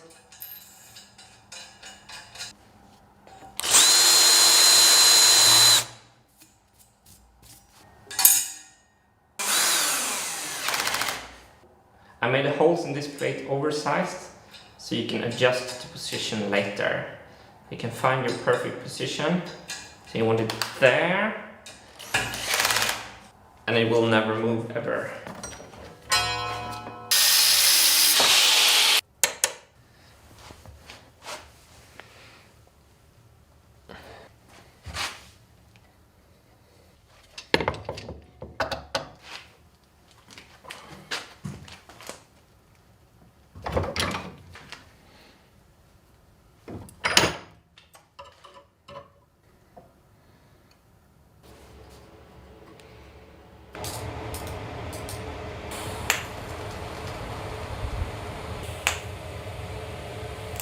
So they seem stuck, but I'm gonna grind this away to really know the truth. Whoa, this is fun. This is fun. Take a look at this. After some grinding, you can't tell where the joint is.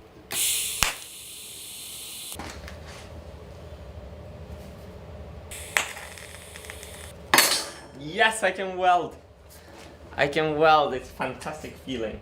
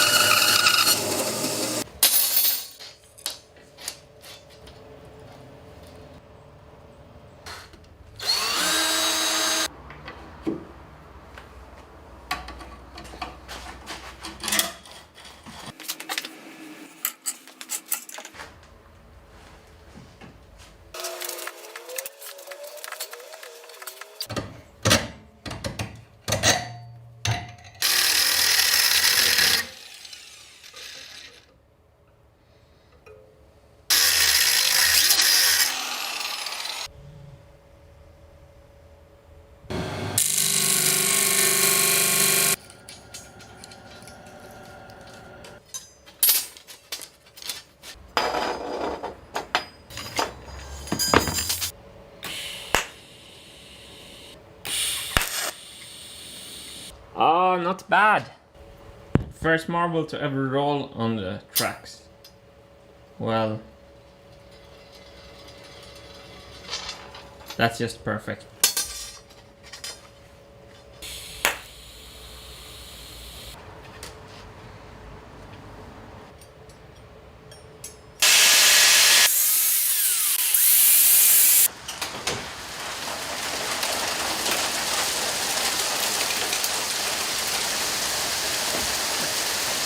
Hailstorm, first time I'm welding.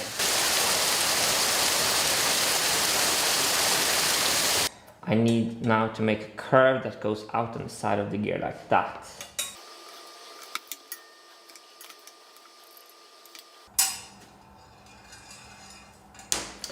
So the distance here between the two steel rods is exactly 12 millimeter. So I'm using 12 millimeter plywood to constantly check that I have the right spacing.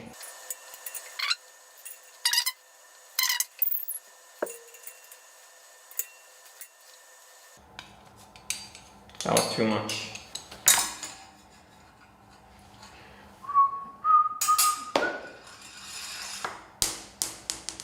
So I'm gonna connect this support rod.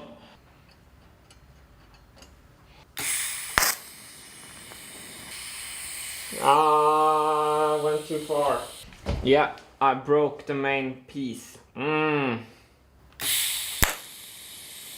That one was okay, but nothing to call home about. Ah, it's okay.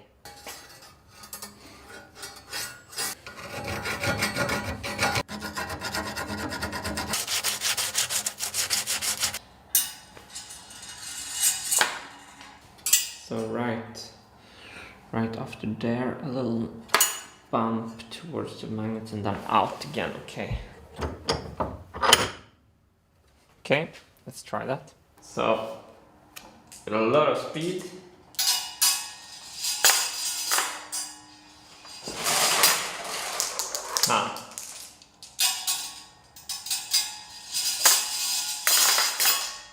So, that works, but I have a suspicion. Because when the music stops, so the wheel is still, but there's still marbles. So, then we have this situation. This will not work.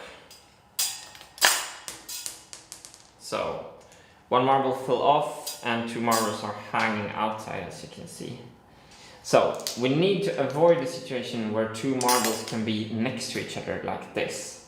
So I have this idea of adding a plywood piece here up, because that's not magnetic, so the marbles will come away from the magnetic metal rod, and to throw the marbles straight into the groove like that with a plywood piece. So, non-magnetic transition. Wait, what's this? Plywood, countersink. Wow, this can work. Wilson, what? Did you make this, Wilson? This is great. So the transition is from plywood, and you used countersink M5 screws, and the metal rod comes here. I can try this. Thank you. So that's really good actually, because with the plywood we can make any shape we want, and the M5 screws, that could really...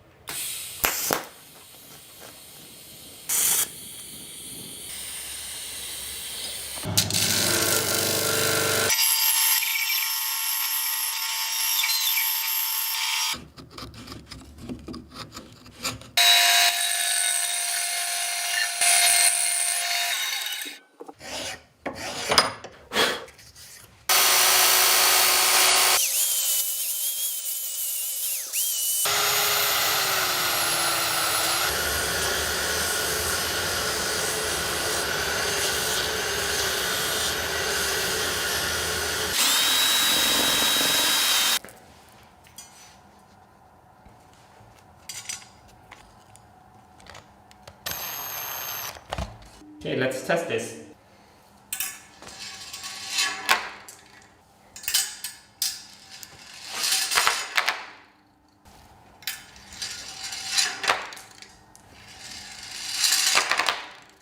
This seems to work pretty good, but now to the real test. What's going to happen is that this wheel stops like this.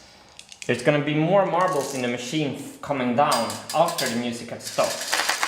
So this will happen. As you can see now, this is constructed in a way that no marbles can be next to each other. So the music is now stopped and now it starts again. That really works. You can even reverse the process. And this is actually the way we're gonna scrape the marbles up on the top of the gear. That's pretty neat. Am I happy with this second version? No. I wanted to make a better one. I'm gonna explain why. I think the design of the Marble Machine X is going to be a lot about contrasts. The plywood is contrasting the square tubing in such a nice way. I don't like this piece to intervene with the wheel shapes. I want plywood colored wheel, and I want the things that sticks into the shape of the wheel to be of a contrasting color. So I'm thinking I can make a 3D printed version that will also follow this curve. So the plywood in this case is only curved in one direction, but with a 3D printed piece we can curve it like that and then curve it also with this curve. So it will be more stable in its performance and it will look better. Talking about contrast, you see that this spoke is a little bit red. That's because we managed to hit a glue layer. And we're gonna take advantage of the material property of this birch plywood.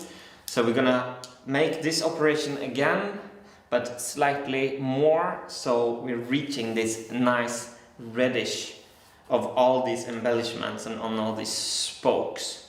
So that has no function, that's purely design, but design is important. So this is the second version and I'm gonna make a 3D printed version of this, but that's for another video. So one more go. Oh, by the way, I just realized something. We had a lot of comments about magnetization of the marbles, that after the marbles going around on the strong neodymium magnets here, they're gonna get magnetized. And I was like, it's not a lot. I didn't think that was gonna be a problem. It is a problem. So all of you who have been saying that, you were right. What happens is that on these steel tracks, the marbles get sticky and they don't roll. So these two marbles are a little bit magnetized. If I take these same marbles and just hit them in the ground, now I put them in the same place after hitting them in the ground. They roll. That's just because the magnetization goes away after vibrations. So far, I don't know how much I have to worry still, because either we can make the tracks have a deeper slope, like a steeper angle of the tracks, then the magnetization won't matter, or the marbles are gonna be demagnetized when they're playing on the instruments, or they're gonna be demagnetized in the fish there further up in the construction. So that was a little bit of a shame, because I love the design of the steel tracks and I'm not giving up on them right yet, but all of you who were worrying for that, you were right. So that's it. Okay, thanks for watching. Bye.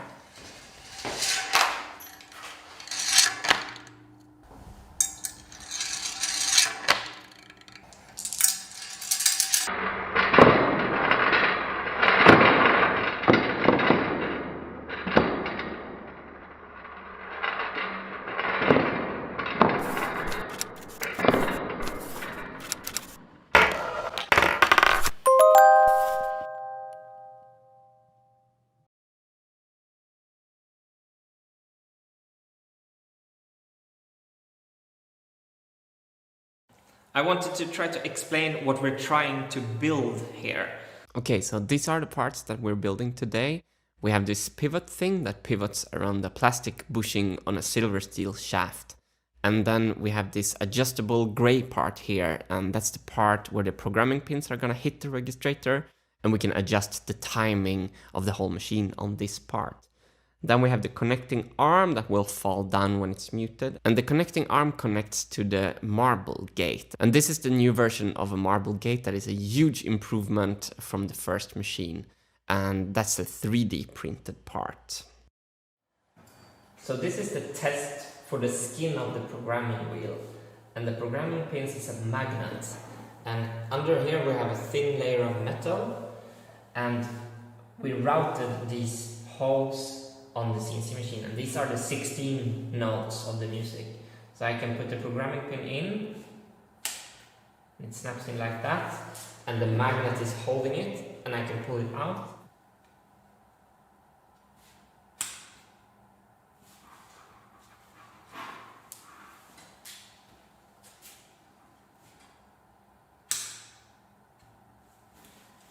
And later this pin is hitting the registrator like this.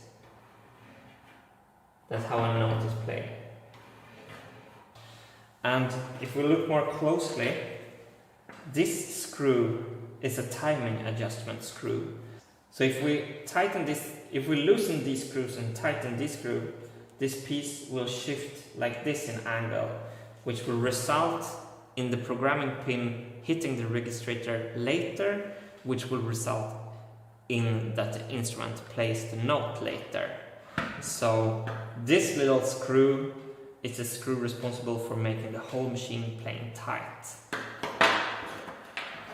And we have 38 channels, so we need to make 38 of this, 38 of this, 38 of this, 38 of this. And this bolt is a weight nut.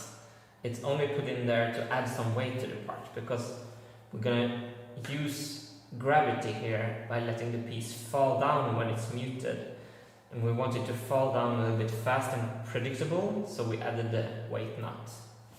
So the muting looks something like this. Muted, playing, muted, playing. Like now it's muted, and now it's playing. Muted, playing.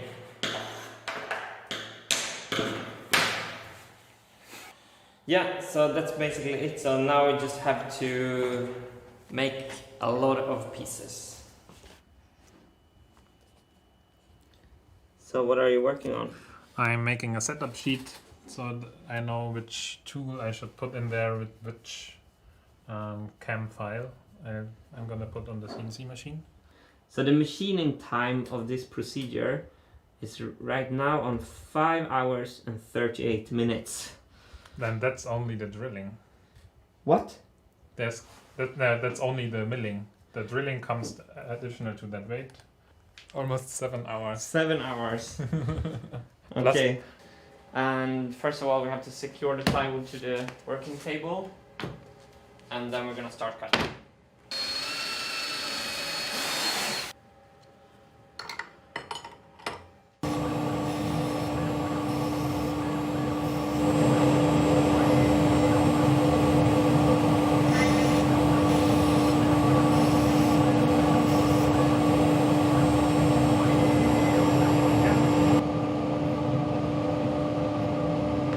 So all the drilling is done, and now we're gonna do the milling, the actual contours of the parts.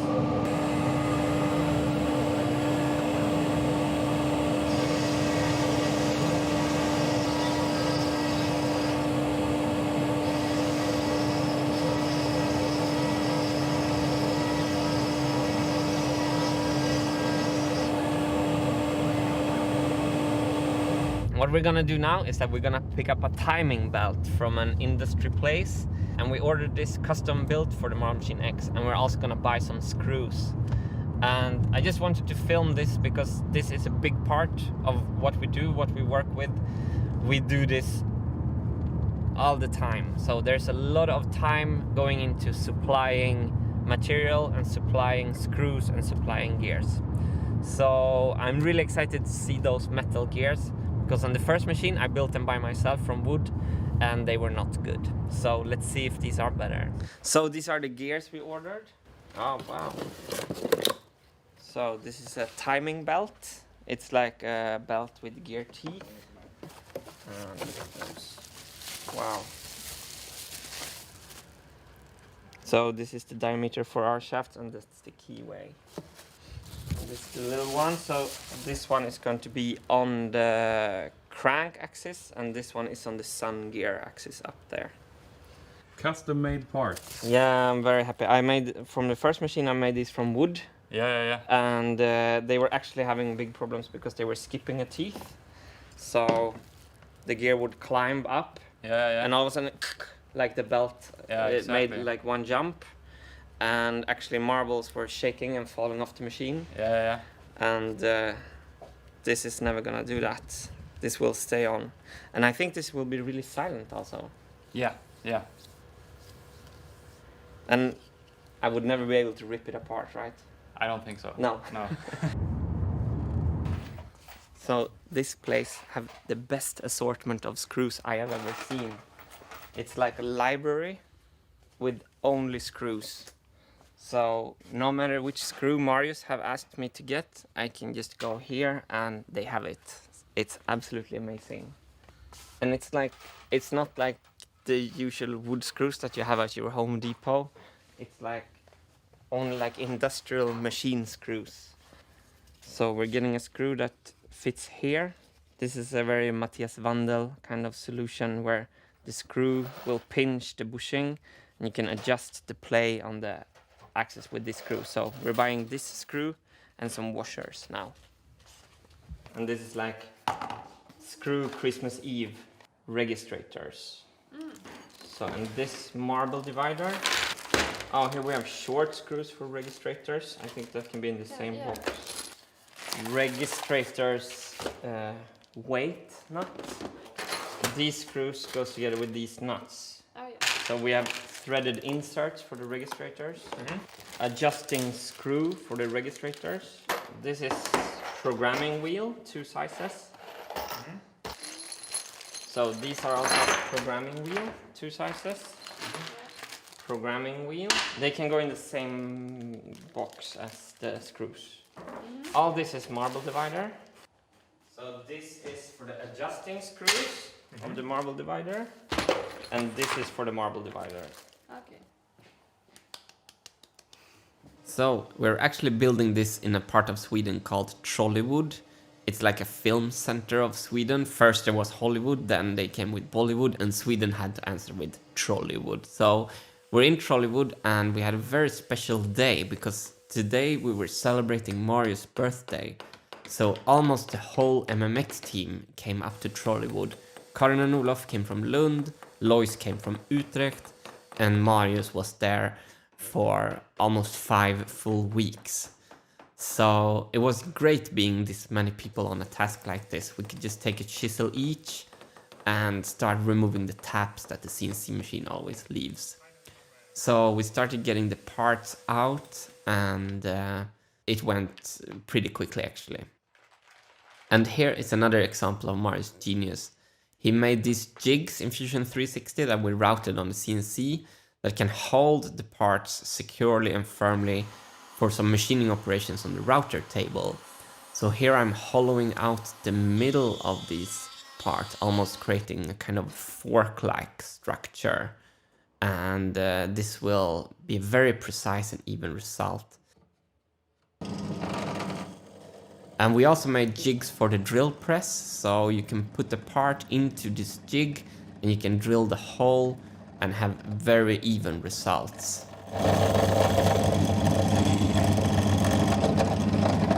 And Tobias was there in a kind of a way because he sent these marble gates, 3D printed marble gates. We're struggling a little bit with the color and we're trying to find a better color for the filament. And Nathan's engineering soul is ever present in the shape of a gigantic CNC machine, so it felt like we were almost kind of complete. And here we're making another jig. That's a jig to make another routing operation for the pivot pins. And this routing operation was a little bit sketchy. I'm keeping the thing between the router bit and the fence, and the router bit is up way too high, and I'm feeding in the direction that the router bit is going, and I'm making a lot of mistakes, and I had a lot of kickbacks. It should read 10.5, so I can adjust that by moving the fence a little bit closer.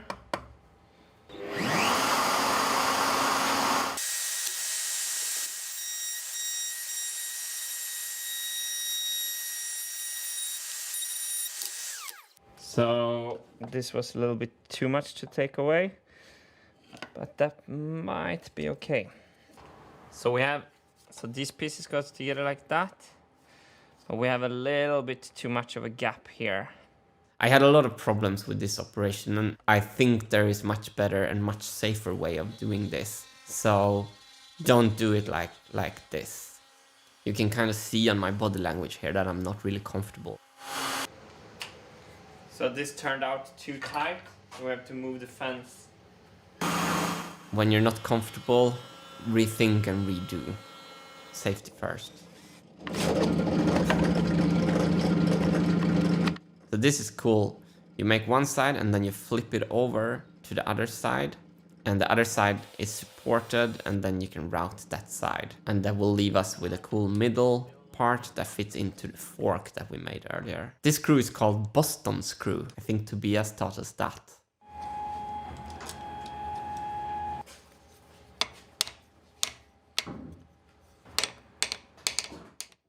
And that's the parts completed.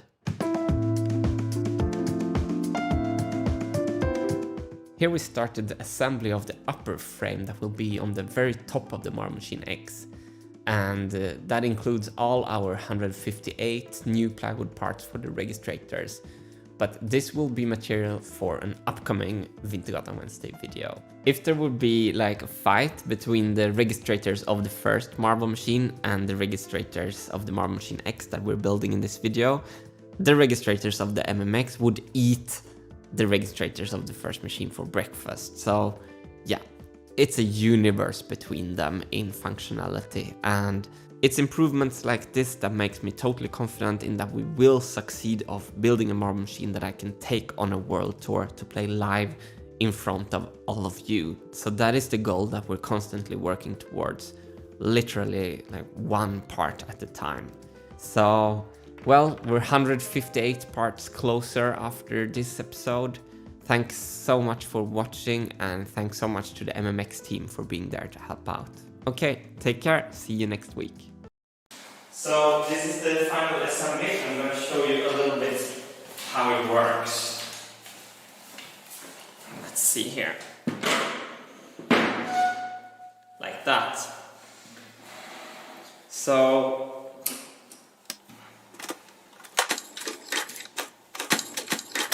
where do I begin?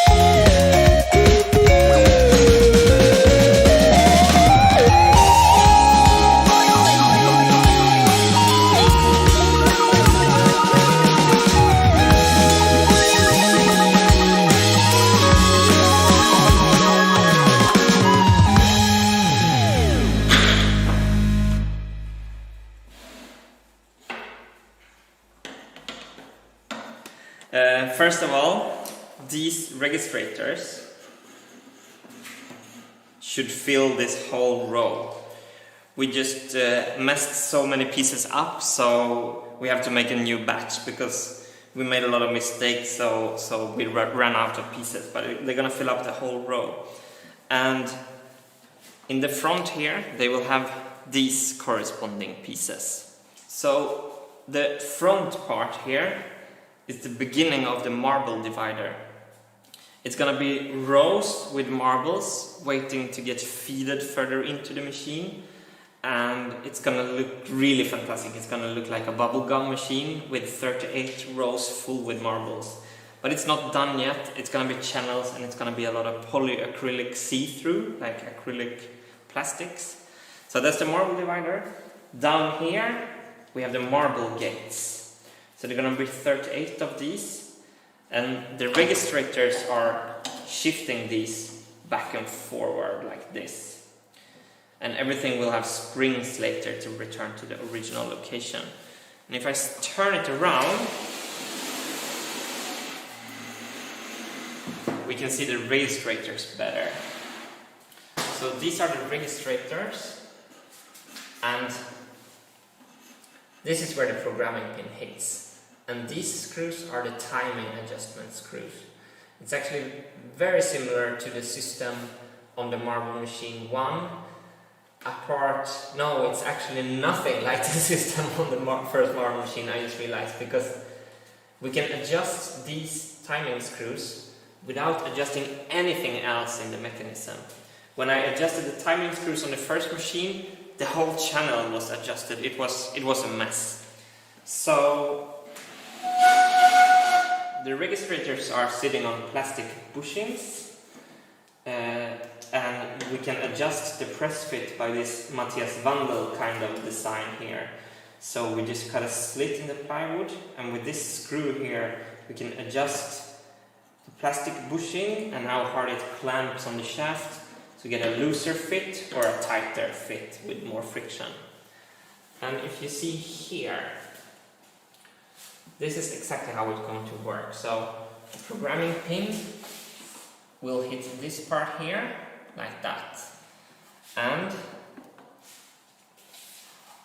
these two hooks will hook in, and when this is shifted like this, one note is played. And here's a genius from Alexei Ivanov with a muting system. When we mute the instrument, we're going to drop it down like this, and then this can move how much. This just can move back and forth and nothing will happen.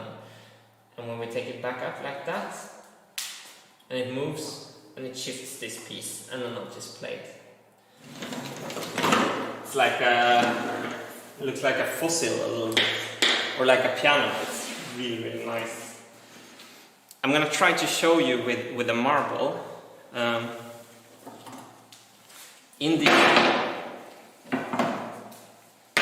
Never mind. It's actually good. Let me take this off. It's better for the demonstration. So, in these marble gates, you will have a space for a marble.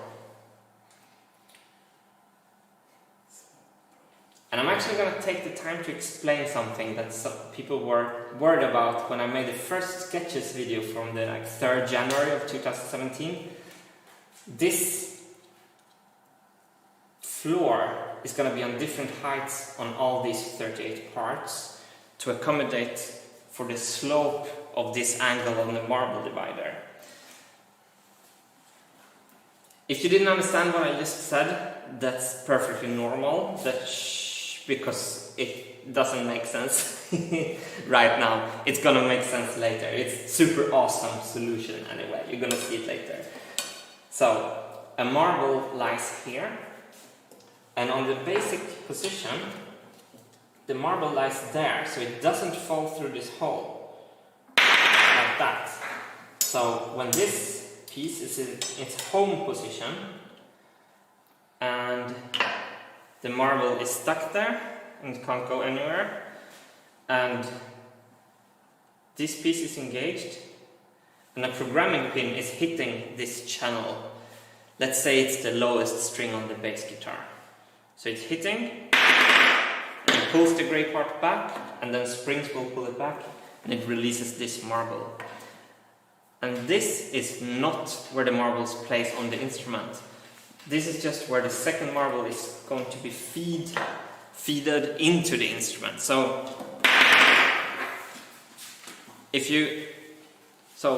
this marble is going to play on the bass string, and this marble is further up in the machine. It's the second one to play on the bass string. This is the marble I just demonstrated for you. So this plays on the bass string, and at the same time this rolls down to that position. So let's say, Hannes, that this is where we play a marble for the bass strings, right? So this marble is going to play on the bass string. This marble is the next one that is going to play on the bass string. But so far it's up here in the feeding mechanism. So when this channel is activated by the programming pin, so when this particular channel is activated by a programming pin, this falls back and feeds this marble, and this plays at the same time. So can you see both marbles now? So what will happen is something like this. So 1, 2, 3. Play. And then this comes and refill that spot. Oh. Perfect demo. That's okay, so it's not like a piano. You can't make cool Hammond organ slides on the registrators. I know that now. So anyway,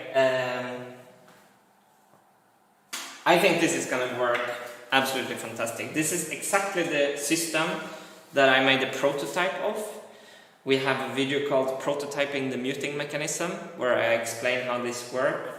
And so we made a full prototype, and this is the real produced parts. So I don't know if you hear that the sound of my voice is a little bit like cathedral-ish. And I don't know if you know that there should say Vintergatan Wednesdays on that wall. This is actually the room that I used to film in, and it's empty because I'm moving. I'm moving tomorrow. The truck is coming tomorrow. Outside here I have 2 million moving boxes packed, and I'm moving to a very special place where I'm gonna build a music studio and a workshop combined, and it's a lifelong dream coming true, so it's absolutely amazing, and I'm gonna show you more about that in the next week. So that's a little cliffhanger. On next week you're gonna see the place where I'm going to record Vintergatan's double album, and the place where I'm gonna finish the construction of the Marble Machine X. But until then, I have a long night of packing because the moving truck comes 8 o'clock in the morning, and I think I'm gonna, how late is it now, Hannes? 11. So I have you have 9 hours. I have 9 hours till the moving truck comes. So just wanted to show you this, and see you in my new workshop and on the next Vintergatan Wednesday. Take care.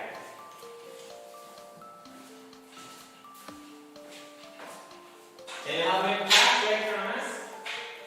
If I can help you pack? Yeah, some boxes. No, I have some videos to edit. I'm busy, sorry.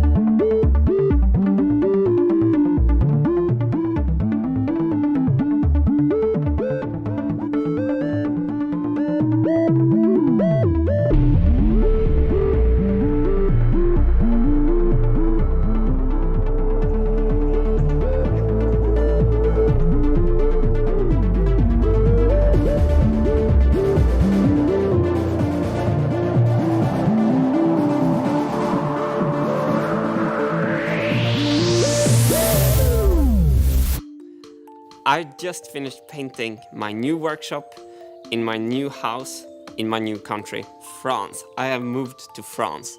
So this is where the marble machine is going to get built. Up in that corner it's going to stand, and that's where I'm going to finish it. On the upstairs, I'm gonna show you later, I have a music studio. So I don't know if you can see, but the hairs are like standing up on my arm.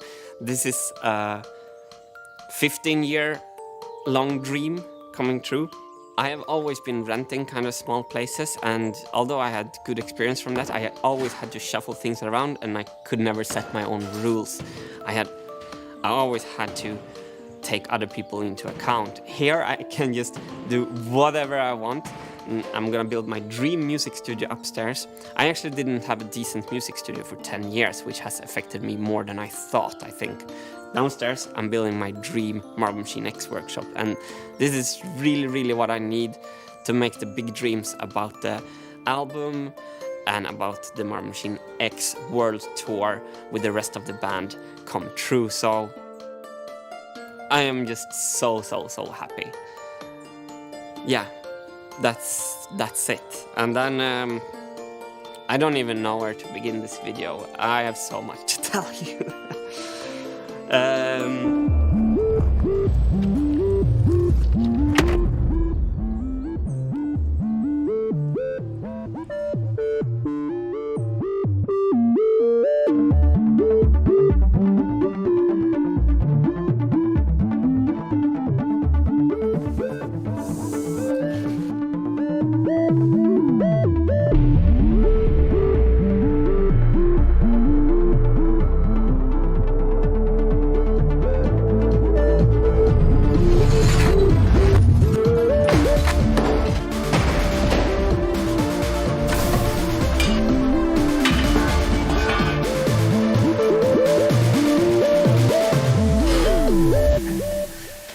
First move for the new record.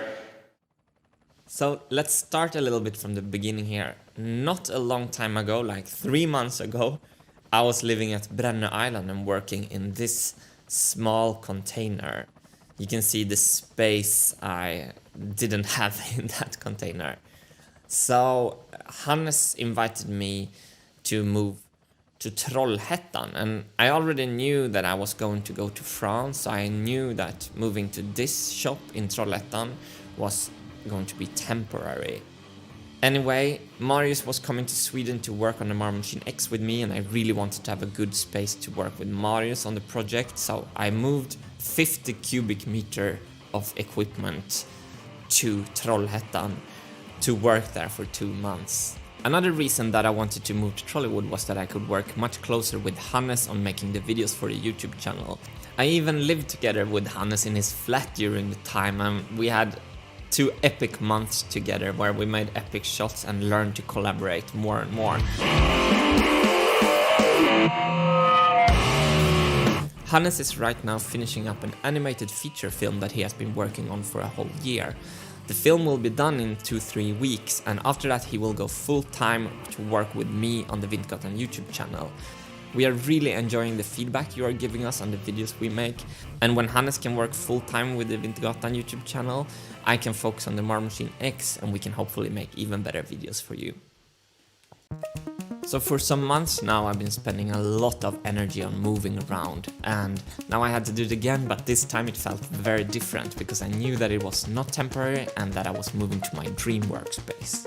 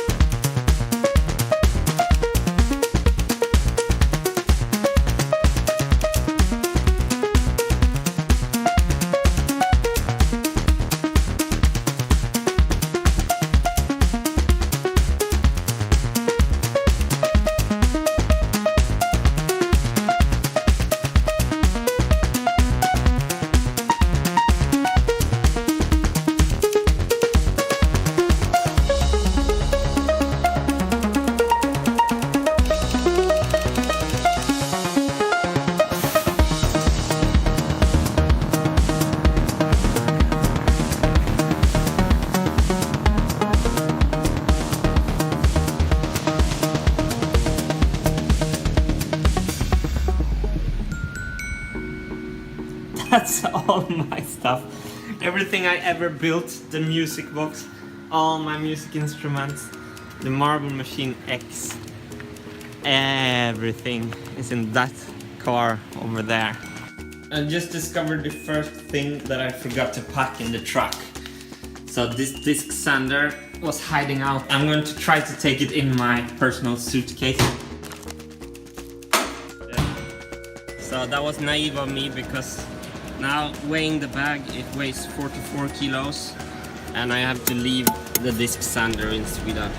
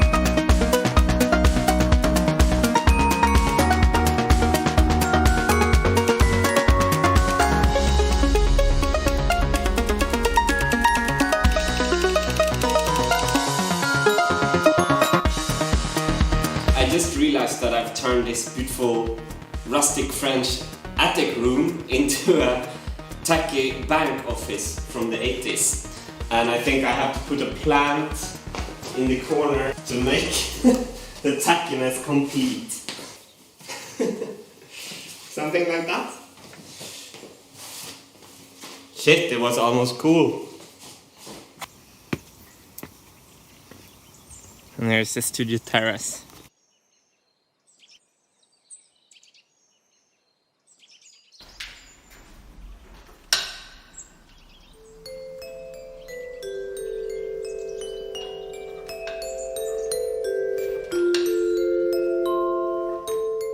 A special thing with filming YouTube videos here in southern France is the very special light.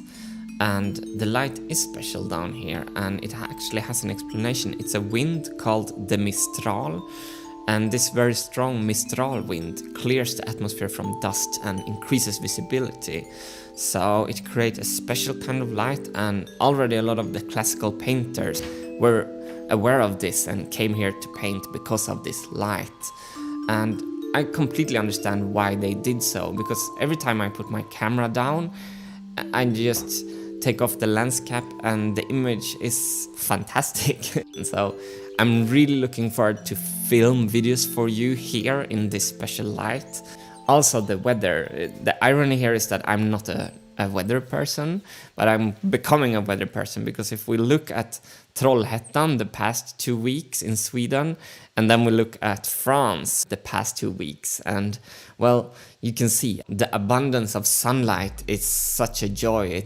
I can work outside and I can film with natural light, and that's just a big bonus. So after 15 years of dreaming about a place like this where I can both work and live, and after biting my nails for 6 months to see if I actually can get this place, and after moving 50 cubic meters of stuff around constantly for 4 months, and after knocking down that last wall and carrying the last moving box into the house, I finally had my HQ. I was finally home. I think for me what really symbolizes being home was actually putting the power supply to my computer into the wall and knowing that computer and that power supply is going to stay connected to that wall until I decide to remove it. I'm in control of my own fate here, and that really makes me creative, and I can focus on the things that I want to focus on. Thanks so much for watching, and see you on the next Vintergatan Wednesday.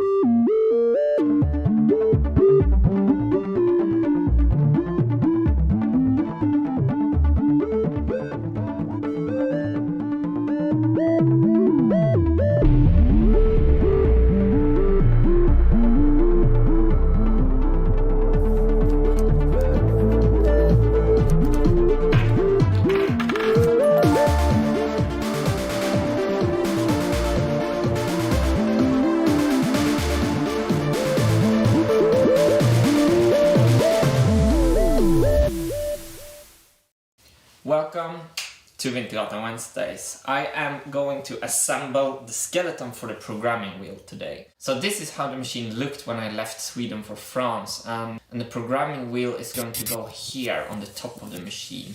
So the programming wheel is the actual brain of the whole instrument, and it's infinitely reprogrammable, so you can play any number of songs on the Marble Machine X.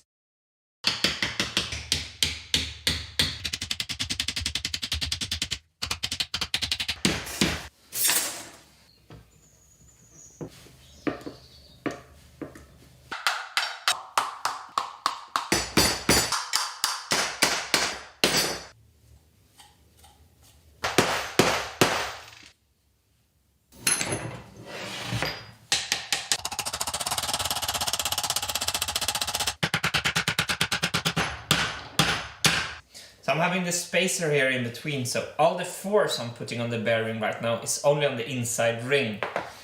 Otherwise you can destroy the bearing if you put the force at an angle or something.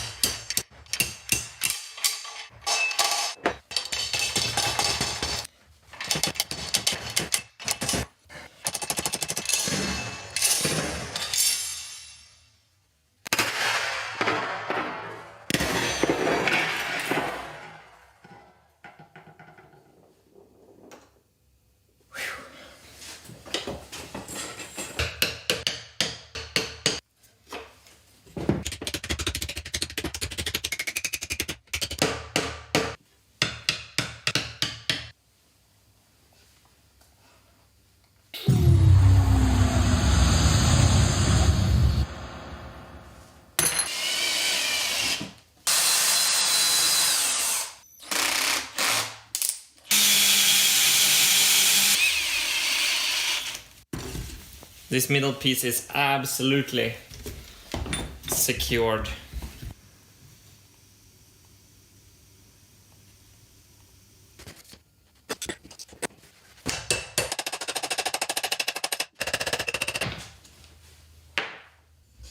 So I had to move away from that non-existing floor space to get this thing done.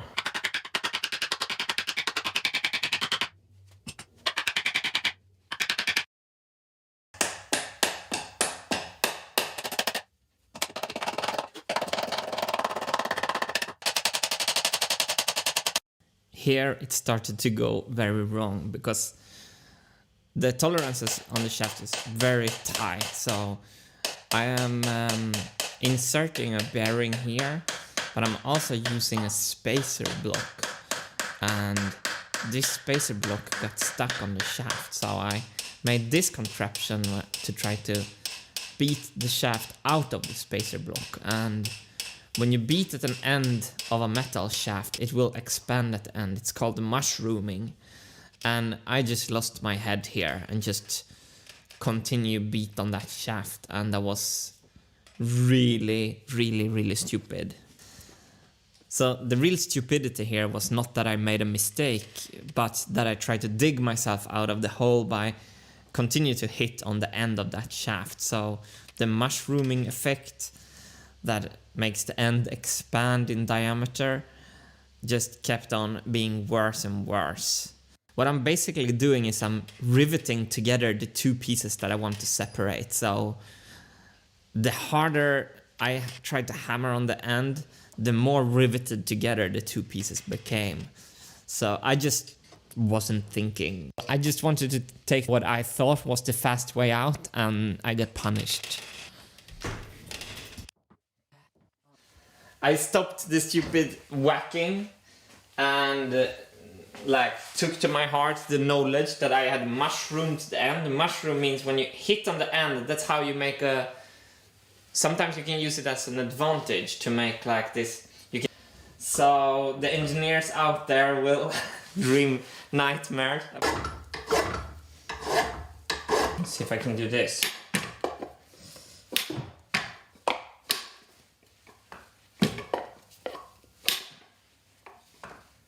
Moves. Come on.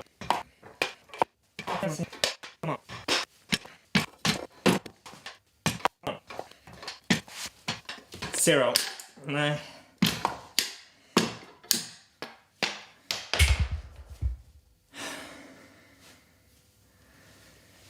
Oh, I'm so stupid. Another consequence of my mistake was that everything had slid out of position on the shaft. So I checked the correct position again in Fusion 360 to see where it needed to go. The distance from the end here to the end of that bearing, 121 millimeter. And then I started to try to adjust my mistake.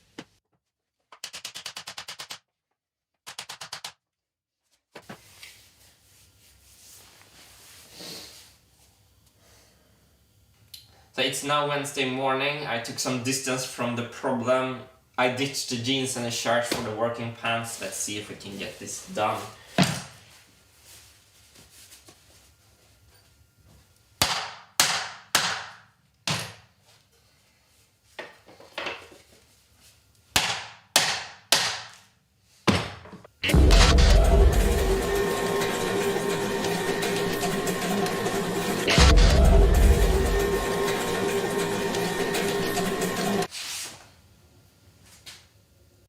So the issue that is causing all these problems is that the outer diameter of the 20mm shaft is just a little bit too big, and the inner diameter of the 20mm bearings is just a little bit too small.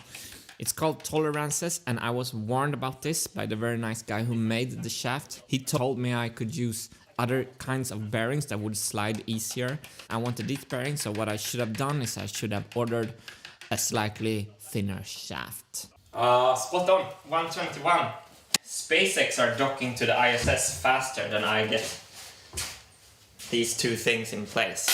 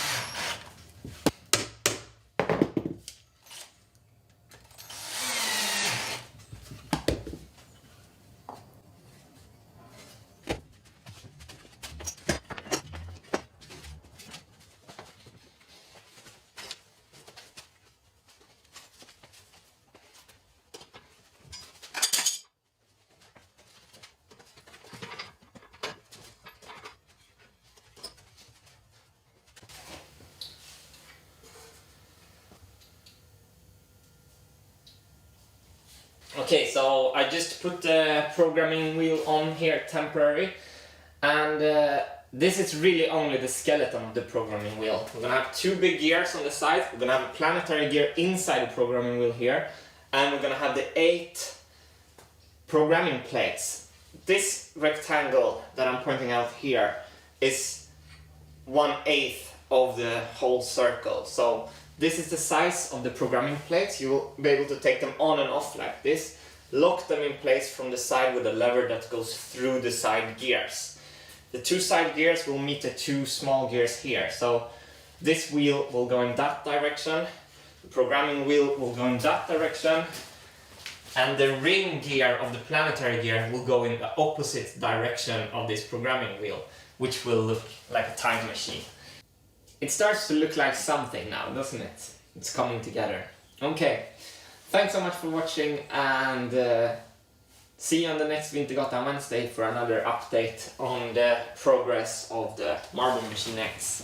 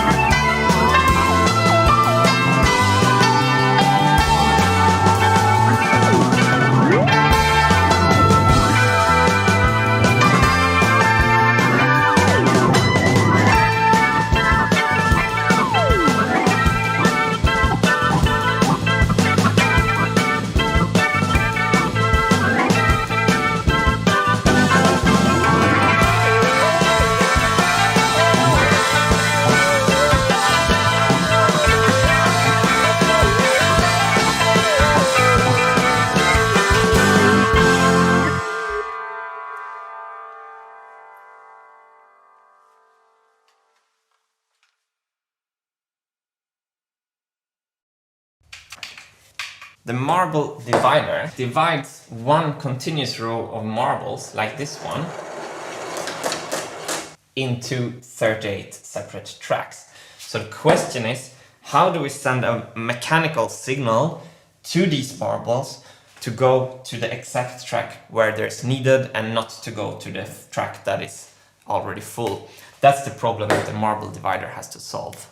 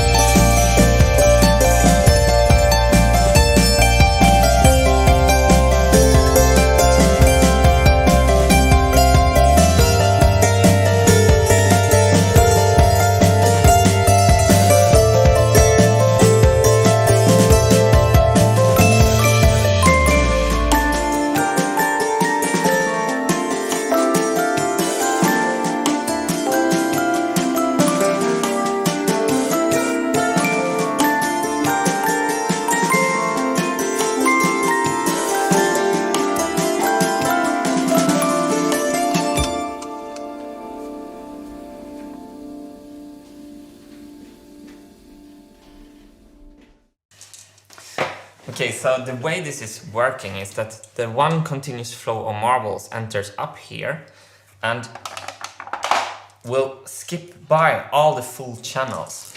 So every marble that comes on a channel that is full will just roll by.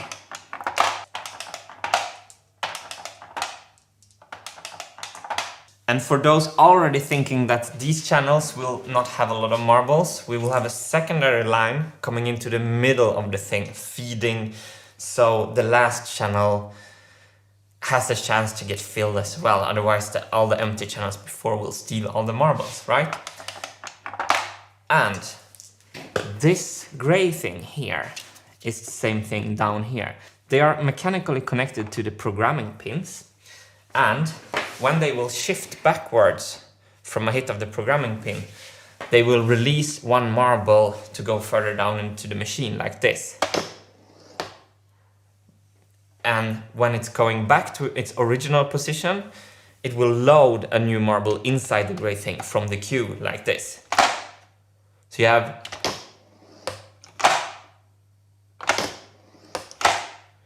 and see what happened here now. We're all of a sudden missing 3 marbles.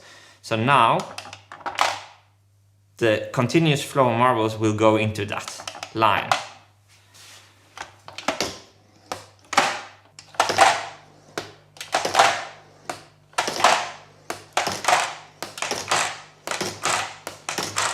This slope has a 5-degree slope, and for all of you eagle-eyed viewers, you've noticed that it's of course extremely important that the last marble ends up flush with this slope, and that these chutes here has much smaller distance than here. And we're accommodating for that distance by alterating these gray parts and the depth of these gray parts are individual on each of the 38 channels. So the top marble is always positioned perfectly flush so the marbles can roll perfectly by. This marble gate has a quite fast action. Compared to the marble gates of the first machine, it's a whole different thing. So look at this.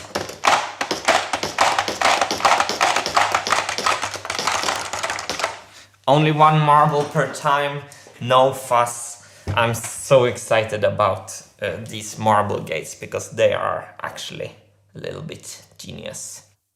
Building the marble divider was a quite long process. I started in Brännö, Sweden with some prototyping, and then I went to Trollhättan where I had great help from Marius with both the CAD work and cutting the actual plywood parts on the CNC machine.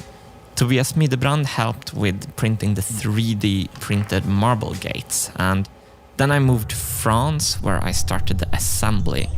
And the most challenging part was bending the polyacrylic and getting those angles correct. So I made a jig to bend the poly in the correct curve, and because when you heat a material up like this it will expand, so I had to bend it first and then make the CNC operations after it was bent, and this added some extra challenges. I didn't get the poly perfect, but I got it close enough for now anyway. I want the marble divider to look like a bubblegum machine with some candy marbles flowing through it in nice rhythm, so I really wanted this transparency look from the polyacrylic. After I had all the polyacrylic CNC'd, I had a lot of manual work to get everything to fit together, and this was because I forgot to add in tolerances in the CAD design. So with more experience, I will remember to add the tolerance in the CAD design, and I can cut things on the CNC without having to manually resize them to fit afterwards. What you see here is the marble divider on the first marble machine. It wasn't all bad actually, but it laid flat on the top of the machine, so it looks cool in a video. But as I'm designing the Marble Machine X to look great on stage, I wanted a more upright visual look for the Marble Machine X. And this new system also needs far less marbles, so it's more economic in a way. For this week's soundtrack, I used the music box, a hammer dulcimer, or it's actually called a hackbrett, that's the correct name for this instrument. I used a harp and my 90-degree kick drum kit and some bass. And this song is the same song I punched out in my How to Program Music Box tutorial video from last spring. In order to have time to build the marble machine, I will have to make these tracks really fast, so sometimes it will be corny and minimalistic.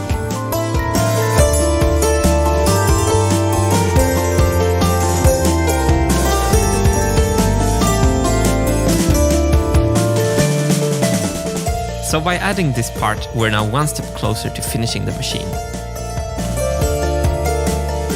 But building Marble Machine X is not our end goal. Once the machine is finished, we want to record a new album and head out on a world tour with my band Vintergatan, featuring Marble Machine X on stage.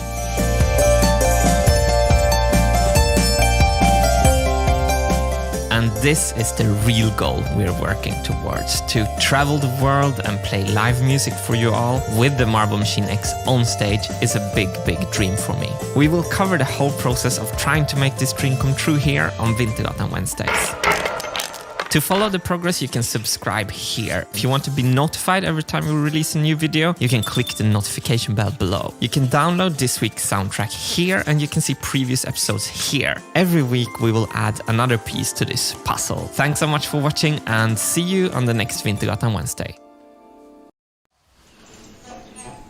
So this place is going to be my main workshop, where I'm doing all the precision work. I'm starting with emptying the room, and we'll take it from there. This thing is already heavy.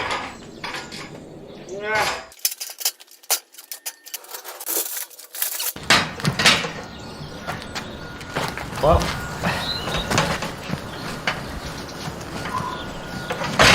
whoa!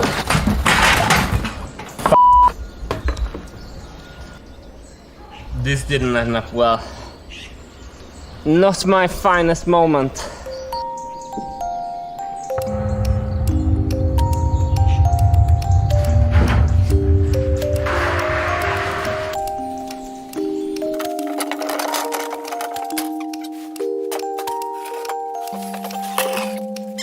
For me, and I guess for a lot of people who likes to build stuff, the garage is often the favorite room of a house, and I wanted to completely transform the space from the state it was in into something like this.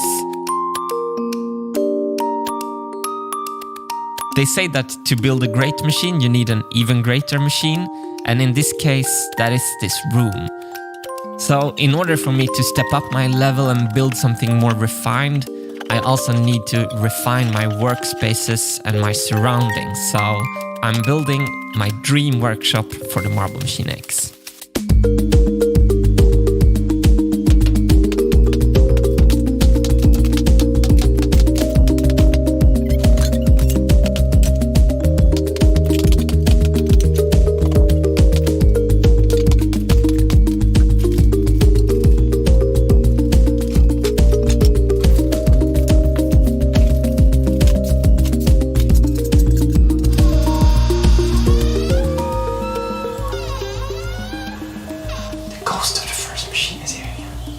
Go away.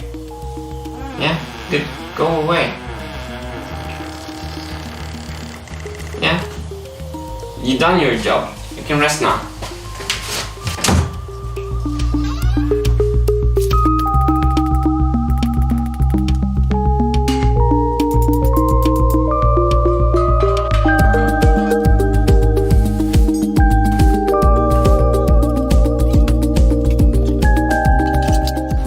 A big grasshopper on my pile.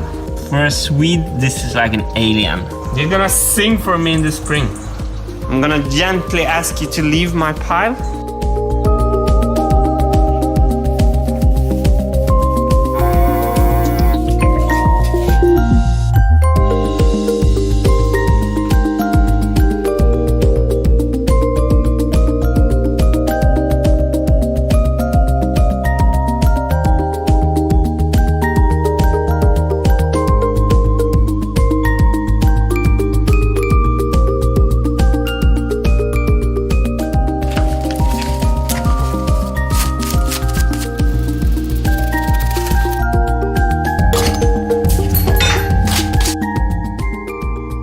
I heard you screaming in front of the computers for plaster.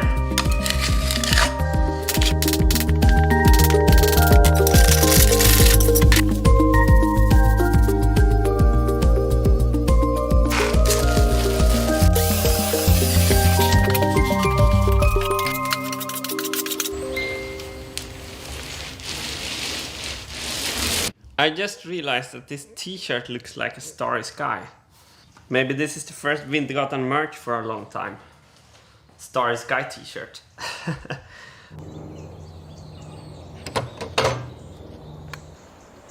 The Vintergatan Wednesday sign is going to go up on this wall behind the CNC machine. So but before putting the sign up, I'm going to give it some love. If you ever wondered why this piece is missing, it's because I cut samples of every plywood thickness and sent to Marius, Karin and Olof in the beginning of the MMX project. So I cut off like one corner of each whole sheet of plywood. I understand afterwards how stupid that is, but that's why this piece is missing. So I'm actually going to replace this piece. I also managed to knock off this corner piece while we were moving, so I'm going to glue that back.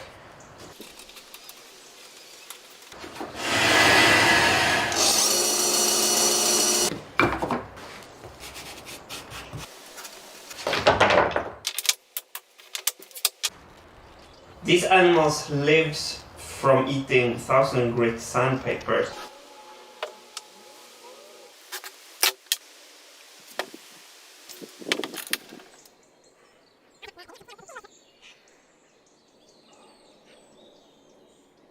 I made this sign in Trollhättan, and when me and Hannes were filming it, we put lights behind it, and I saw how cool it looked when light came shining through the letters from the backside. And with inspiration from that, I wanted to make the sign backlit in my new workshop. So I put these spacers on the sign to move it away from the wall. And I got this 30-meter LED strip, and I put one row on the outside of the sign and one row surrounding the letters.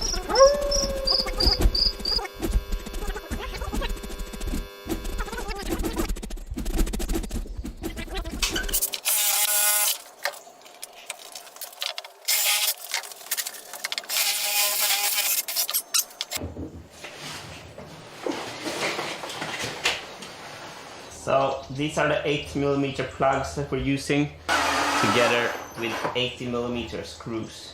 Oh yes! That's never coming down in 1,000 years.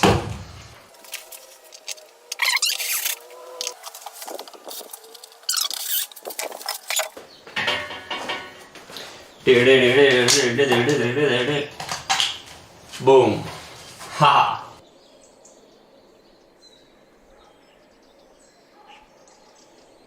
Wow. So now when the sign is up, I'm going to start working on this corner of the workshop. And I'm going to build a workbench.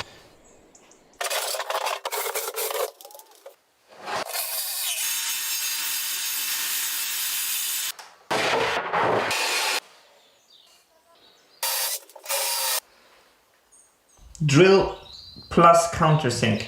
It's absolutely the best thing to work with. It's like the most fun tool I have. You feel like a wizard every time. So you drill and you get a countersink automatically. Exactly center though. It's like year 5 Hogwarts stuff.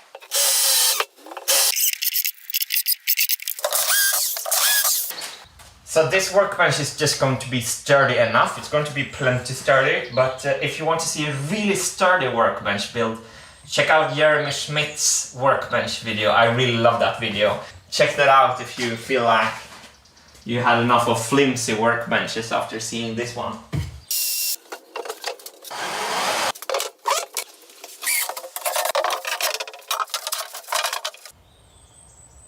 I don't like how it looks. I thought it would look cooler. I knew I would have an aesthetical problem with this sticking out, but I didn't know how overpowering this would look. So I have an idea.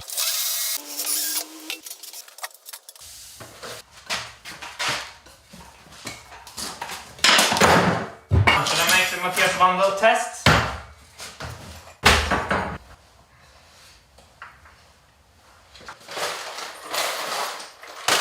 So the basic structure is done now, and now I can clean up and start to move some tools in. This workbench needed a vise, so I went to a village flea market and walked around and I found one. I didn't bargain with the guy who sold the vise, and when I didn't do that, he threw this vise as well in and said 2 for the price of 1. I think you're supposed to bargain, but I'm very bad at that. So here's my second find. This clock makes fantastic sound.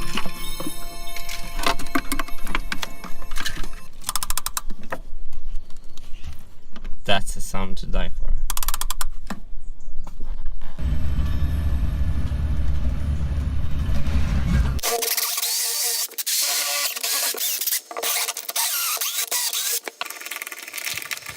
So now I made the Wandel strength test, and I have a vise with Diresta patina, and I have the same CNC router parts CNC machine that Frank Howarth has, and I do like to make stuff. So several of my YouTube heroes that got me thinking about my building in a more serious way are represented in my workspace. For the ceiling lights, I went with these cold white LED tubes, and a tip from me here is try installing colder lights in the rooms that you're spending your daytime in.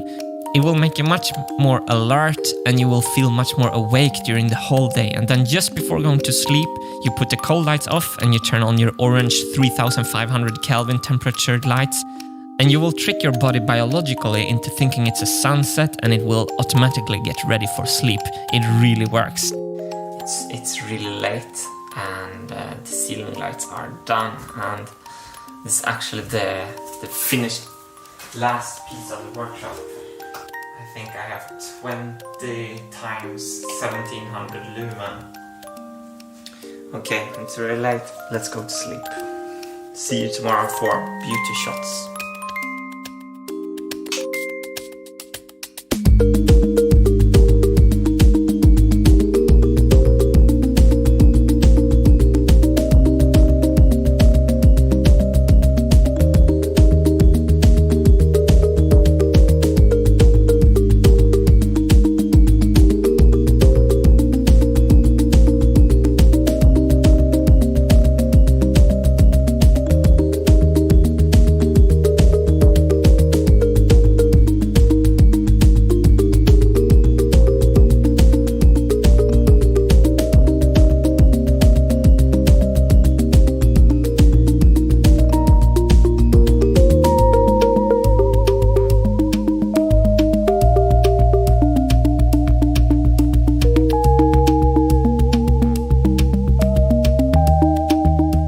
For this week's soundtrack, I used a Lego animation that I originally made for the Star Machine 2000 video, but it was never shown in its entirety. And the song from this week was originally a demo that I composed when I composed the soundtrack for the Twinsters documentary. This song wasn't used in the end, but a lot of other tracks were, so Twinsters is available on Netflix, and if you watch it, you will definitely recognize some Vintergatan sounds in there.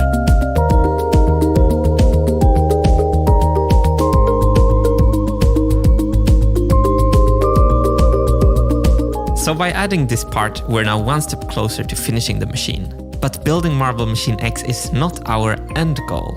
Once the machine is finished, we want to record a new album and head out on a world tour with my band Vintergatan, featuring Marble Machine X on stage. And this is the real goal we're working towards, to travel the world and play live music for you all with the Marble Machine X on stage is a big, big dream for me. We will cover the whole process of trying to make this dream come true here on Vintergatan Wednesdays. To follow the progress, you can subscribe here. If you want to be notified every time we release a new video, you can click the notification bell below. You can download this week's soundtrack here, and you can see previous episodes here. Every week we will add another piece to this puzzle. Thanks so much for watching, and see you on the next Vintergatan Wednesday.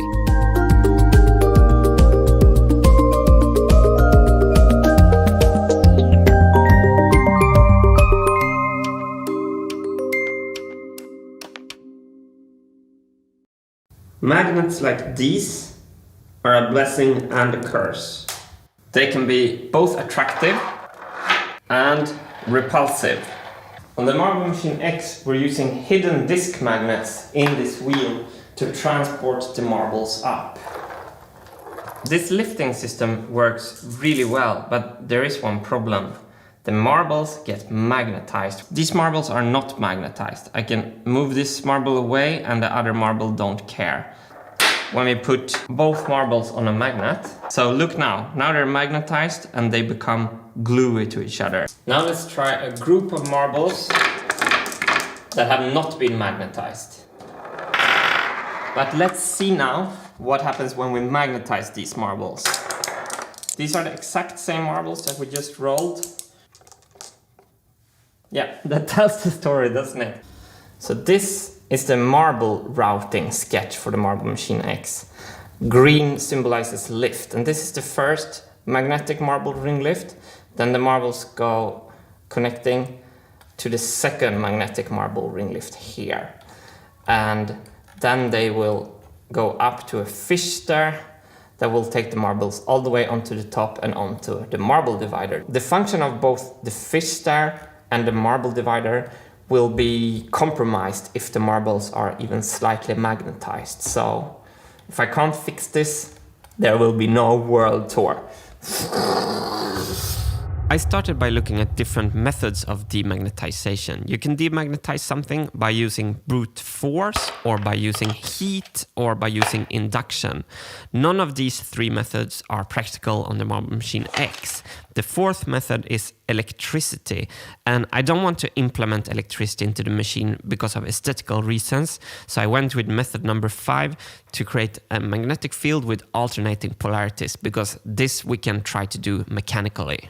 To test this method, I started some experiments. I built this marble track, which has a 5-degree slope, and I put these 2 disc magnets on a magnetic rod. By spinning these disc magnets around, you will have a magnetic field with alternating polarities. Then I took the marbles and I magnetized them, and as you can see, they don't roll on the 5-degree slope. But when I take the marbles one by one and put them close to the alternating magnetic field and then pull them away slowly, the idea is that the marble will be plus and then minus and then plus and then minus, but then a little bit less plus, a little bit less minus, a little bit less plus, and even less minus until there's no magnetism left in the marble. And then I went back to the slope and I tried rolling them, and it worked. So now I knew that the principle of demagnetization by alternating decreasing magnetic field worked. But the question remained, how do I implement this into the Marble Machine X in an elegant way?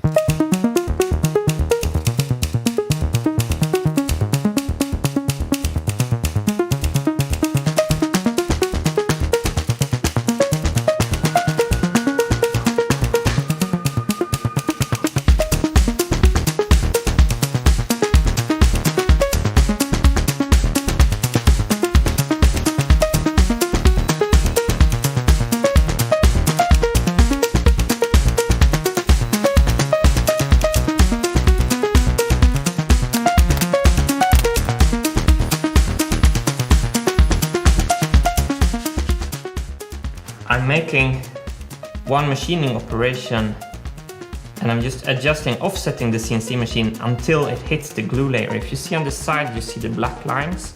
And here I went too deep, so that's a white spot. I don't care about that. So by making this groove and hitting this glue layer, I get this contrast and I make this part look much more complex. This is how it looks without it. So this is the back side where I didn't make that ornament.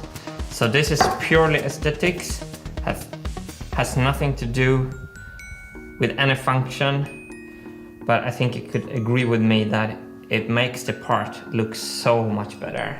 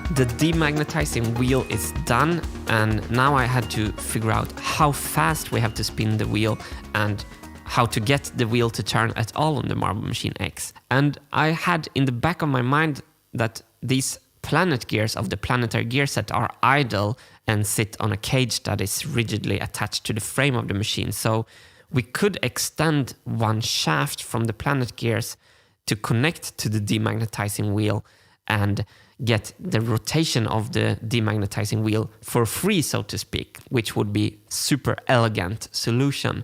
But Before I could go for that ID, I needed to control that the RPM of the Planet gear was fast or slow enough. So I needed to measure the sweet spot where the demagnetizing wheel demagnetizes the marbles most effectively. Earlier in the day, when I made the experiment with the drill, I started to measure the RPM by adding a flap of tape on the axle and then inserting a contact microphone into the tape flap and recording the audio. By recording the audio from the tape flap, I could measure the revolutions per minute with extremely high precision.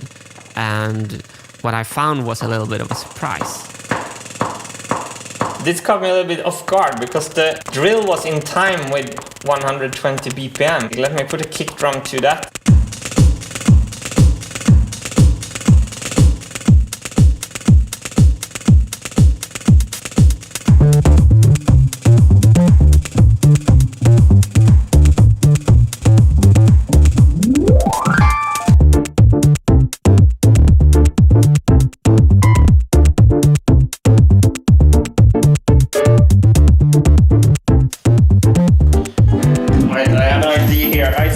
Yesterday with the band Wolfpack. I never saw them before. I think this is all their fault. Okay, blame it on Wolfpack.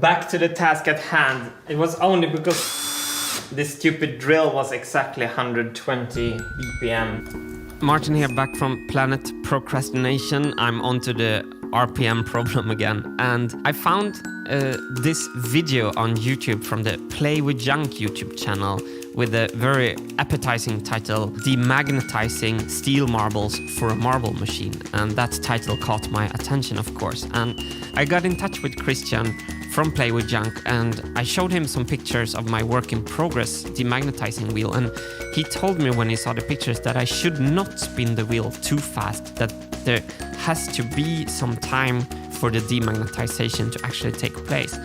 To my surprise, when I conducted the experiment, the slower rotation of the wheels actually demagnetized the marbles better than the faster rotation of the wheel did. And this is super good news because the speed of the Planet gears is 1/4 of the speed of the crank. So if I play a normal song, maybe 120 BPM, the Planet gears will have 30 BPM or RPM per minute. Funnily enough, this 30 RPM seemed to be a kind of a sweet spot from the experiment. So sometimes there's like you have a little engineering luck, and this was definitely one of those occasions. Another big source of inspiration for this design was this sketch from Alexei Ivanov, who made a mechanical degausser demagnetizer a while back once this problem first occurred. And Alexei has the marbles running perpendicular to the wheel, and I have the marbles running parallel to the wheel, which is actually the only difference. So I'm thankful to both Alexei and Christian for providing background foundation for this whole solution. So by adding this part, we're now one step closer to finishing the machine. But building Marble Machine X is not our end goal. Once the machine is finished, we want to record a new album and head out on a world tour with my band Vintergatan, featuring Marble Machine X on stage. And this is the real goal we're working towards, to travel the world and play live music for you all with the Marble Machine X on stage is a big, big dream for me. We will cover the whole process of trying to make this dream come true here on Vintergatan Wednesdays.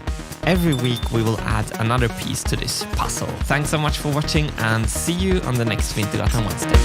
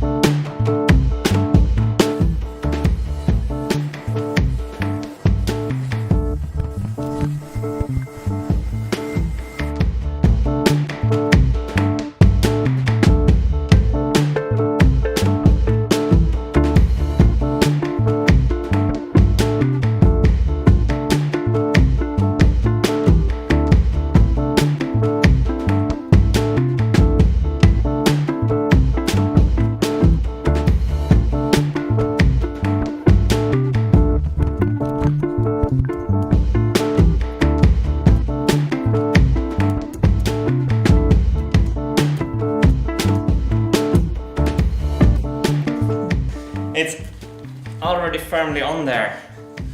By just snapping it into place, that's nice.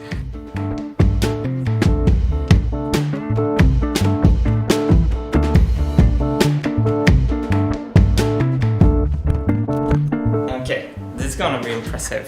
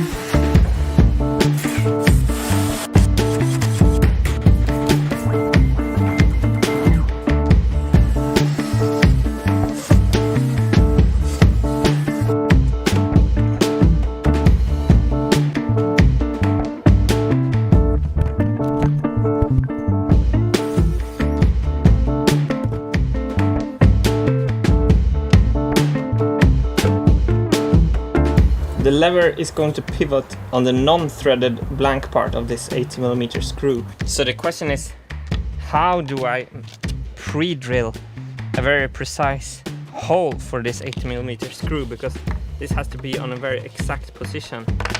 And to just go in there and do it freehand, it's not really nice. So enter the drill jig here. So I made it from two sides, so I got this hole in the middle of it, and it fits into these slots like this. And I can just use this jig and drill with the guidance of the jig.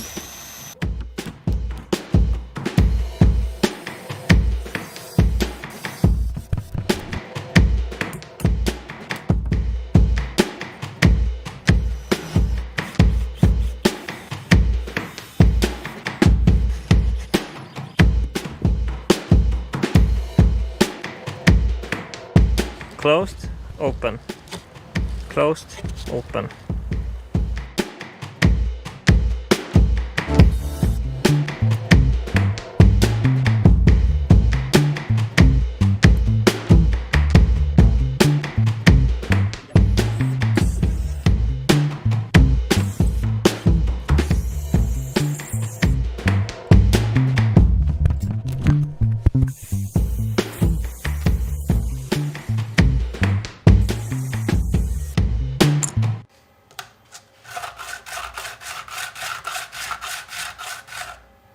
Good day, Chris here.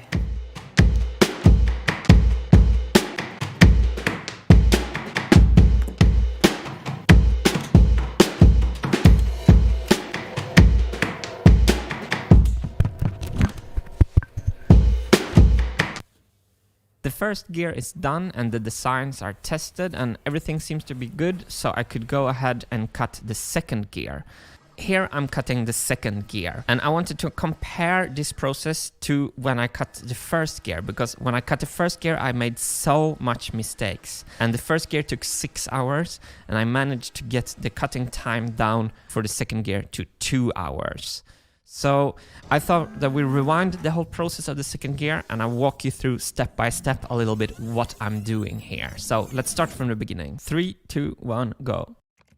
The left gear is almost a mirror image of the right gear, so I used the mirror command in Fusion 360 to obtain the shape, and then I went into the cam mode and I started to program the toolpaths. And the first one is these 4 registering holes. So here you can see the computer simulate the cut, and here you can see the machine do the cut in real life. These 4 registering holes are crucial because we're going to machine the plywood from 2 sides. So in the middle of the operation, we're gonna flip the plywood over 180 degrees. And when we flip the piece over, we need a way to be sure that it's in the same position for the machining to be correct. Here I'm cutting the registering pockets where the gear attached to the programming wheel skeleton. And here pre-drilling the screw holes for the lever locks. I'm cutting the gear teeth in 3 7mm passes, and then I'm cutting the pockets for the levers. All the operations that determine if this wheel is running true or not in the end is made from this side and before flipping the part over. So that's done. I can now clean up, flip the part 180 degrees and use the registering holes to find the perfect location and start machining the other side. I start with the pockets for the lever locks and then the ornamental ring, and this is interesting. The way I get this reddish color is to offset the Z-axis, the depth of the CNC machine, to exactly hit a glue layer of the plywood. I think it's cool to take a property of a certain material and use it to its advantage. By hitting the glue layer, we get this wonderful reddish brownish contrast, and the color is very uneven, which is lovely. It looks like the gear have been used. The lines that looks like a clock represents the bars of the music, so they will be in time with the song and give me a visual representation of where in the song we are on the programming wheel. So the second gear was done in 2 hours compared to the first gear that took me 6 hours. I managed to do that mainly by avoiding mistakes, but also by optimizing the tool paths. I'm not going to go in depth with this, but I can just tell you that it has been a journey for me to learn all this CAM, computer-aided manufacturing language. I never thought that I would sit and decide the angle of a plunge helix for a pocket operation. Anyway, anything that has to be done to get the marble machine onto a stage will be done, so yeah. I saw a comment the other day about that I should stop milking this and just show you the final product already. I'm learning like a whole new universe of stuff, and it's taking some time. That's why. So I don't know if there's any more of you out there who thinks that I have the machine standing around the corner and just not showing it yet. If it's even only 2 people who thinks that, I thought it was worth to clarify that that's not the case. Okay. So I just hope you all enjoy the journey. That's it.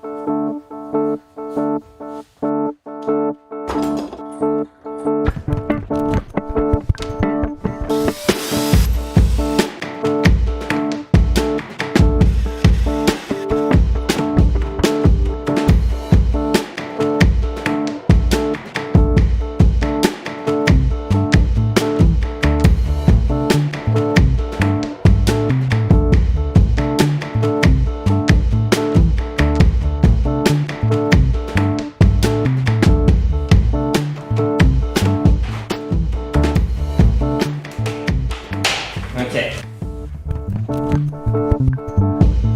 So the wheel is only jerry-rigged on right now, and I'm using paper for the depthing of the gear. I want them a little bit more separated, so I'm just putting a piece of paper under here, and it's on. And we have ourselves a little bit of a special moment in the build of Marble Machine X, because this is the first time that I'm trying the CNC cut gears.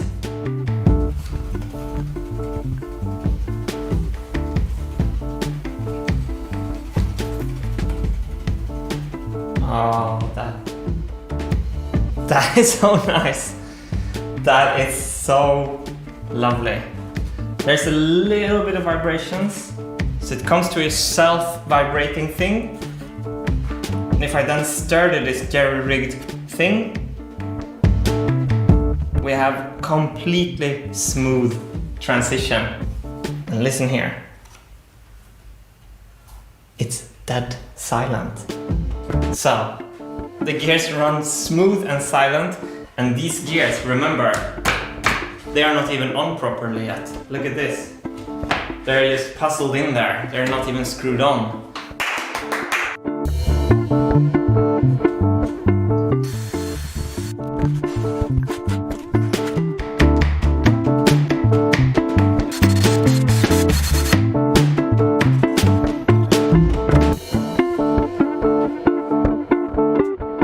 To generate the tooth shape, we are using Mattias Wandel's gear template generator. And in one of his demonstration videos, Mattias is saying something important about how gears are meshing, so I thought I'd let him explain something to you here. So the way involute gears actually work is, imagine that we have here a string being unwound from this wheel and wound onto that gear, and the angle at which it's unwound is actually the contact angle here. So as we change that, you can see that changes this angle.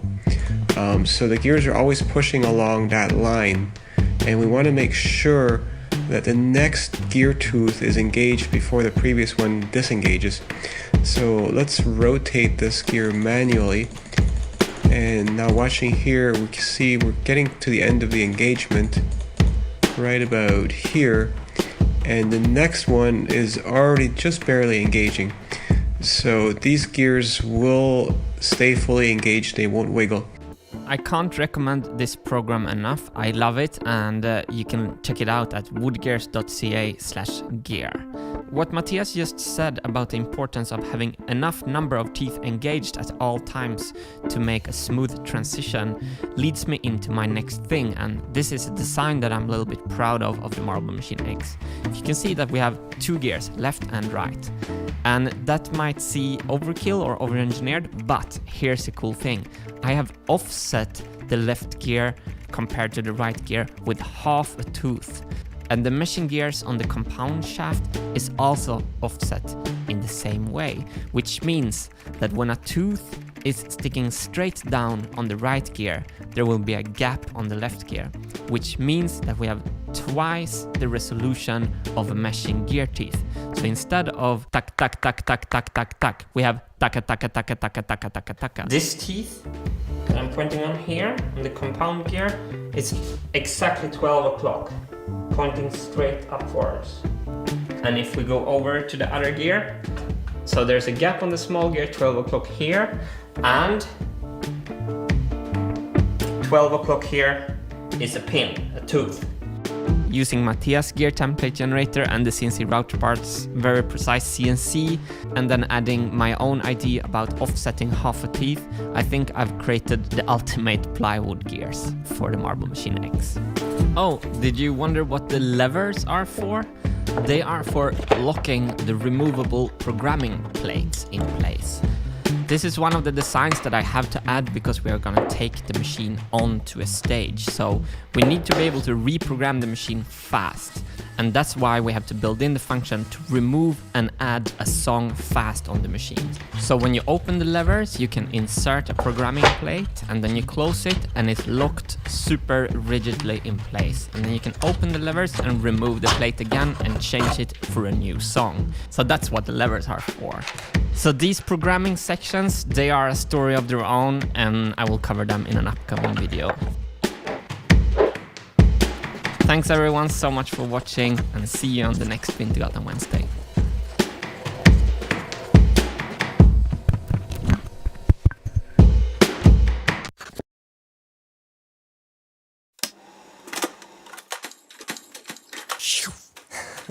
Welcome to Vintergatan Wednesdays. Every week we're adding a new part for the Marble Machine X. This week it's the programming section. And by the end of this video, I want to ask you if you have any feedback for me on how I potentially might be able to improve this system. But before that, I want to show you how I built this, but I will keep the building montages really swift and quick so we can get to the interesting design discussion as fast as possible. Okay, see you on the other side.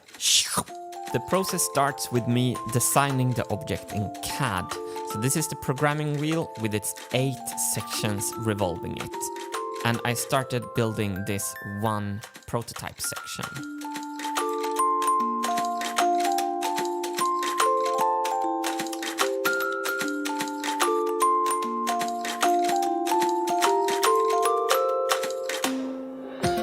Next, I test fitted this first prototype section onto the machine. And the fit was nice, but it was not really snug. It still had a little bit play in it. If you hear, this one has a little bit play in it. When the levers are closed, there's no play at all, but I want the sections to registrate very precisely before closing the levers. So I went back into Fusion 360 and adjusted the tolerances and also added these extra cross studs. Prototype 2, verse 2. I started by drilling 3mm holes with a drill, and then I changed into a 5mm spiral down cutter. The down cutter router bits leaves almost no tear out on the high quality birch plywood.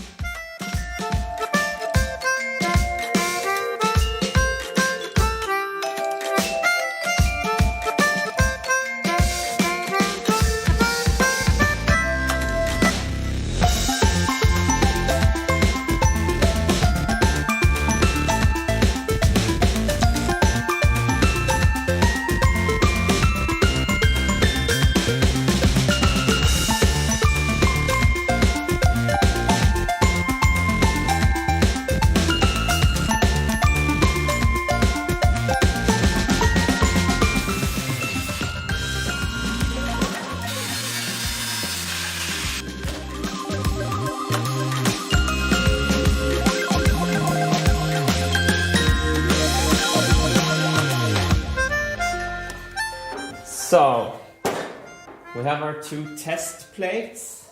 So the registration, this one has a little bit play in it. If I take the new one, I can't move it. There's no play. This, and this cavity and these outsides will go against these in this direction and make sure for a very snug fit. I didn't close the levers yet, but even though I didn't do that, I can't move it in any direction.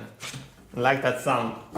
I made 2 test strips representing 1 channel. We know that internally in this strip, the distance between each programming pin is very precise. 14.85, 14.80, 14.82. But what we want to test now is the distance between the sections. Because this distance, when we go from one section to the other, needs to be exactly the same as this distance. And I'm experimenting with trial and error to find out the exact radius of the curve. We want it to be 14.83, something like that. And this looks a little short. 14.83. 14.83. Okay. I didn't set that up. I was right to 1/1000th of a millimeter. Seems like. You can always manipulate the caliper to show you what you wanted to show you.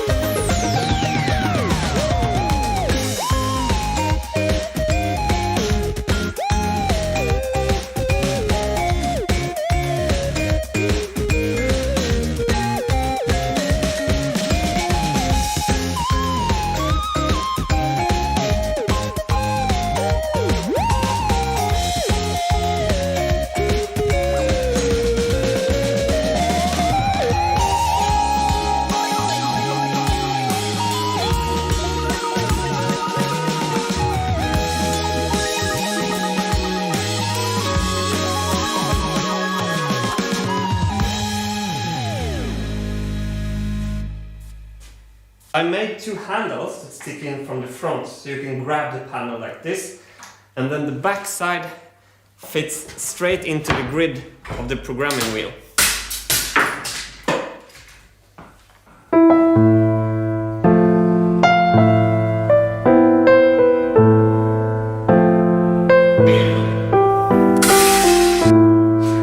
Okay, like that. You can spin the handles out, and you can attach the levers like this. This thing is solidly on there. So I experimented with brushing the surface for a more matte gray finish or having it cleanly black like this. So the whole reason that this needs to be removable is because we want to go on a tour. I will build 16 of these sections, so 2 complete setups. There's 8 plates on the machine playing a song, and there's another 8 plates with the technicians being reprogrammed. So when the first song is done, the technicians put the 8 new sections on, and when I'm playing song number 2, they can then reprogram the first set of programming plates. This is the direction of the programming wheel. It's the opposite direction from the first machine. So the pins will come up like that. These are 25mm rod magnets. They snap right into place like this. There's a lot of people objecting against the use of magnets because of their brittleness, and you could argue that you could make a pin like this. This is a 5mm metal rod with a glued disc magnet on the bottom. So that would never break. On the other hand, I've been trying to break these. There, I got it.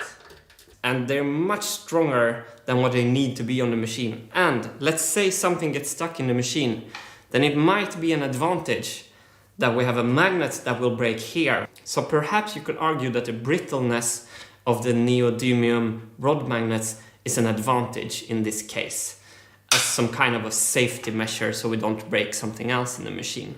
I've been designing this whole system to make it fast to reprogram it. It goes really fast to empty all the pins. So I think this looks very promising. However, there's a plot twist. This system is limited to a musical division by 4. During a coffee break in Trollhättan, Marius mentioned an idea for me about offset pins, and that has been growing in my head since then, and I have an idea about that. Let me show you the plot twist on this system.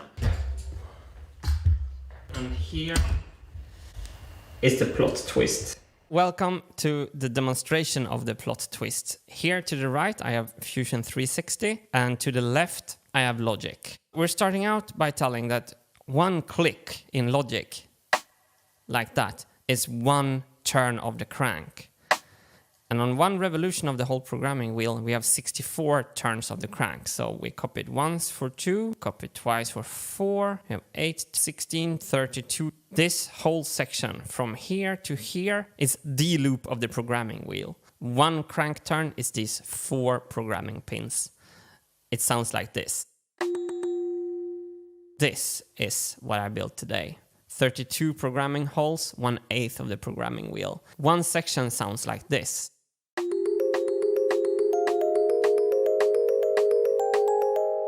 When we loop all that together, all 8 sections, we have the full loop.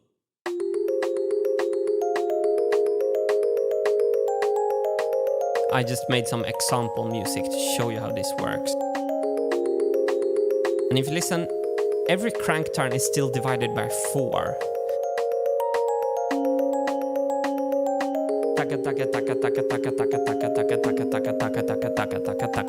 This is called 16th in music. And what's nice with all these math and geometry is that it adds up when it's looping. Listen now, section 8. 1, 2, 3, 4. Did you see what happened? The programming wheel made 1 full turn and the music just continue. The loop adds up in a nice way. So far so good? Not really. And this is where the cool stuff starts to happen. We divided everything in 4, but not all music is divided on 4. For example, Star Machine 2000 of Vintergatans song, that's based on triplets. So this would make the Marble Machine not able to play triplets. Another problem is that if we program a waltz on this grid, you can program a waltz in two ways on this grid. First, double tempo. And now half tempo.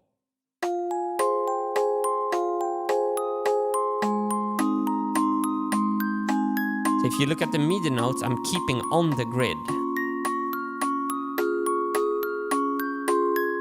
1, 2, 3, 2, 2, 3. 1, 2, 3, 2, 2, 3. So the music adds up, but the loop doesn't add up. So there would be the normal place to loop, but we have this extra bit here. Listen now.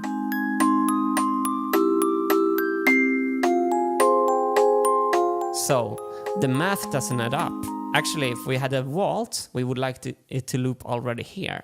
So that we're doing 3-4 on a 4-4 grid makes us this extra bars. And one of my idols, Jan Tiersen, he always have like 17 bar loops and odd number bar loops. So you can actually turn this into musical advantage, but I wouldn't like to be limited to always have to do that.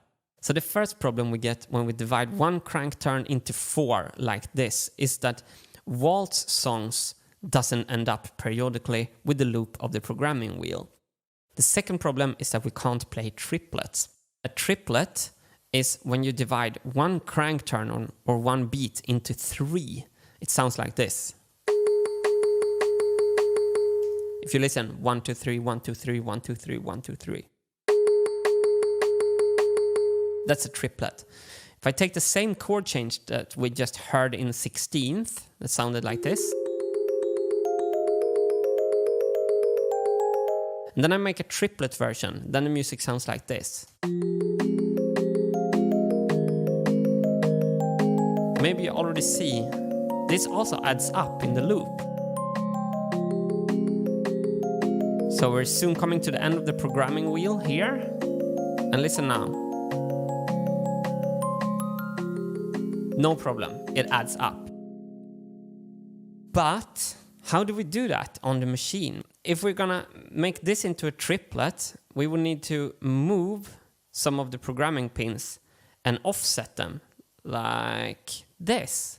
What if we make offset pins? Here's the offset pins. Instead of having 4 rod magnets like this, we could water cut this from 5mm metal and just glue a disc magnet on the bottom. And instead of 4, we have divided it on 3. Remove this pin and remove that pin, and you could still have only straight music by using only the straight pins, or you can use the triplet pins. And it opens up for beautiful stuff, because there's magic involved in this. First of all, we can play both 16th division, but we can also play triplet.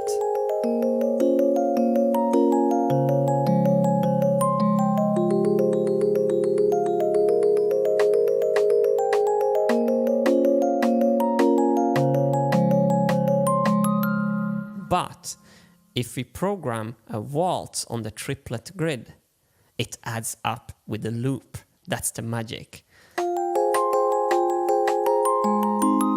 So this is a waltz.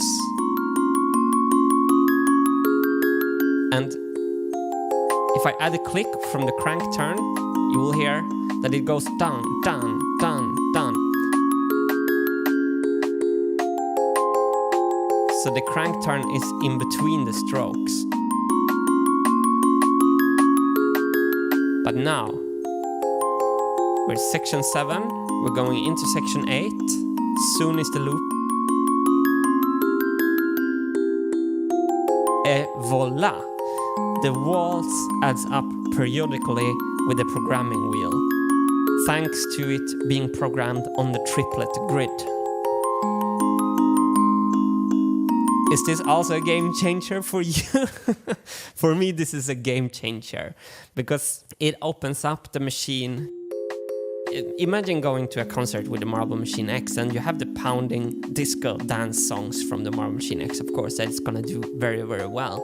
but all of a sudden it can play like this more music box waltz kind of somber song in 3/4 tempo, and it just go round and round and round. I would like to see that on a stage anyway.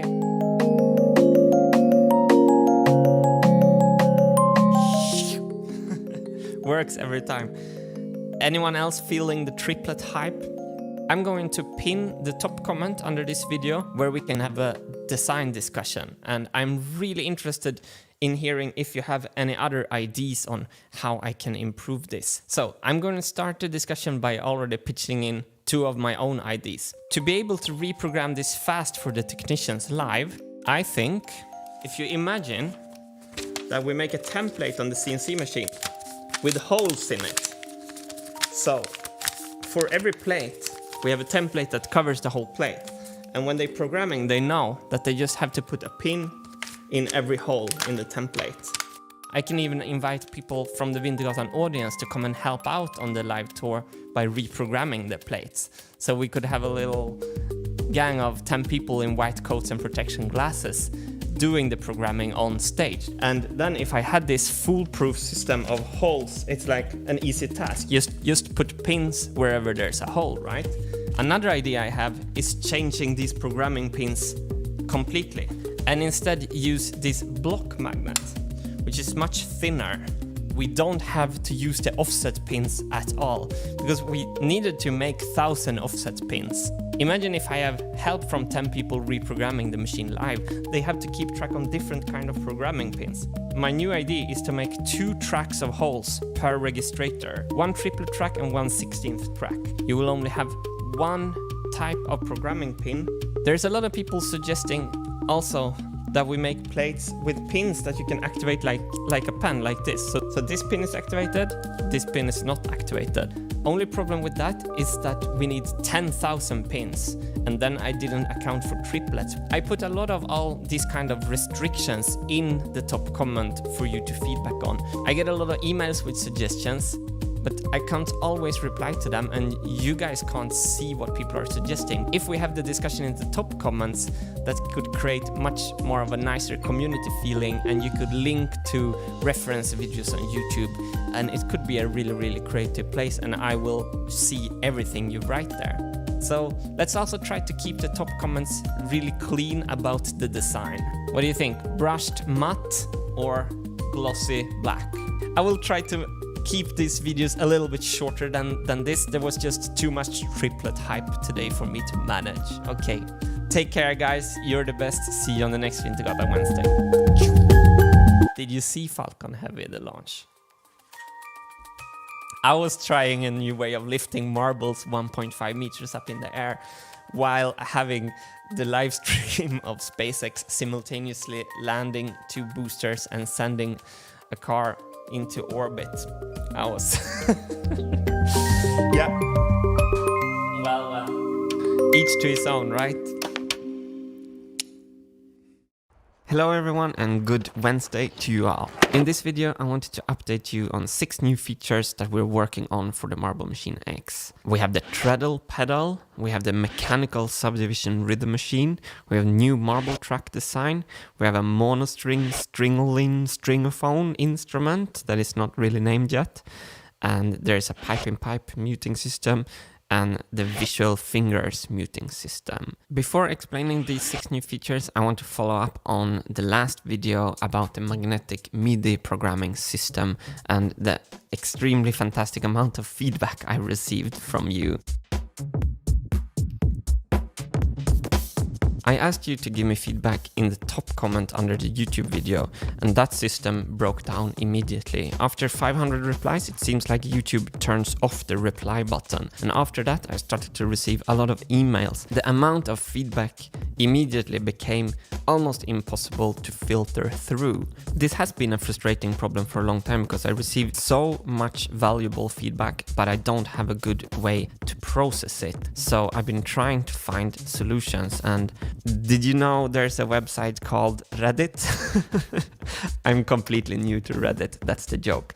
After the video, some viewers who saw the chaos in the comment section took action, and there was a Discord server started and a username on Reddit, Janusz, started the Marble Machine X subreddit, and I am now co-moderator together with Janusz. So from now on, the Marble Machine X subreddit is the place to submit feedback, and the cool thing with this place is that it's filtered by the viewers. You can up and down vote IDs, and you can discuss the IDs. It provides 1,000 times better overview. And let's set up some guidelines. Pictures, pictures, pictures. Keep the amount of text to a bare minimum and post pictures of your IDs. It was really naive of me to ask for feedback in the comment sections, especially since I want pictures. And I want to apologize for asking you to do this, but it would be fantastic if you could resubmit your ID in the Marble Machine X subreddit. I can't know for certain that this is going to work the way I want it to, but it's definitely worth a shot. So see you on the subreddit.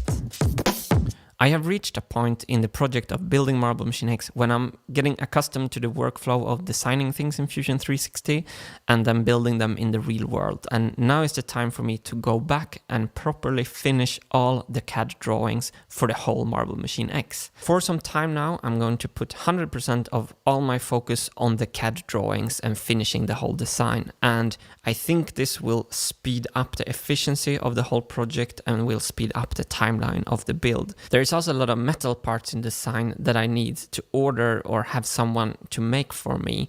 Since I can't make them myself, they become a little bit of a bottleneck when creating the machine in the real world. So that's also why I have to finish the drawing so I can order the metal parts and get on with the build. And as a sort of introduction for this period, I want to show you 6 concepts, 6 features that I've been working on sketches that I'm now going to go back and redesign and make into final drawings. Let's begin with a feature that I am super excited about.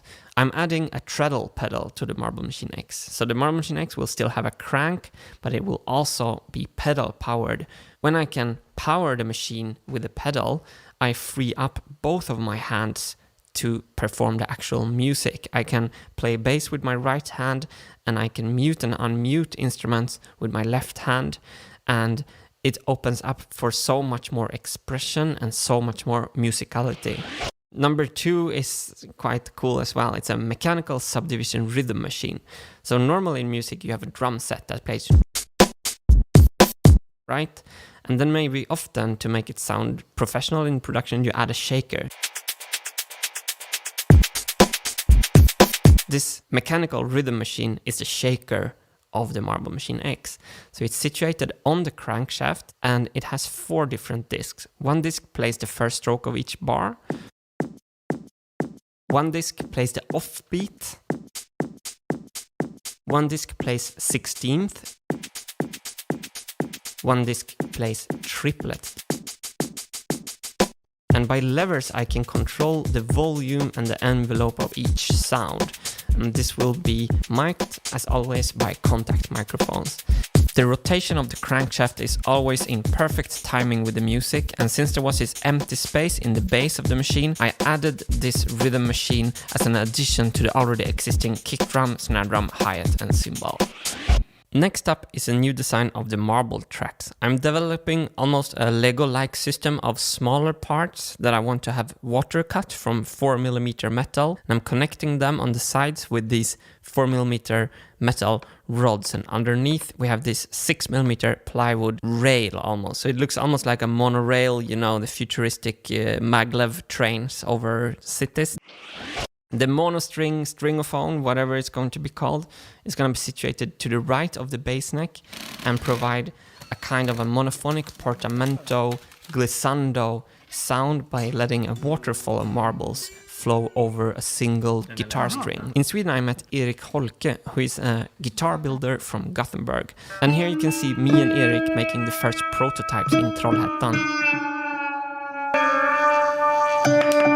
So now we're gonna do the first test with marbles.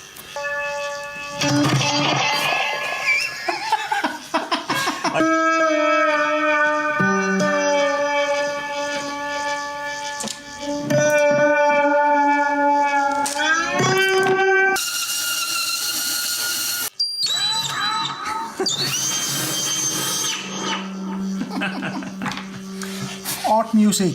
Let's go. testing this theory for how to create distance between the marbles of the stringolin instrument.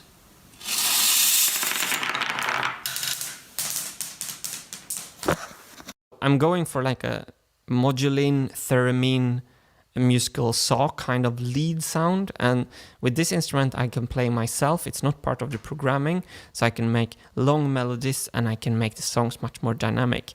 Eric is currently working on the real version of this instrument, and we are talking to Nathan of CNC Router Parts to actually use the same linear bearings that is on my CNC machine to attach the slider of the mono string.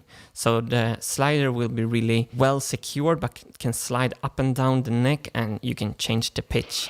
Next we have the pipe-in-pipe muting system, and on the Marble Machine X we have 6 mute groups: vibraphone, kick drum, snare drum, hi-hat, cymbal and bass. By making this pipe-in-pipe system we can make it very compact. Here you can see how the levers is connected to the pipes. I'm also making a little soundboard and putting contact microphones on the levers itself, so I can mix in the mechanical sound from the levers into the music. This stunk and skuff. What I'm doing right now is called feature creep in engineering language. I learned this from Marius. I told him about the soundboard for the levers ID and he just looked at me and said, feature creep.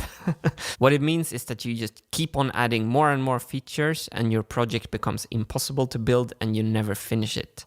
No matter, I'm going to feature creep the Marble Machine X into orbit around Mars before this is done. The levers are also connected to our 6th feature, the visual fingers muting system. So these Tim Burton-esque visual fingers is a concept that I already implemented in the first Marble Machine, but I didn't execute it very well. What I want the machine to do is that I want a section, let's say the vibraphone section, to lift its fingers and keep them still when the vibraphone is not playing. And then I want the fingers to fall down just like a piano player, put his hands on the keys of the piano and start moving for every note the Marble Machine is playing. If I can get these fingers to really move the way I hope they will, it will add tons of character to the Marble Machine X. It will tickle the imagination of people who are not into mechanics, will understand the basic function of the Marble Machine through this. A big part of our monkey brain wants immediate reward at all times, and I'm now trying to keep that part of my monkey brain at bay by not doing the more instantly rewarding real-world building and focusing on really getting the CAD drawings down and perfect. I'm sure this approach is more efficient and will speed up the whole building process. Even if the videos of me sketching inside the computer is a little bit less entertaining, I think it's very valuable for you to see that the bulk of all the work is actually done in the design part. When we try to make entertaining videos, we have to make things look easy. And that's a little bit of a dilemma because sometimes you just want to show the struggle. So that's what we're heading into now. And I've been procrastinating this a little bit and been tinkering around instead. And I'm going to stop tinkering around and pay super focus to the drawings. I want to try to speed this process up if I can. Credits to all of you who, for example, watches a whole video because you're listening to this. I know you do that. You have kept your monkey brain of immediate reward at bay really good for these 10 minutes. I'm sure there were some moments where your monkey brain wanted you to click away to another video to obtain faster stimuli, and you didn't do it. Good job. Looking forward to discuss the designs on the Marble Machine X subreddit with you all. See you on the next Vintergatan Wednesday.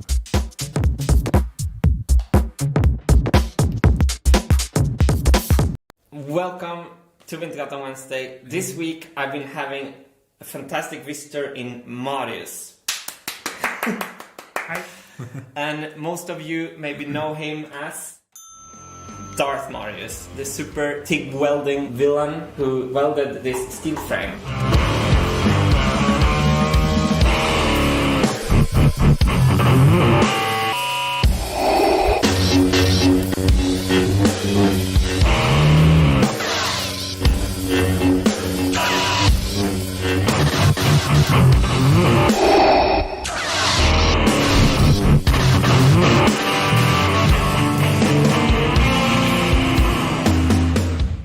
And I'm wondering who is the true Marius behind the supervillain Darth Marius. Yeah, behind the mask. Yes. Yeah, well, I'm human. Okay, yeah. I was not actually sure about that, so it's good stuff. I'm from Germany, and I'm a mechanical engineering student. Yeah. And I play around with technology and making stuff in my free time.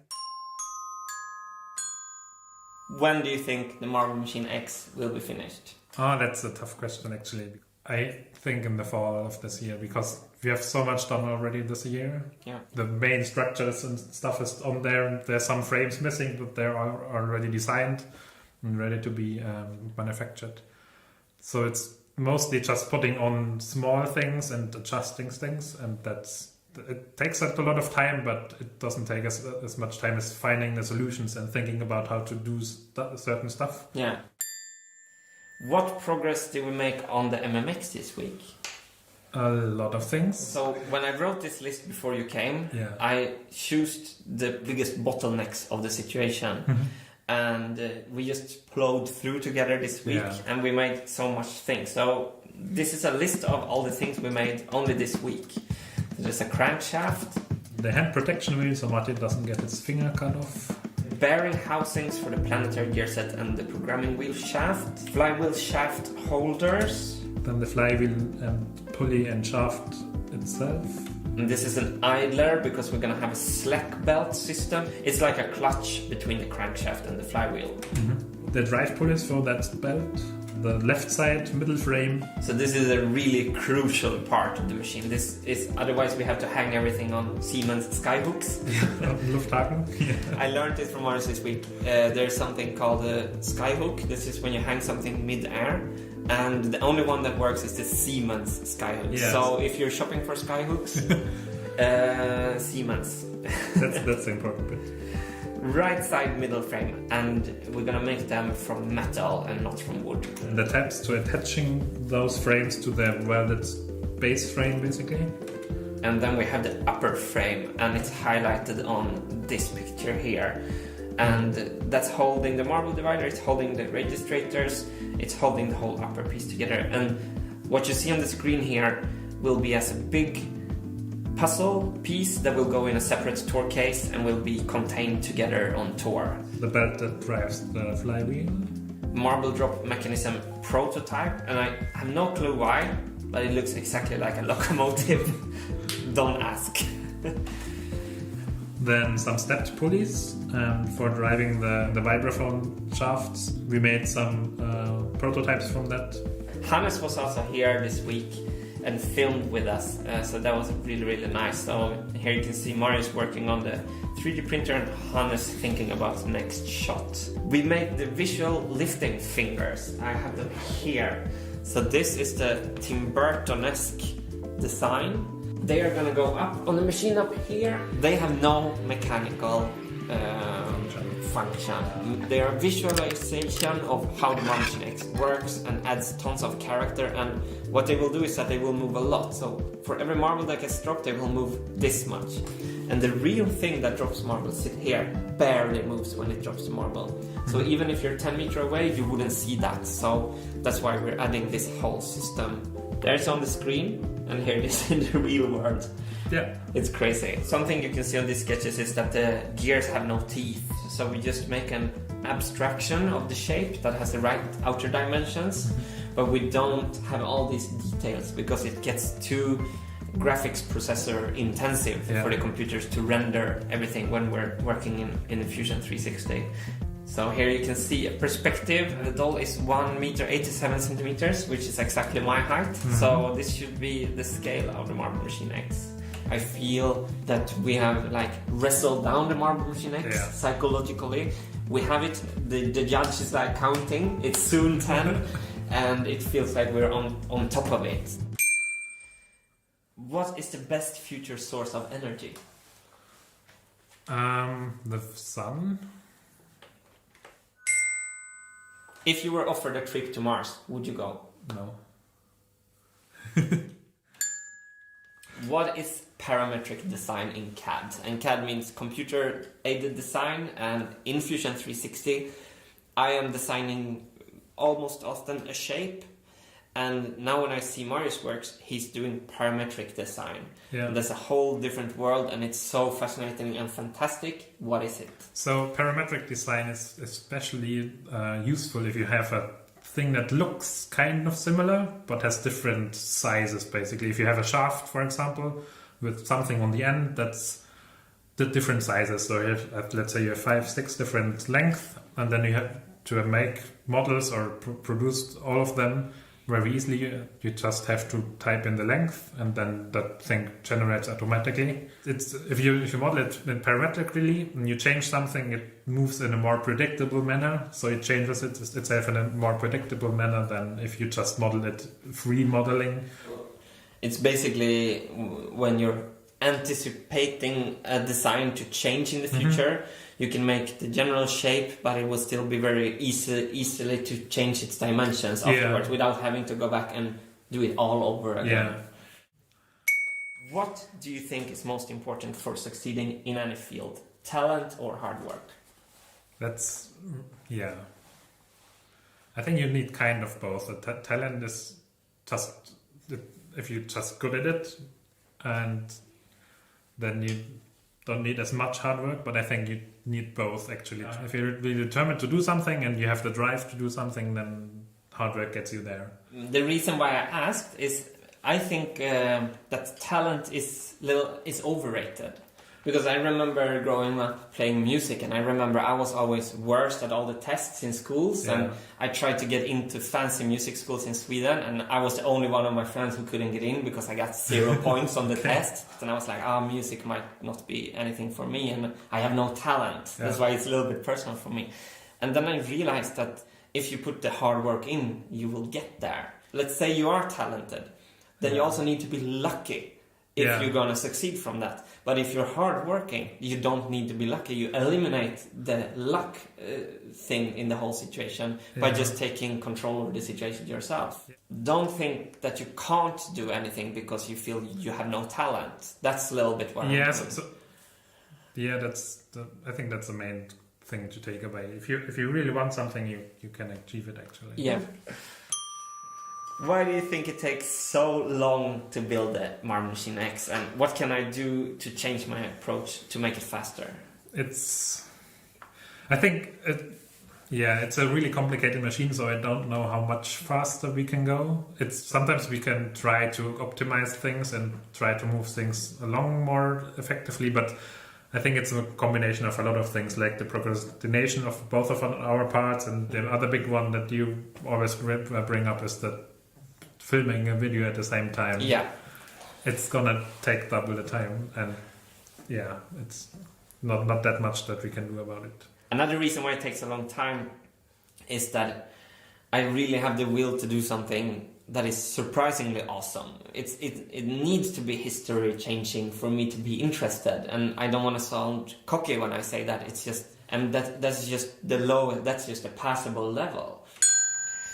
What's the challenges when compromising between different perspectives? And I mean engineering versus aesthetics, in us sometimes the easiest way to build something is not the most beautiful way, and we're struggling a lot with that. Yeah, so that's the thing. What goal does the Marble Machine have? So one thing is that it works, the second thing is that it makes good music, and the third thing is that it looks good on stage. So it's kind of one of the big points every part has to tick off the list to pass the test to be put into the machine. What's the worst thing about Wintergatan on Wednesday's videos? That you get so stressed about them. I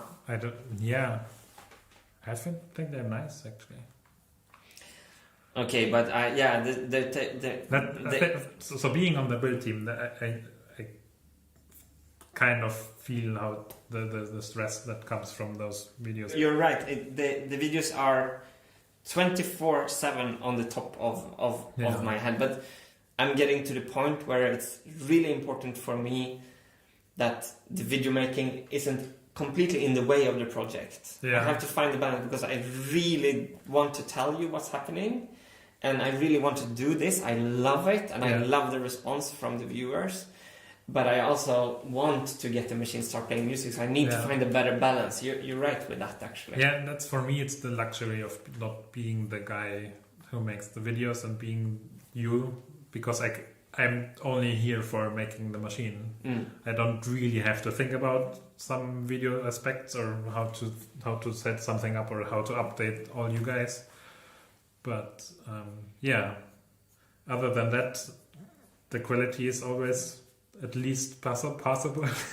Depending on how much time Martin or Hannes has of making the video. It's so engineering language. The quality is always at least passable. it's sometimes it's really, really good, and sometimes it's only passable. So I didn't flunk the single video, so maybe I can balance it with even more focus on moving the project forward, and maybe I will flunk a video or two. Yeah, maybe that's something to look forward to. Well, that's a very nice way of seeing it. Yeah. Next question. This is something I always wonder. Why do you prefer compression springs over expansion springs, actually?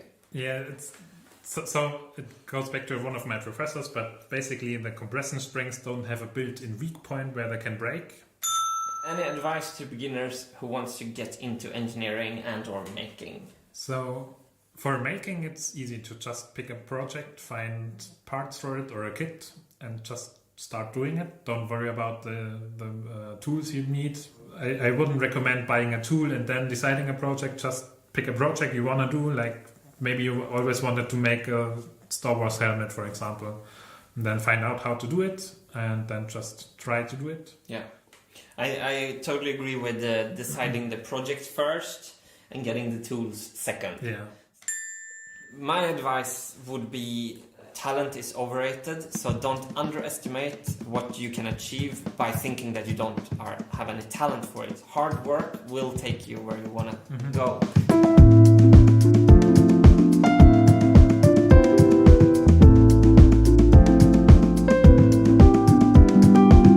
I have a story about Ronnie O'Sullivan, the snooker player. He's called the Mozart of snooker, and when he walks into the stair down to the arena in front of thousands of people to play the World Championships final, the announcer says he's the most naturally gifted, talented player who have ever graced a game of snooker. His fans calling him genius and Mozart of snooker, and Ronnie, in every single interview I've seen with Ronnie O'Sullivan, he says, "Stop calling me a genius. I have been chained to the snooker table every day since I was 8 years old. I've put the hard work in." And I made a cat poster in inspiration from Ronnie O'Sullivan. Try using the term genius less often. It's an insult to great work ethics. What are you laughing at? It's because I've heard that story 3 times already. It gets more and more interesting every time. You fill in a lot of details every time. That's funny. Okay, now I have to fix my hair just because you interrupted me. Sorry. So, I just wanted to tell you all that if you want to see Marius make actual CAD work on the Marble Machine X live and ask him questions, go follow him on Kiting Mare at twitch.tv. So it's twitch.tv/kitingmare. Yeah, I put a link in the description. Welcome to Marius' Twitch channel. Thanks for watching. Thank you. And thanks for, I said it in the charlatan, thanks for saving my life. Yeah, no problem. I have 2 feelings. I have the feeling that I'm so tired. Yeah. I've been spending 4 years of building marble machines. I just want to get to the music part now. Actually, I'm actually a little bit bored with building, which I think is a good thing, because that means when I love building, I create more problem solving than I need to create. Yeah. And now I don't want to feature creep. I don't want to create problems just to keep myself occupied. I just want to finish this. Yeah. So I'm tired of it after 4 years. It's maybe a sign of sanity. And I just want to get to the music part. My other feeling is that I can't really grasp how cool this is going to be. This is going to be history changing when we get this to work. And the Marble Machine X would never be what it's going to be without Marius. Probably. Yes, true. Then, thanks for watching. Yeah, and you can actually see Marius building this steel frame in this. We made a whole metal song just for the sake of a video title pun. There. It's here. And so that's the introduction to Darth Marius. It's a funny video actually. I really like it. I like it too. It's completely different music style than everything else. But yeah. It's the dark side of Marius. Yeah, it's kind of said that thick welding doesn't produce sparks.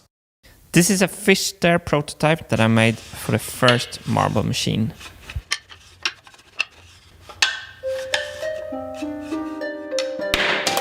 Almost. On the Marble Machine X, the fish stair will lift 2 rows of 8 marbles for every stroke. And I need a way to divide the marbles into nice rows of 8. And if you just let them divide them by themselves, as you can see, the marbles divide themselves into a honeycomb pattern. And I don't want that. I want 8 straight lines. And I have just an idea about how to achieve that with a very minimal amount of space and minimal amount of parts.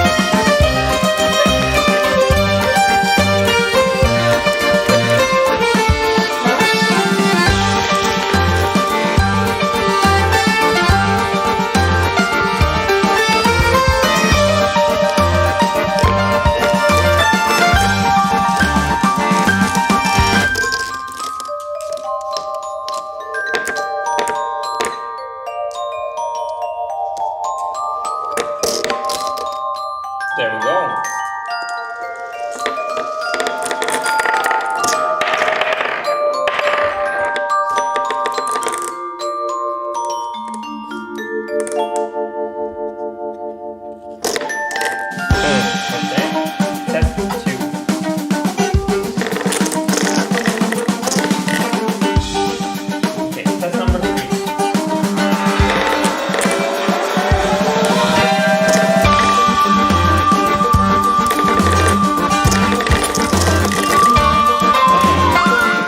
Add washers because the thing sticks on the sides. I'm gonna add these.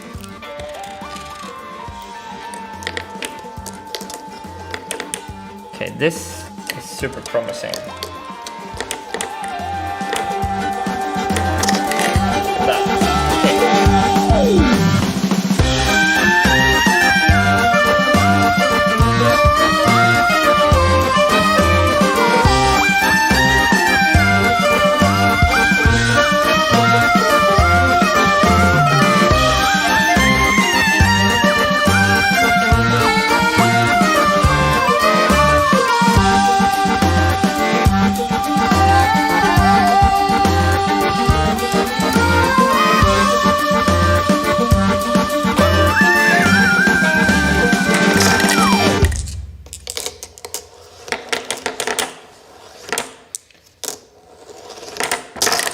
So, as expected, when it's just full and the ninth marbles come very quickly, you have this anomaly.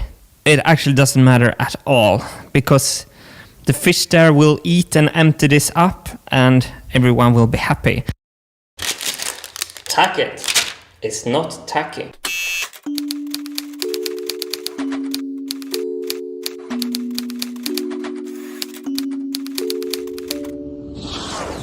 Prototype is done. Let's model the actual thing in Fusion 360. It's not really a tutorial.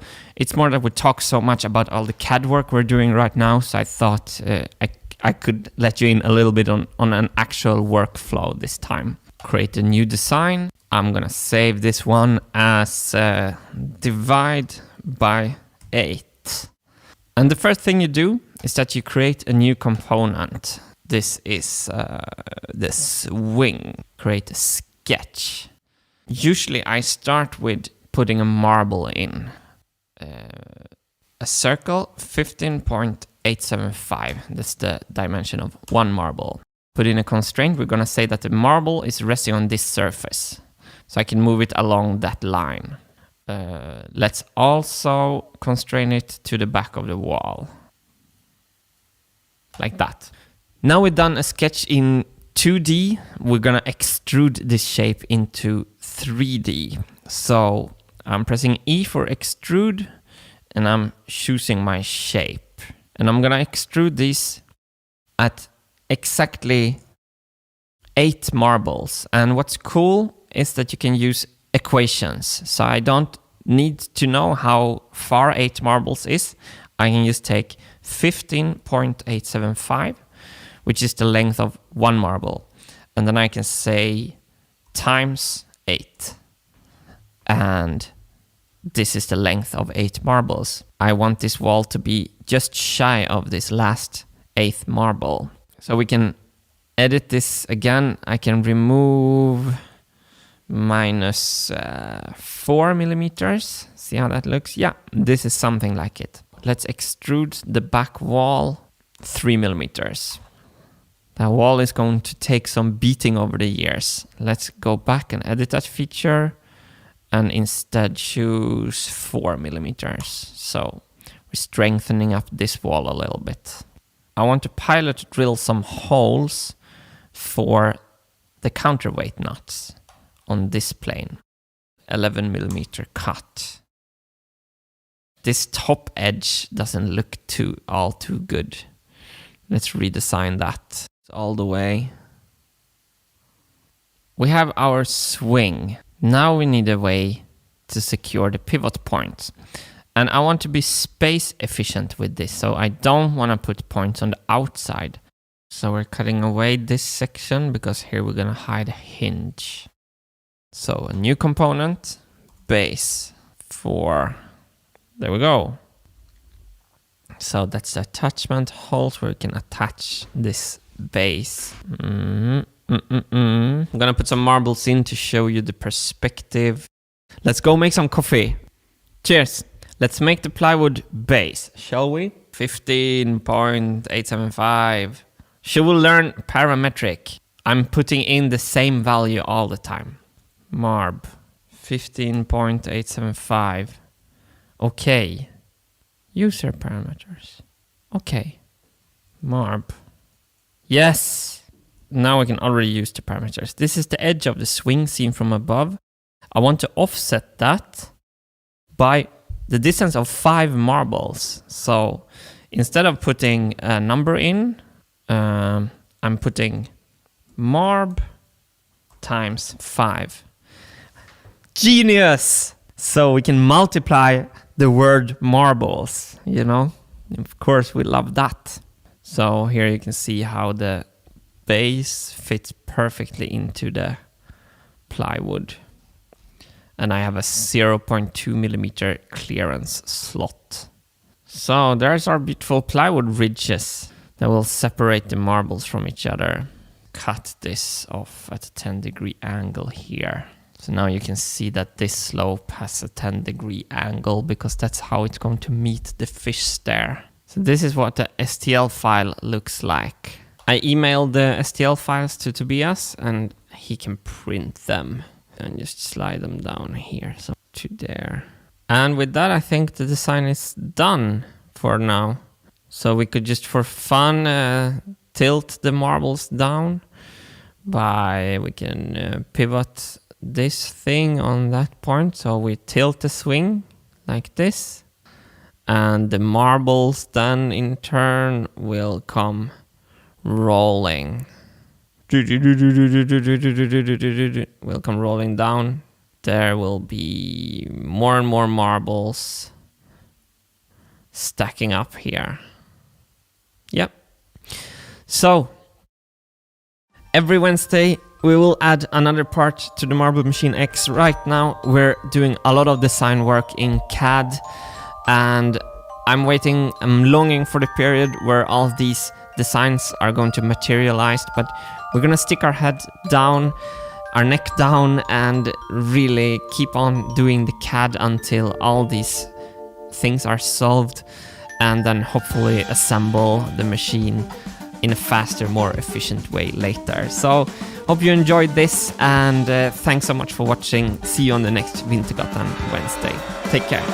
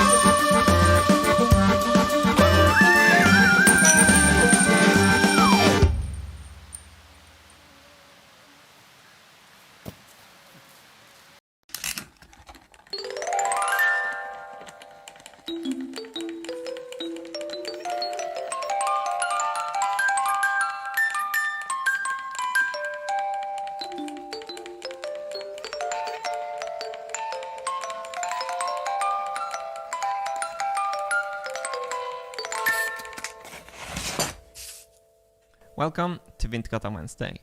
In this series, we are going to answer the ultimate question. Have I lost my marbles, or am I making a modern masterpiece? That is the question. In this episode, we're going to talk about the fish stair. It's a marble lifting technique among many others. This fish stair was built for the first marble machine, but was never implemented. I ended up using only a conveyor belt. And for the Marble Machine X, I actually made a fish stair in the absolutely first sketches. So this is not feature creep. I can show you. Fish stair, gears, pistons, steps, drop-off, pickup. So it was on the first drawings, so no feature creeping here. To understand the challenges with designing a perfect fish stair for the Marble Machine X, you need to know some basic information, and that is, first of all, we need to lift 8 marbles per crank turn. That's the value that we have calculated for the Marble Machine X to be able to play like a techno song for a long time without getting too few marbles into the marble divider. So that's our first, 8 marbles per crank turn. And the fish stair is driven by this shaft, and the crank has a timing wheel here on the crankshaft. This timing wheel has a ratio of 1 and goes to this timing wheel that has a ratio of 2. So this wheel goes half the speed from this, right? That timing wheel goes over to this side where we have the pistons. So these 2 pistons on this camshaft here that is driven by this axle from the timing belts I just showed you will go exactly in time with the music. That will be so cool, I think. And they will go half tempo compared to the crank. So they go up on these linear bearings here, and they power the fish stair here. So piston A power these groups of steps, and piston B power these groups of steps. And now I needed to calculate how much height I could get out of this. I needed to calculate how long this step has to be higher than this step in order for the marble to have time to jump to the next step. And to make that calculations, I started out with making a slow motion test. So what I did is that I took some slow-mo shots in 100 frames per second, and I have a frame counter here. So we can see if I can toggle that. Let's say this is the first frame where the marble actually can move to the next step. I can toggle forward and we can see that it's about 10 frames from 3 to 13 something there.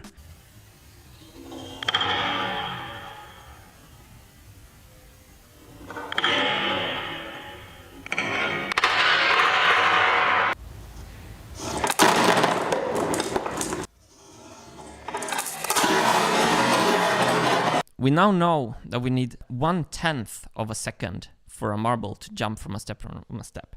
Let's make a worst case scenario for our calculations. Let's say we play a song in 200 BPM. That's really fast. That means that the crank turns 200 times for 1 minute. The cam offset for the pistons is 30 millimeter, which gives each fish stair step a travel of 6 centimeter. And after doing some bad maths with all these numbers, I realized that I could place the steps 45 millimeters apart and still have time for the marbles to climb the stair. But I didn't feel really certain, so I made a stop motion sketch in Fusion, because we have also another factor here. We have a circular motion transferred to straight, which means that the pistons will actually slow down at the peak and at the bottom. So you will have a nice acceleration of the piston movement in the middle and a slower movement exactly where we need the movement to be slow, that will give the marbles more time to jump to the next step. So I'm gonna take you through the evolution of the fish stair in the project. I think this is a placeholder. It's the most crude version we had of the first fish stair. I think this is the second fish stair. And what's interesting with this is that here you can see there is 2 rows of marbles next to each other. So it's 8 marbles wide and 2 rows of marbles deep. And I realized that this takes much longer. It takes much longer for these marbles to move to the next step when there's 2 in every line than only 1. And then I guess we came to this. And here I solved the problem of having 2 marbles deep by having 2 rows underneath each other. So every step takes 16 marbles. But I'm going to show you what happens if we insert this design into the full assembly. I'm not even going to join it, I'm just going to move it up there. These blocks to the left are sketch blocks when I try to figure out the position of the steps. So you can already see this construction. It looks like the marble machine has a giant ear on the left side. Let's leave it there. So the profile of the, I'm talking purely aesthetics here. The profile, this is unacceptable. As you can see, the overhang to the left is just out of balance, out of touch with the whole design. There was a lot of problems. Where do I demagnetize the marbles? It's ugly, it's awful, it's not nice. And then I came up with this solution. I introduced a very simple belt drive with cages that can take 8 marbles per piece, and they drop them off up here at the bus station on the top of the marble machine. So when the cages turns, the marbles will roll out automatically, and the marbles are safe when the cages are in this direction. And the cages are lifted in increments, also by the pistons with a ratchet system. So the cases, thanks to the round movement going into straight movement, the cases will go like wah, wah, wah, wah, and they will stop, load marble, then go fast. Stop, load marbles, then go fast. In time with the music. I think that is going to look awesome. And then I realized, because the fish stair was so much of a darling for me, So I realized that I can put a tiny fish there with only place for 4 marbles per step, as opposed to 16 before here. And this little fish there can take care of the recycling of marbles that haven't been used in the marble divider. And what is the marble recycling system? So look here, we have 3 lanes going into the marble divider. So the first lane comes in the beginning of the marble divider from the first holes. The second lane drops down in the middle of the marble divider here. The third lane drops down in the end. And when there's marbles that go through all the whole marble divider, but all the channels are full, so the marbles aren't needed, they go out on this side and they go down here into our divide by 8 that we're now going to change into a divide by 5, more on that later, and up in the fish stair. And then in the fish stair drop off, this is the fish stair drop off, and I saw here drop off, and this fish stair drop off is my best design yet in Fusion 360. Not only because how it looks and how it functions, but how I did the CADing of it. And the cool thing with this is that this part will receive 4 marbles, and it has a switch system. So you can switch the switch plates here. So now when I switch this position with a single, the marbles that come here will now fall through this hole. And I can switch it to there, and then the marbles will fall in the last opening. And that's important because these 3 different places for the marbles to fall is related to the 3 different lanes of the marble divider. So if we realize that there's one song that needs more marble for the drums, or more marbles for the bass, or more marbles from the beginning, I can just switch the switch plates and have the whole marble recycling loop going straight to that instrument section. I'm really excited about this because I didn't have to kill my fish there, darling. We have the belt drive back that people loved on the first machine, and I just like the look of it. The best thing with this system is that we have increased the marble lifting capacity at above 8 marbles per crank turn, because the recycled marbles that comes out of the full marble divider is not congesting the main lifting system of the belt, because they're not even going down there.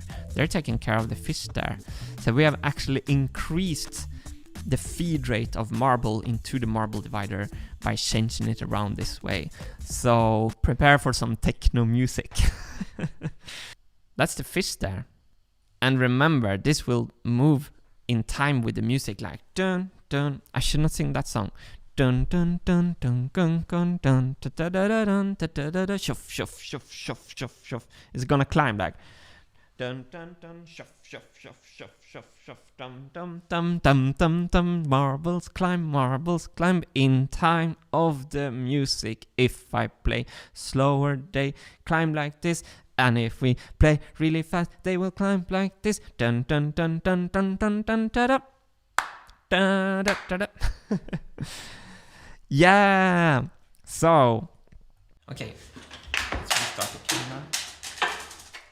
Did I just lose my marbles? No, I have 1 marble left. That's what we're clinging on to. Okay, let's make a spring tensioning system.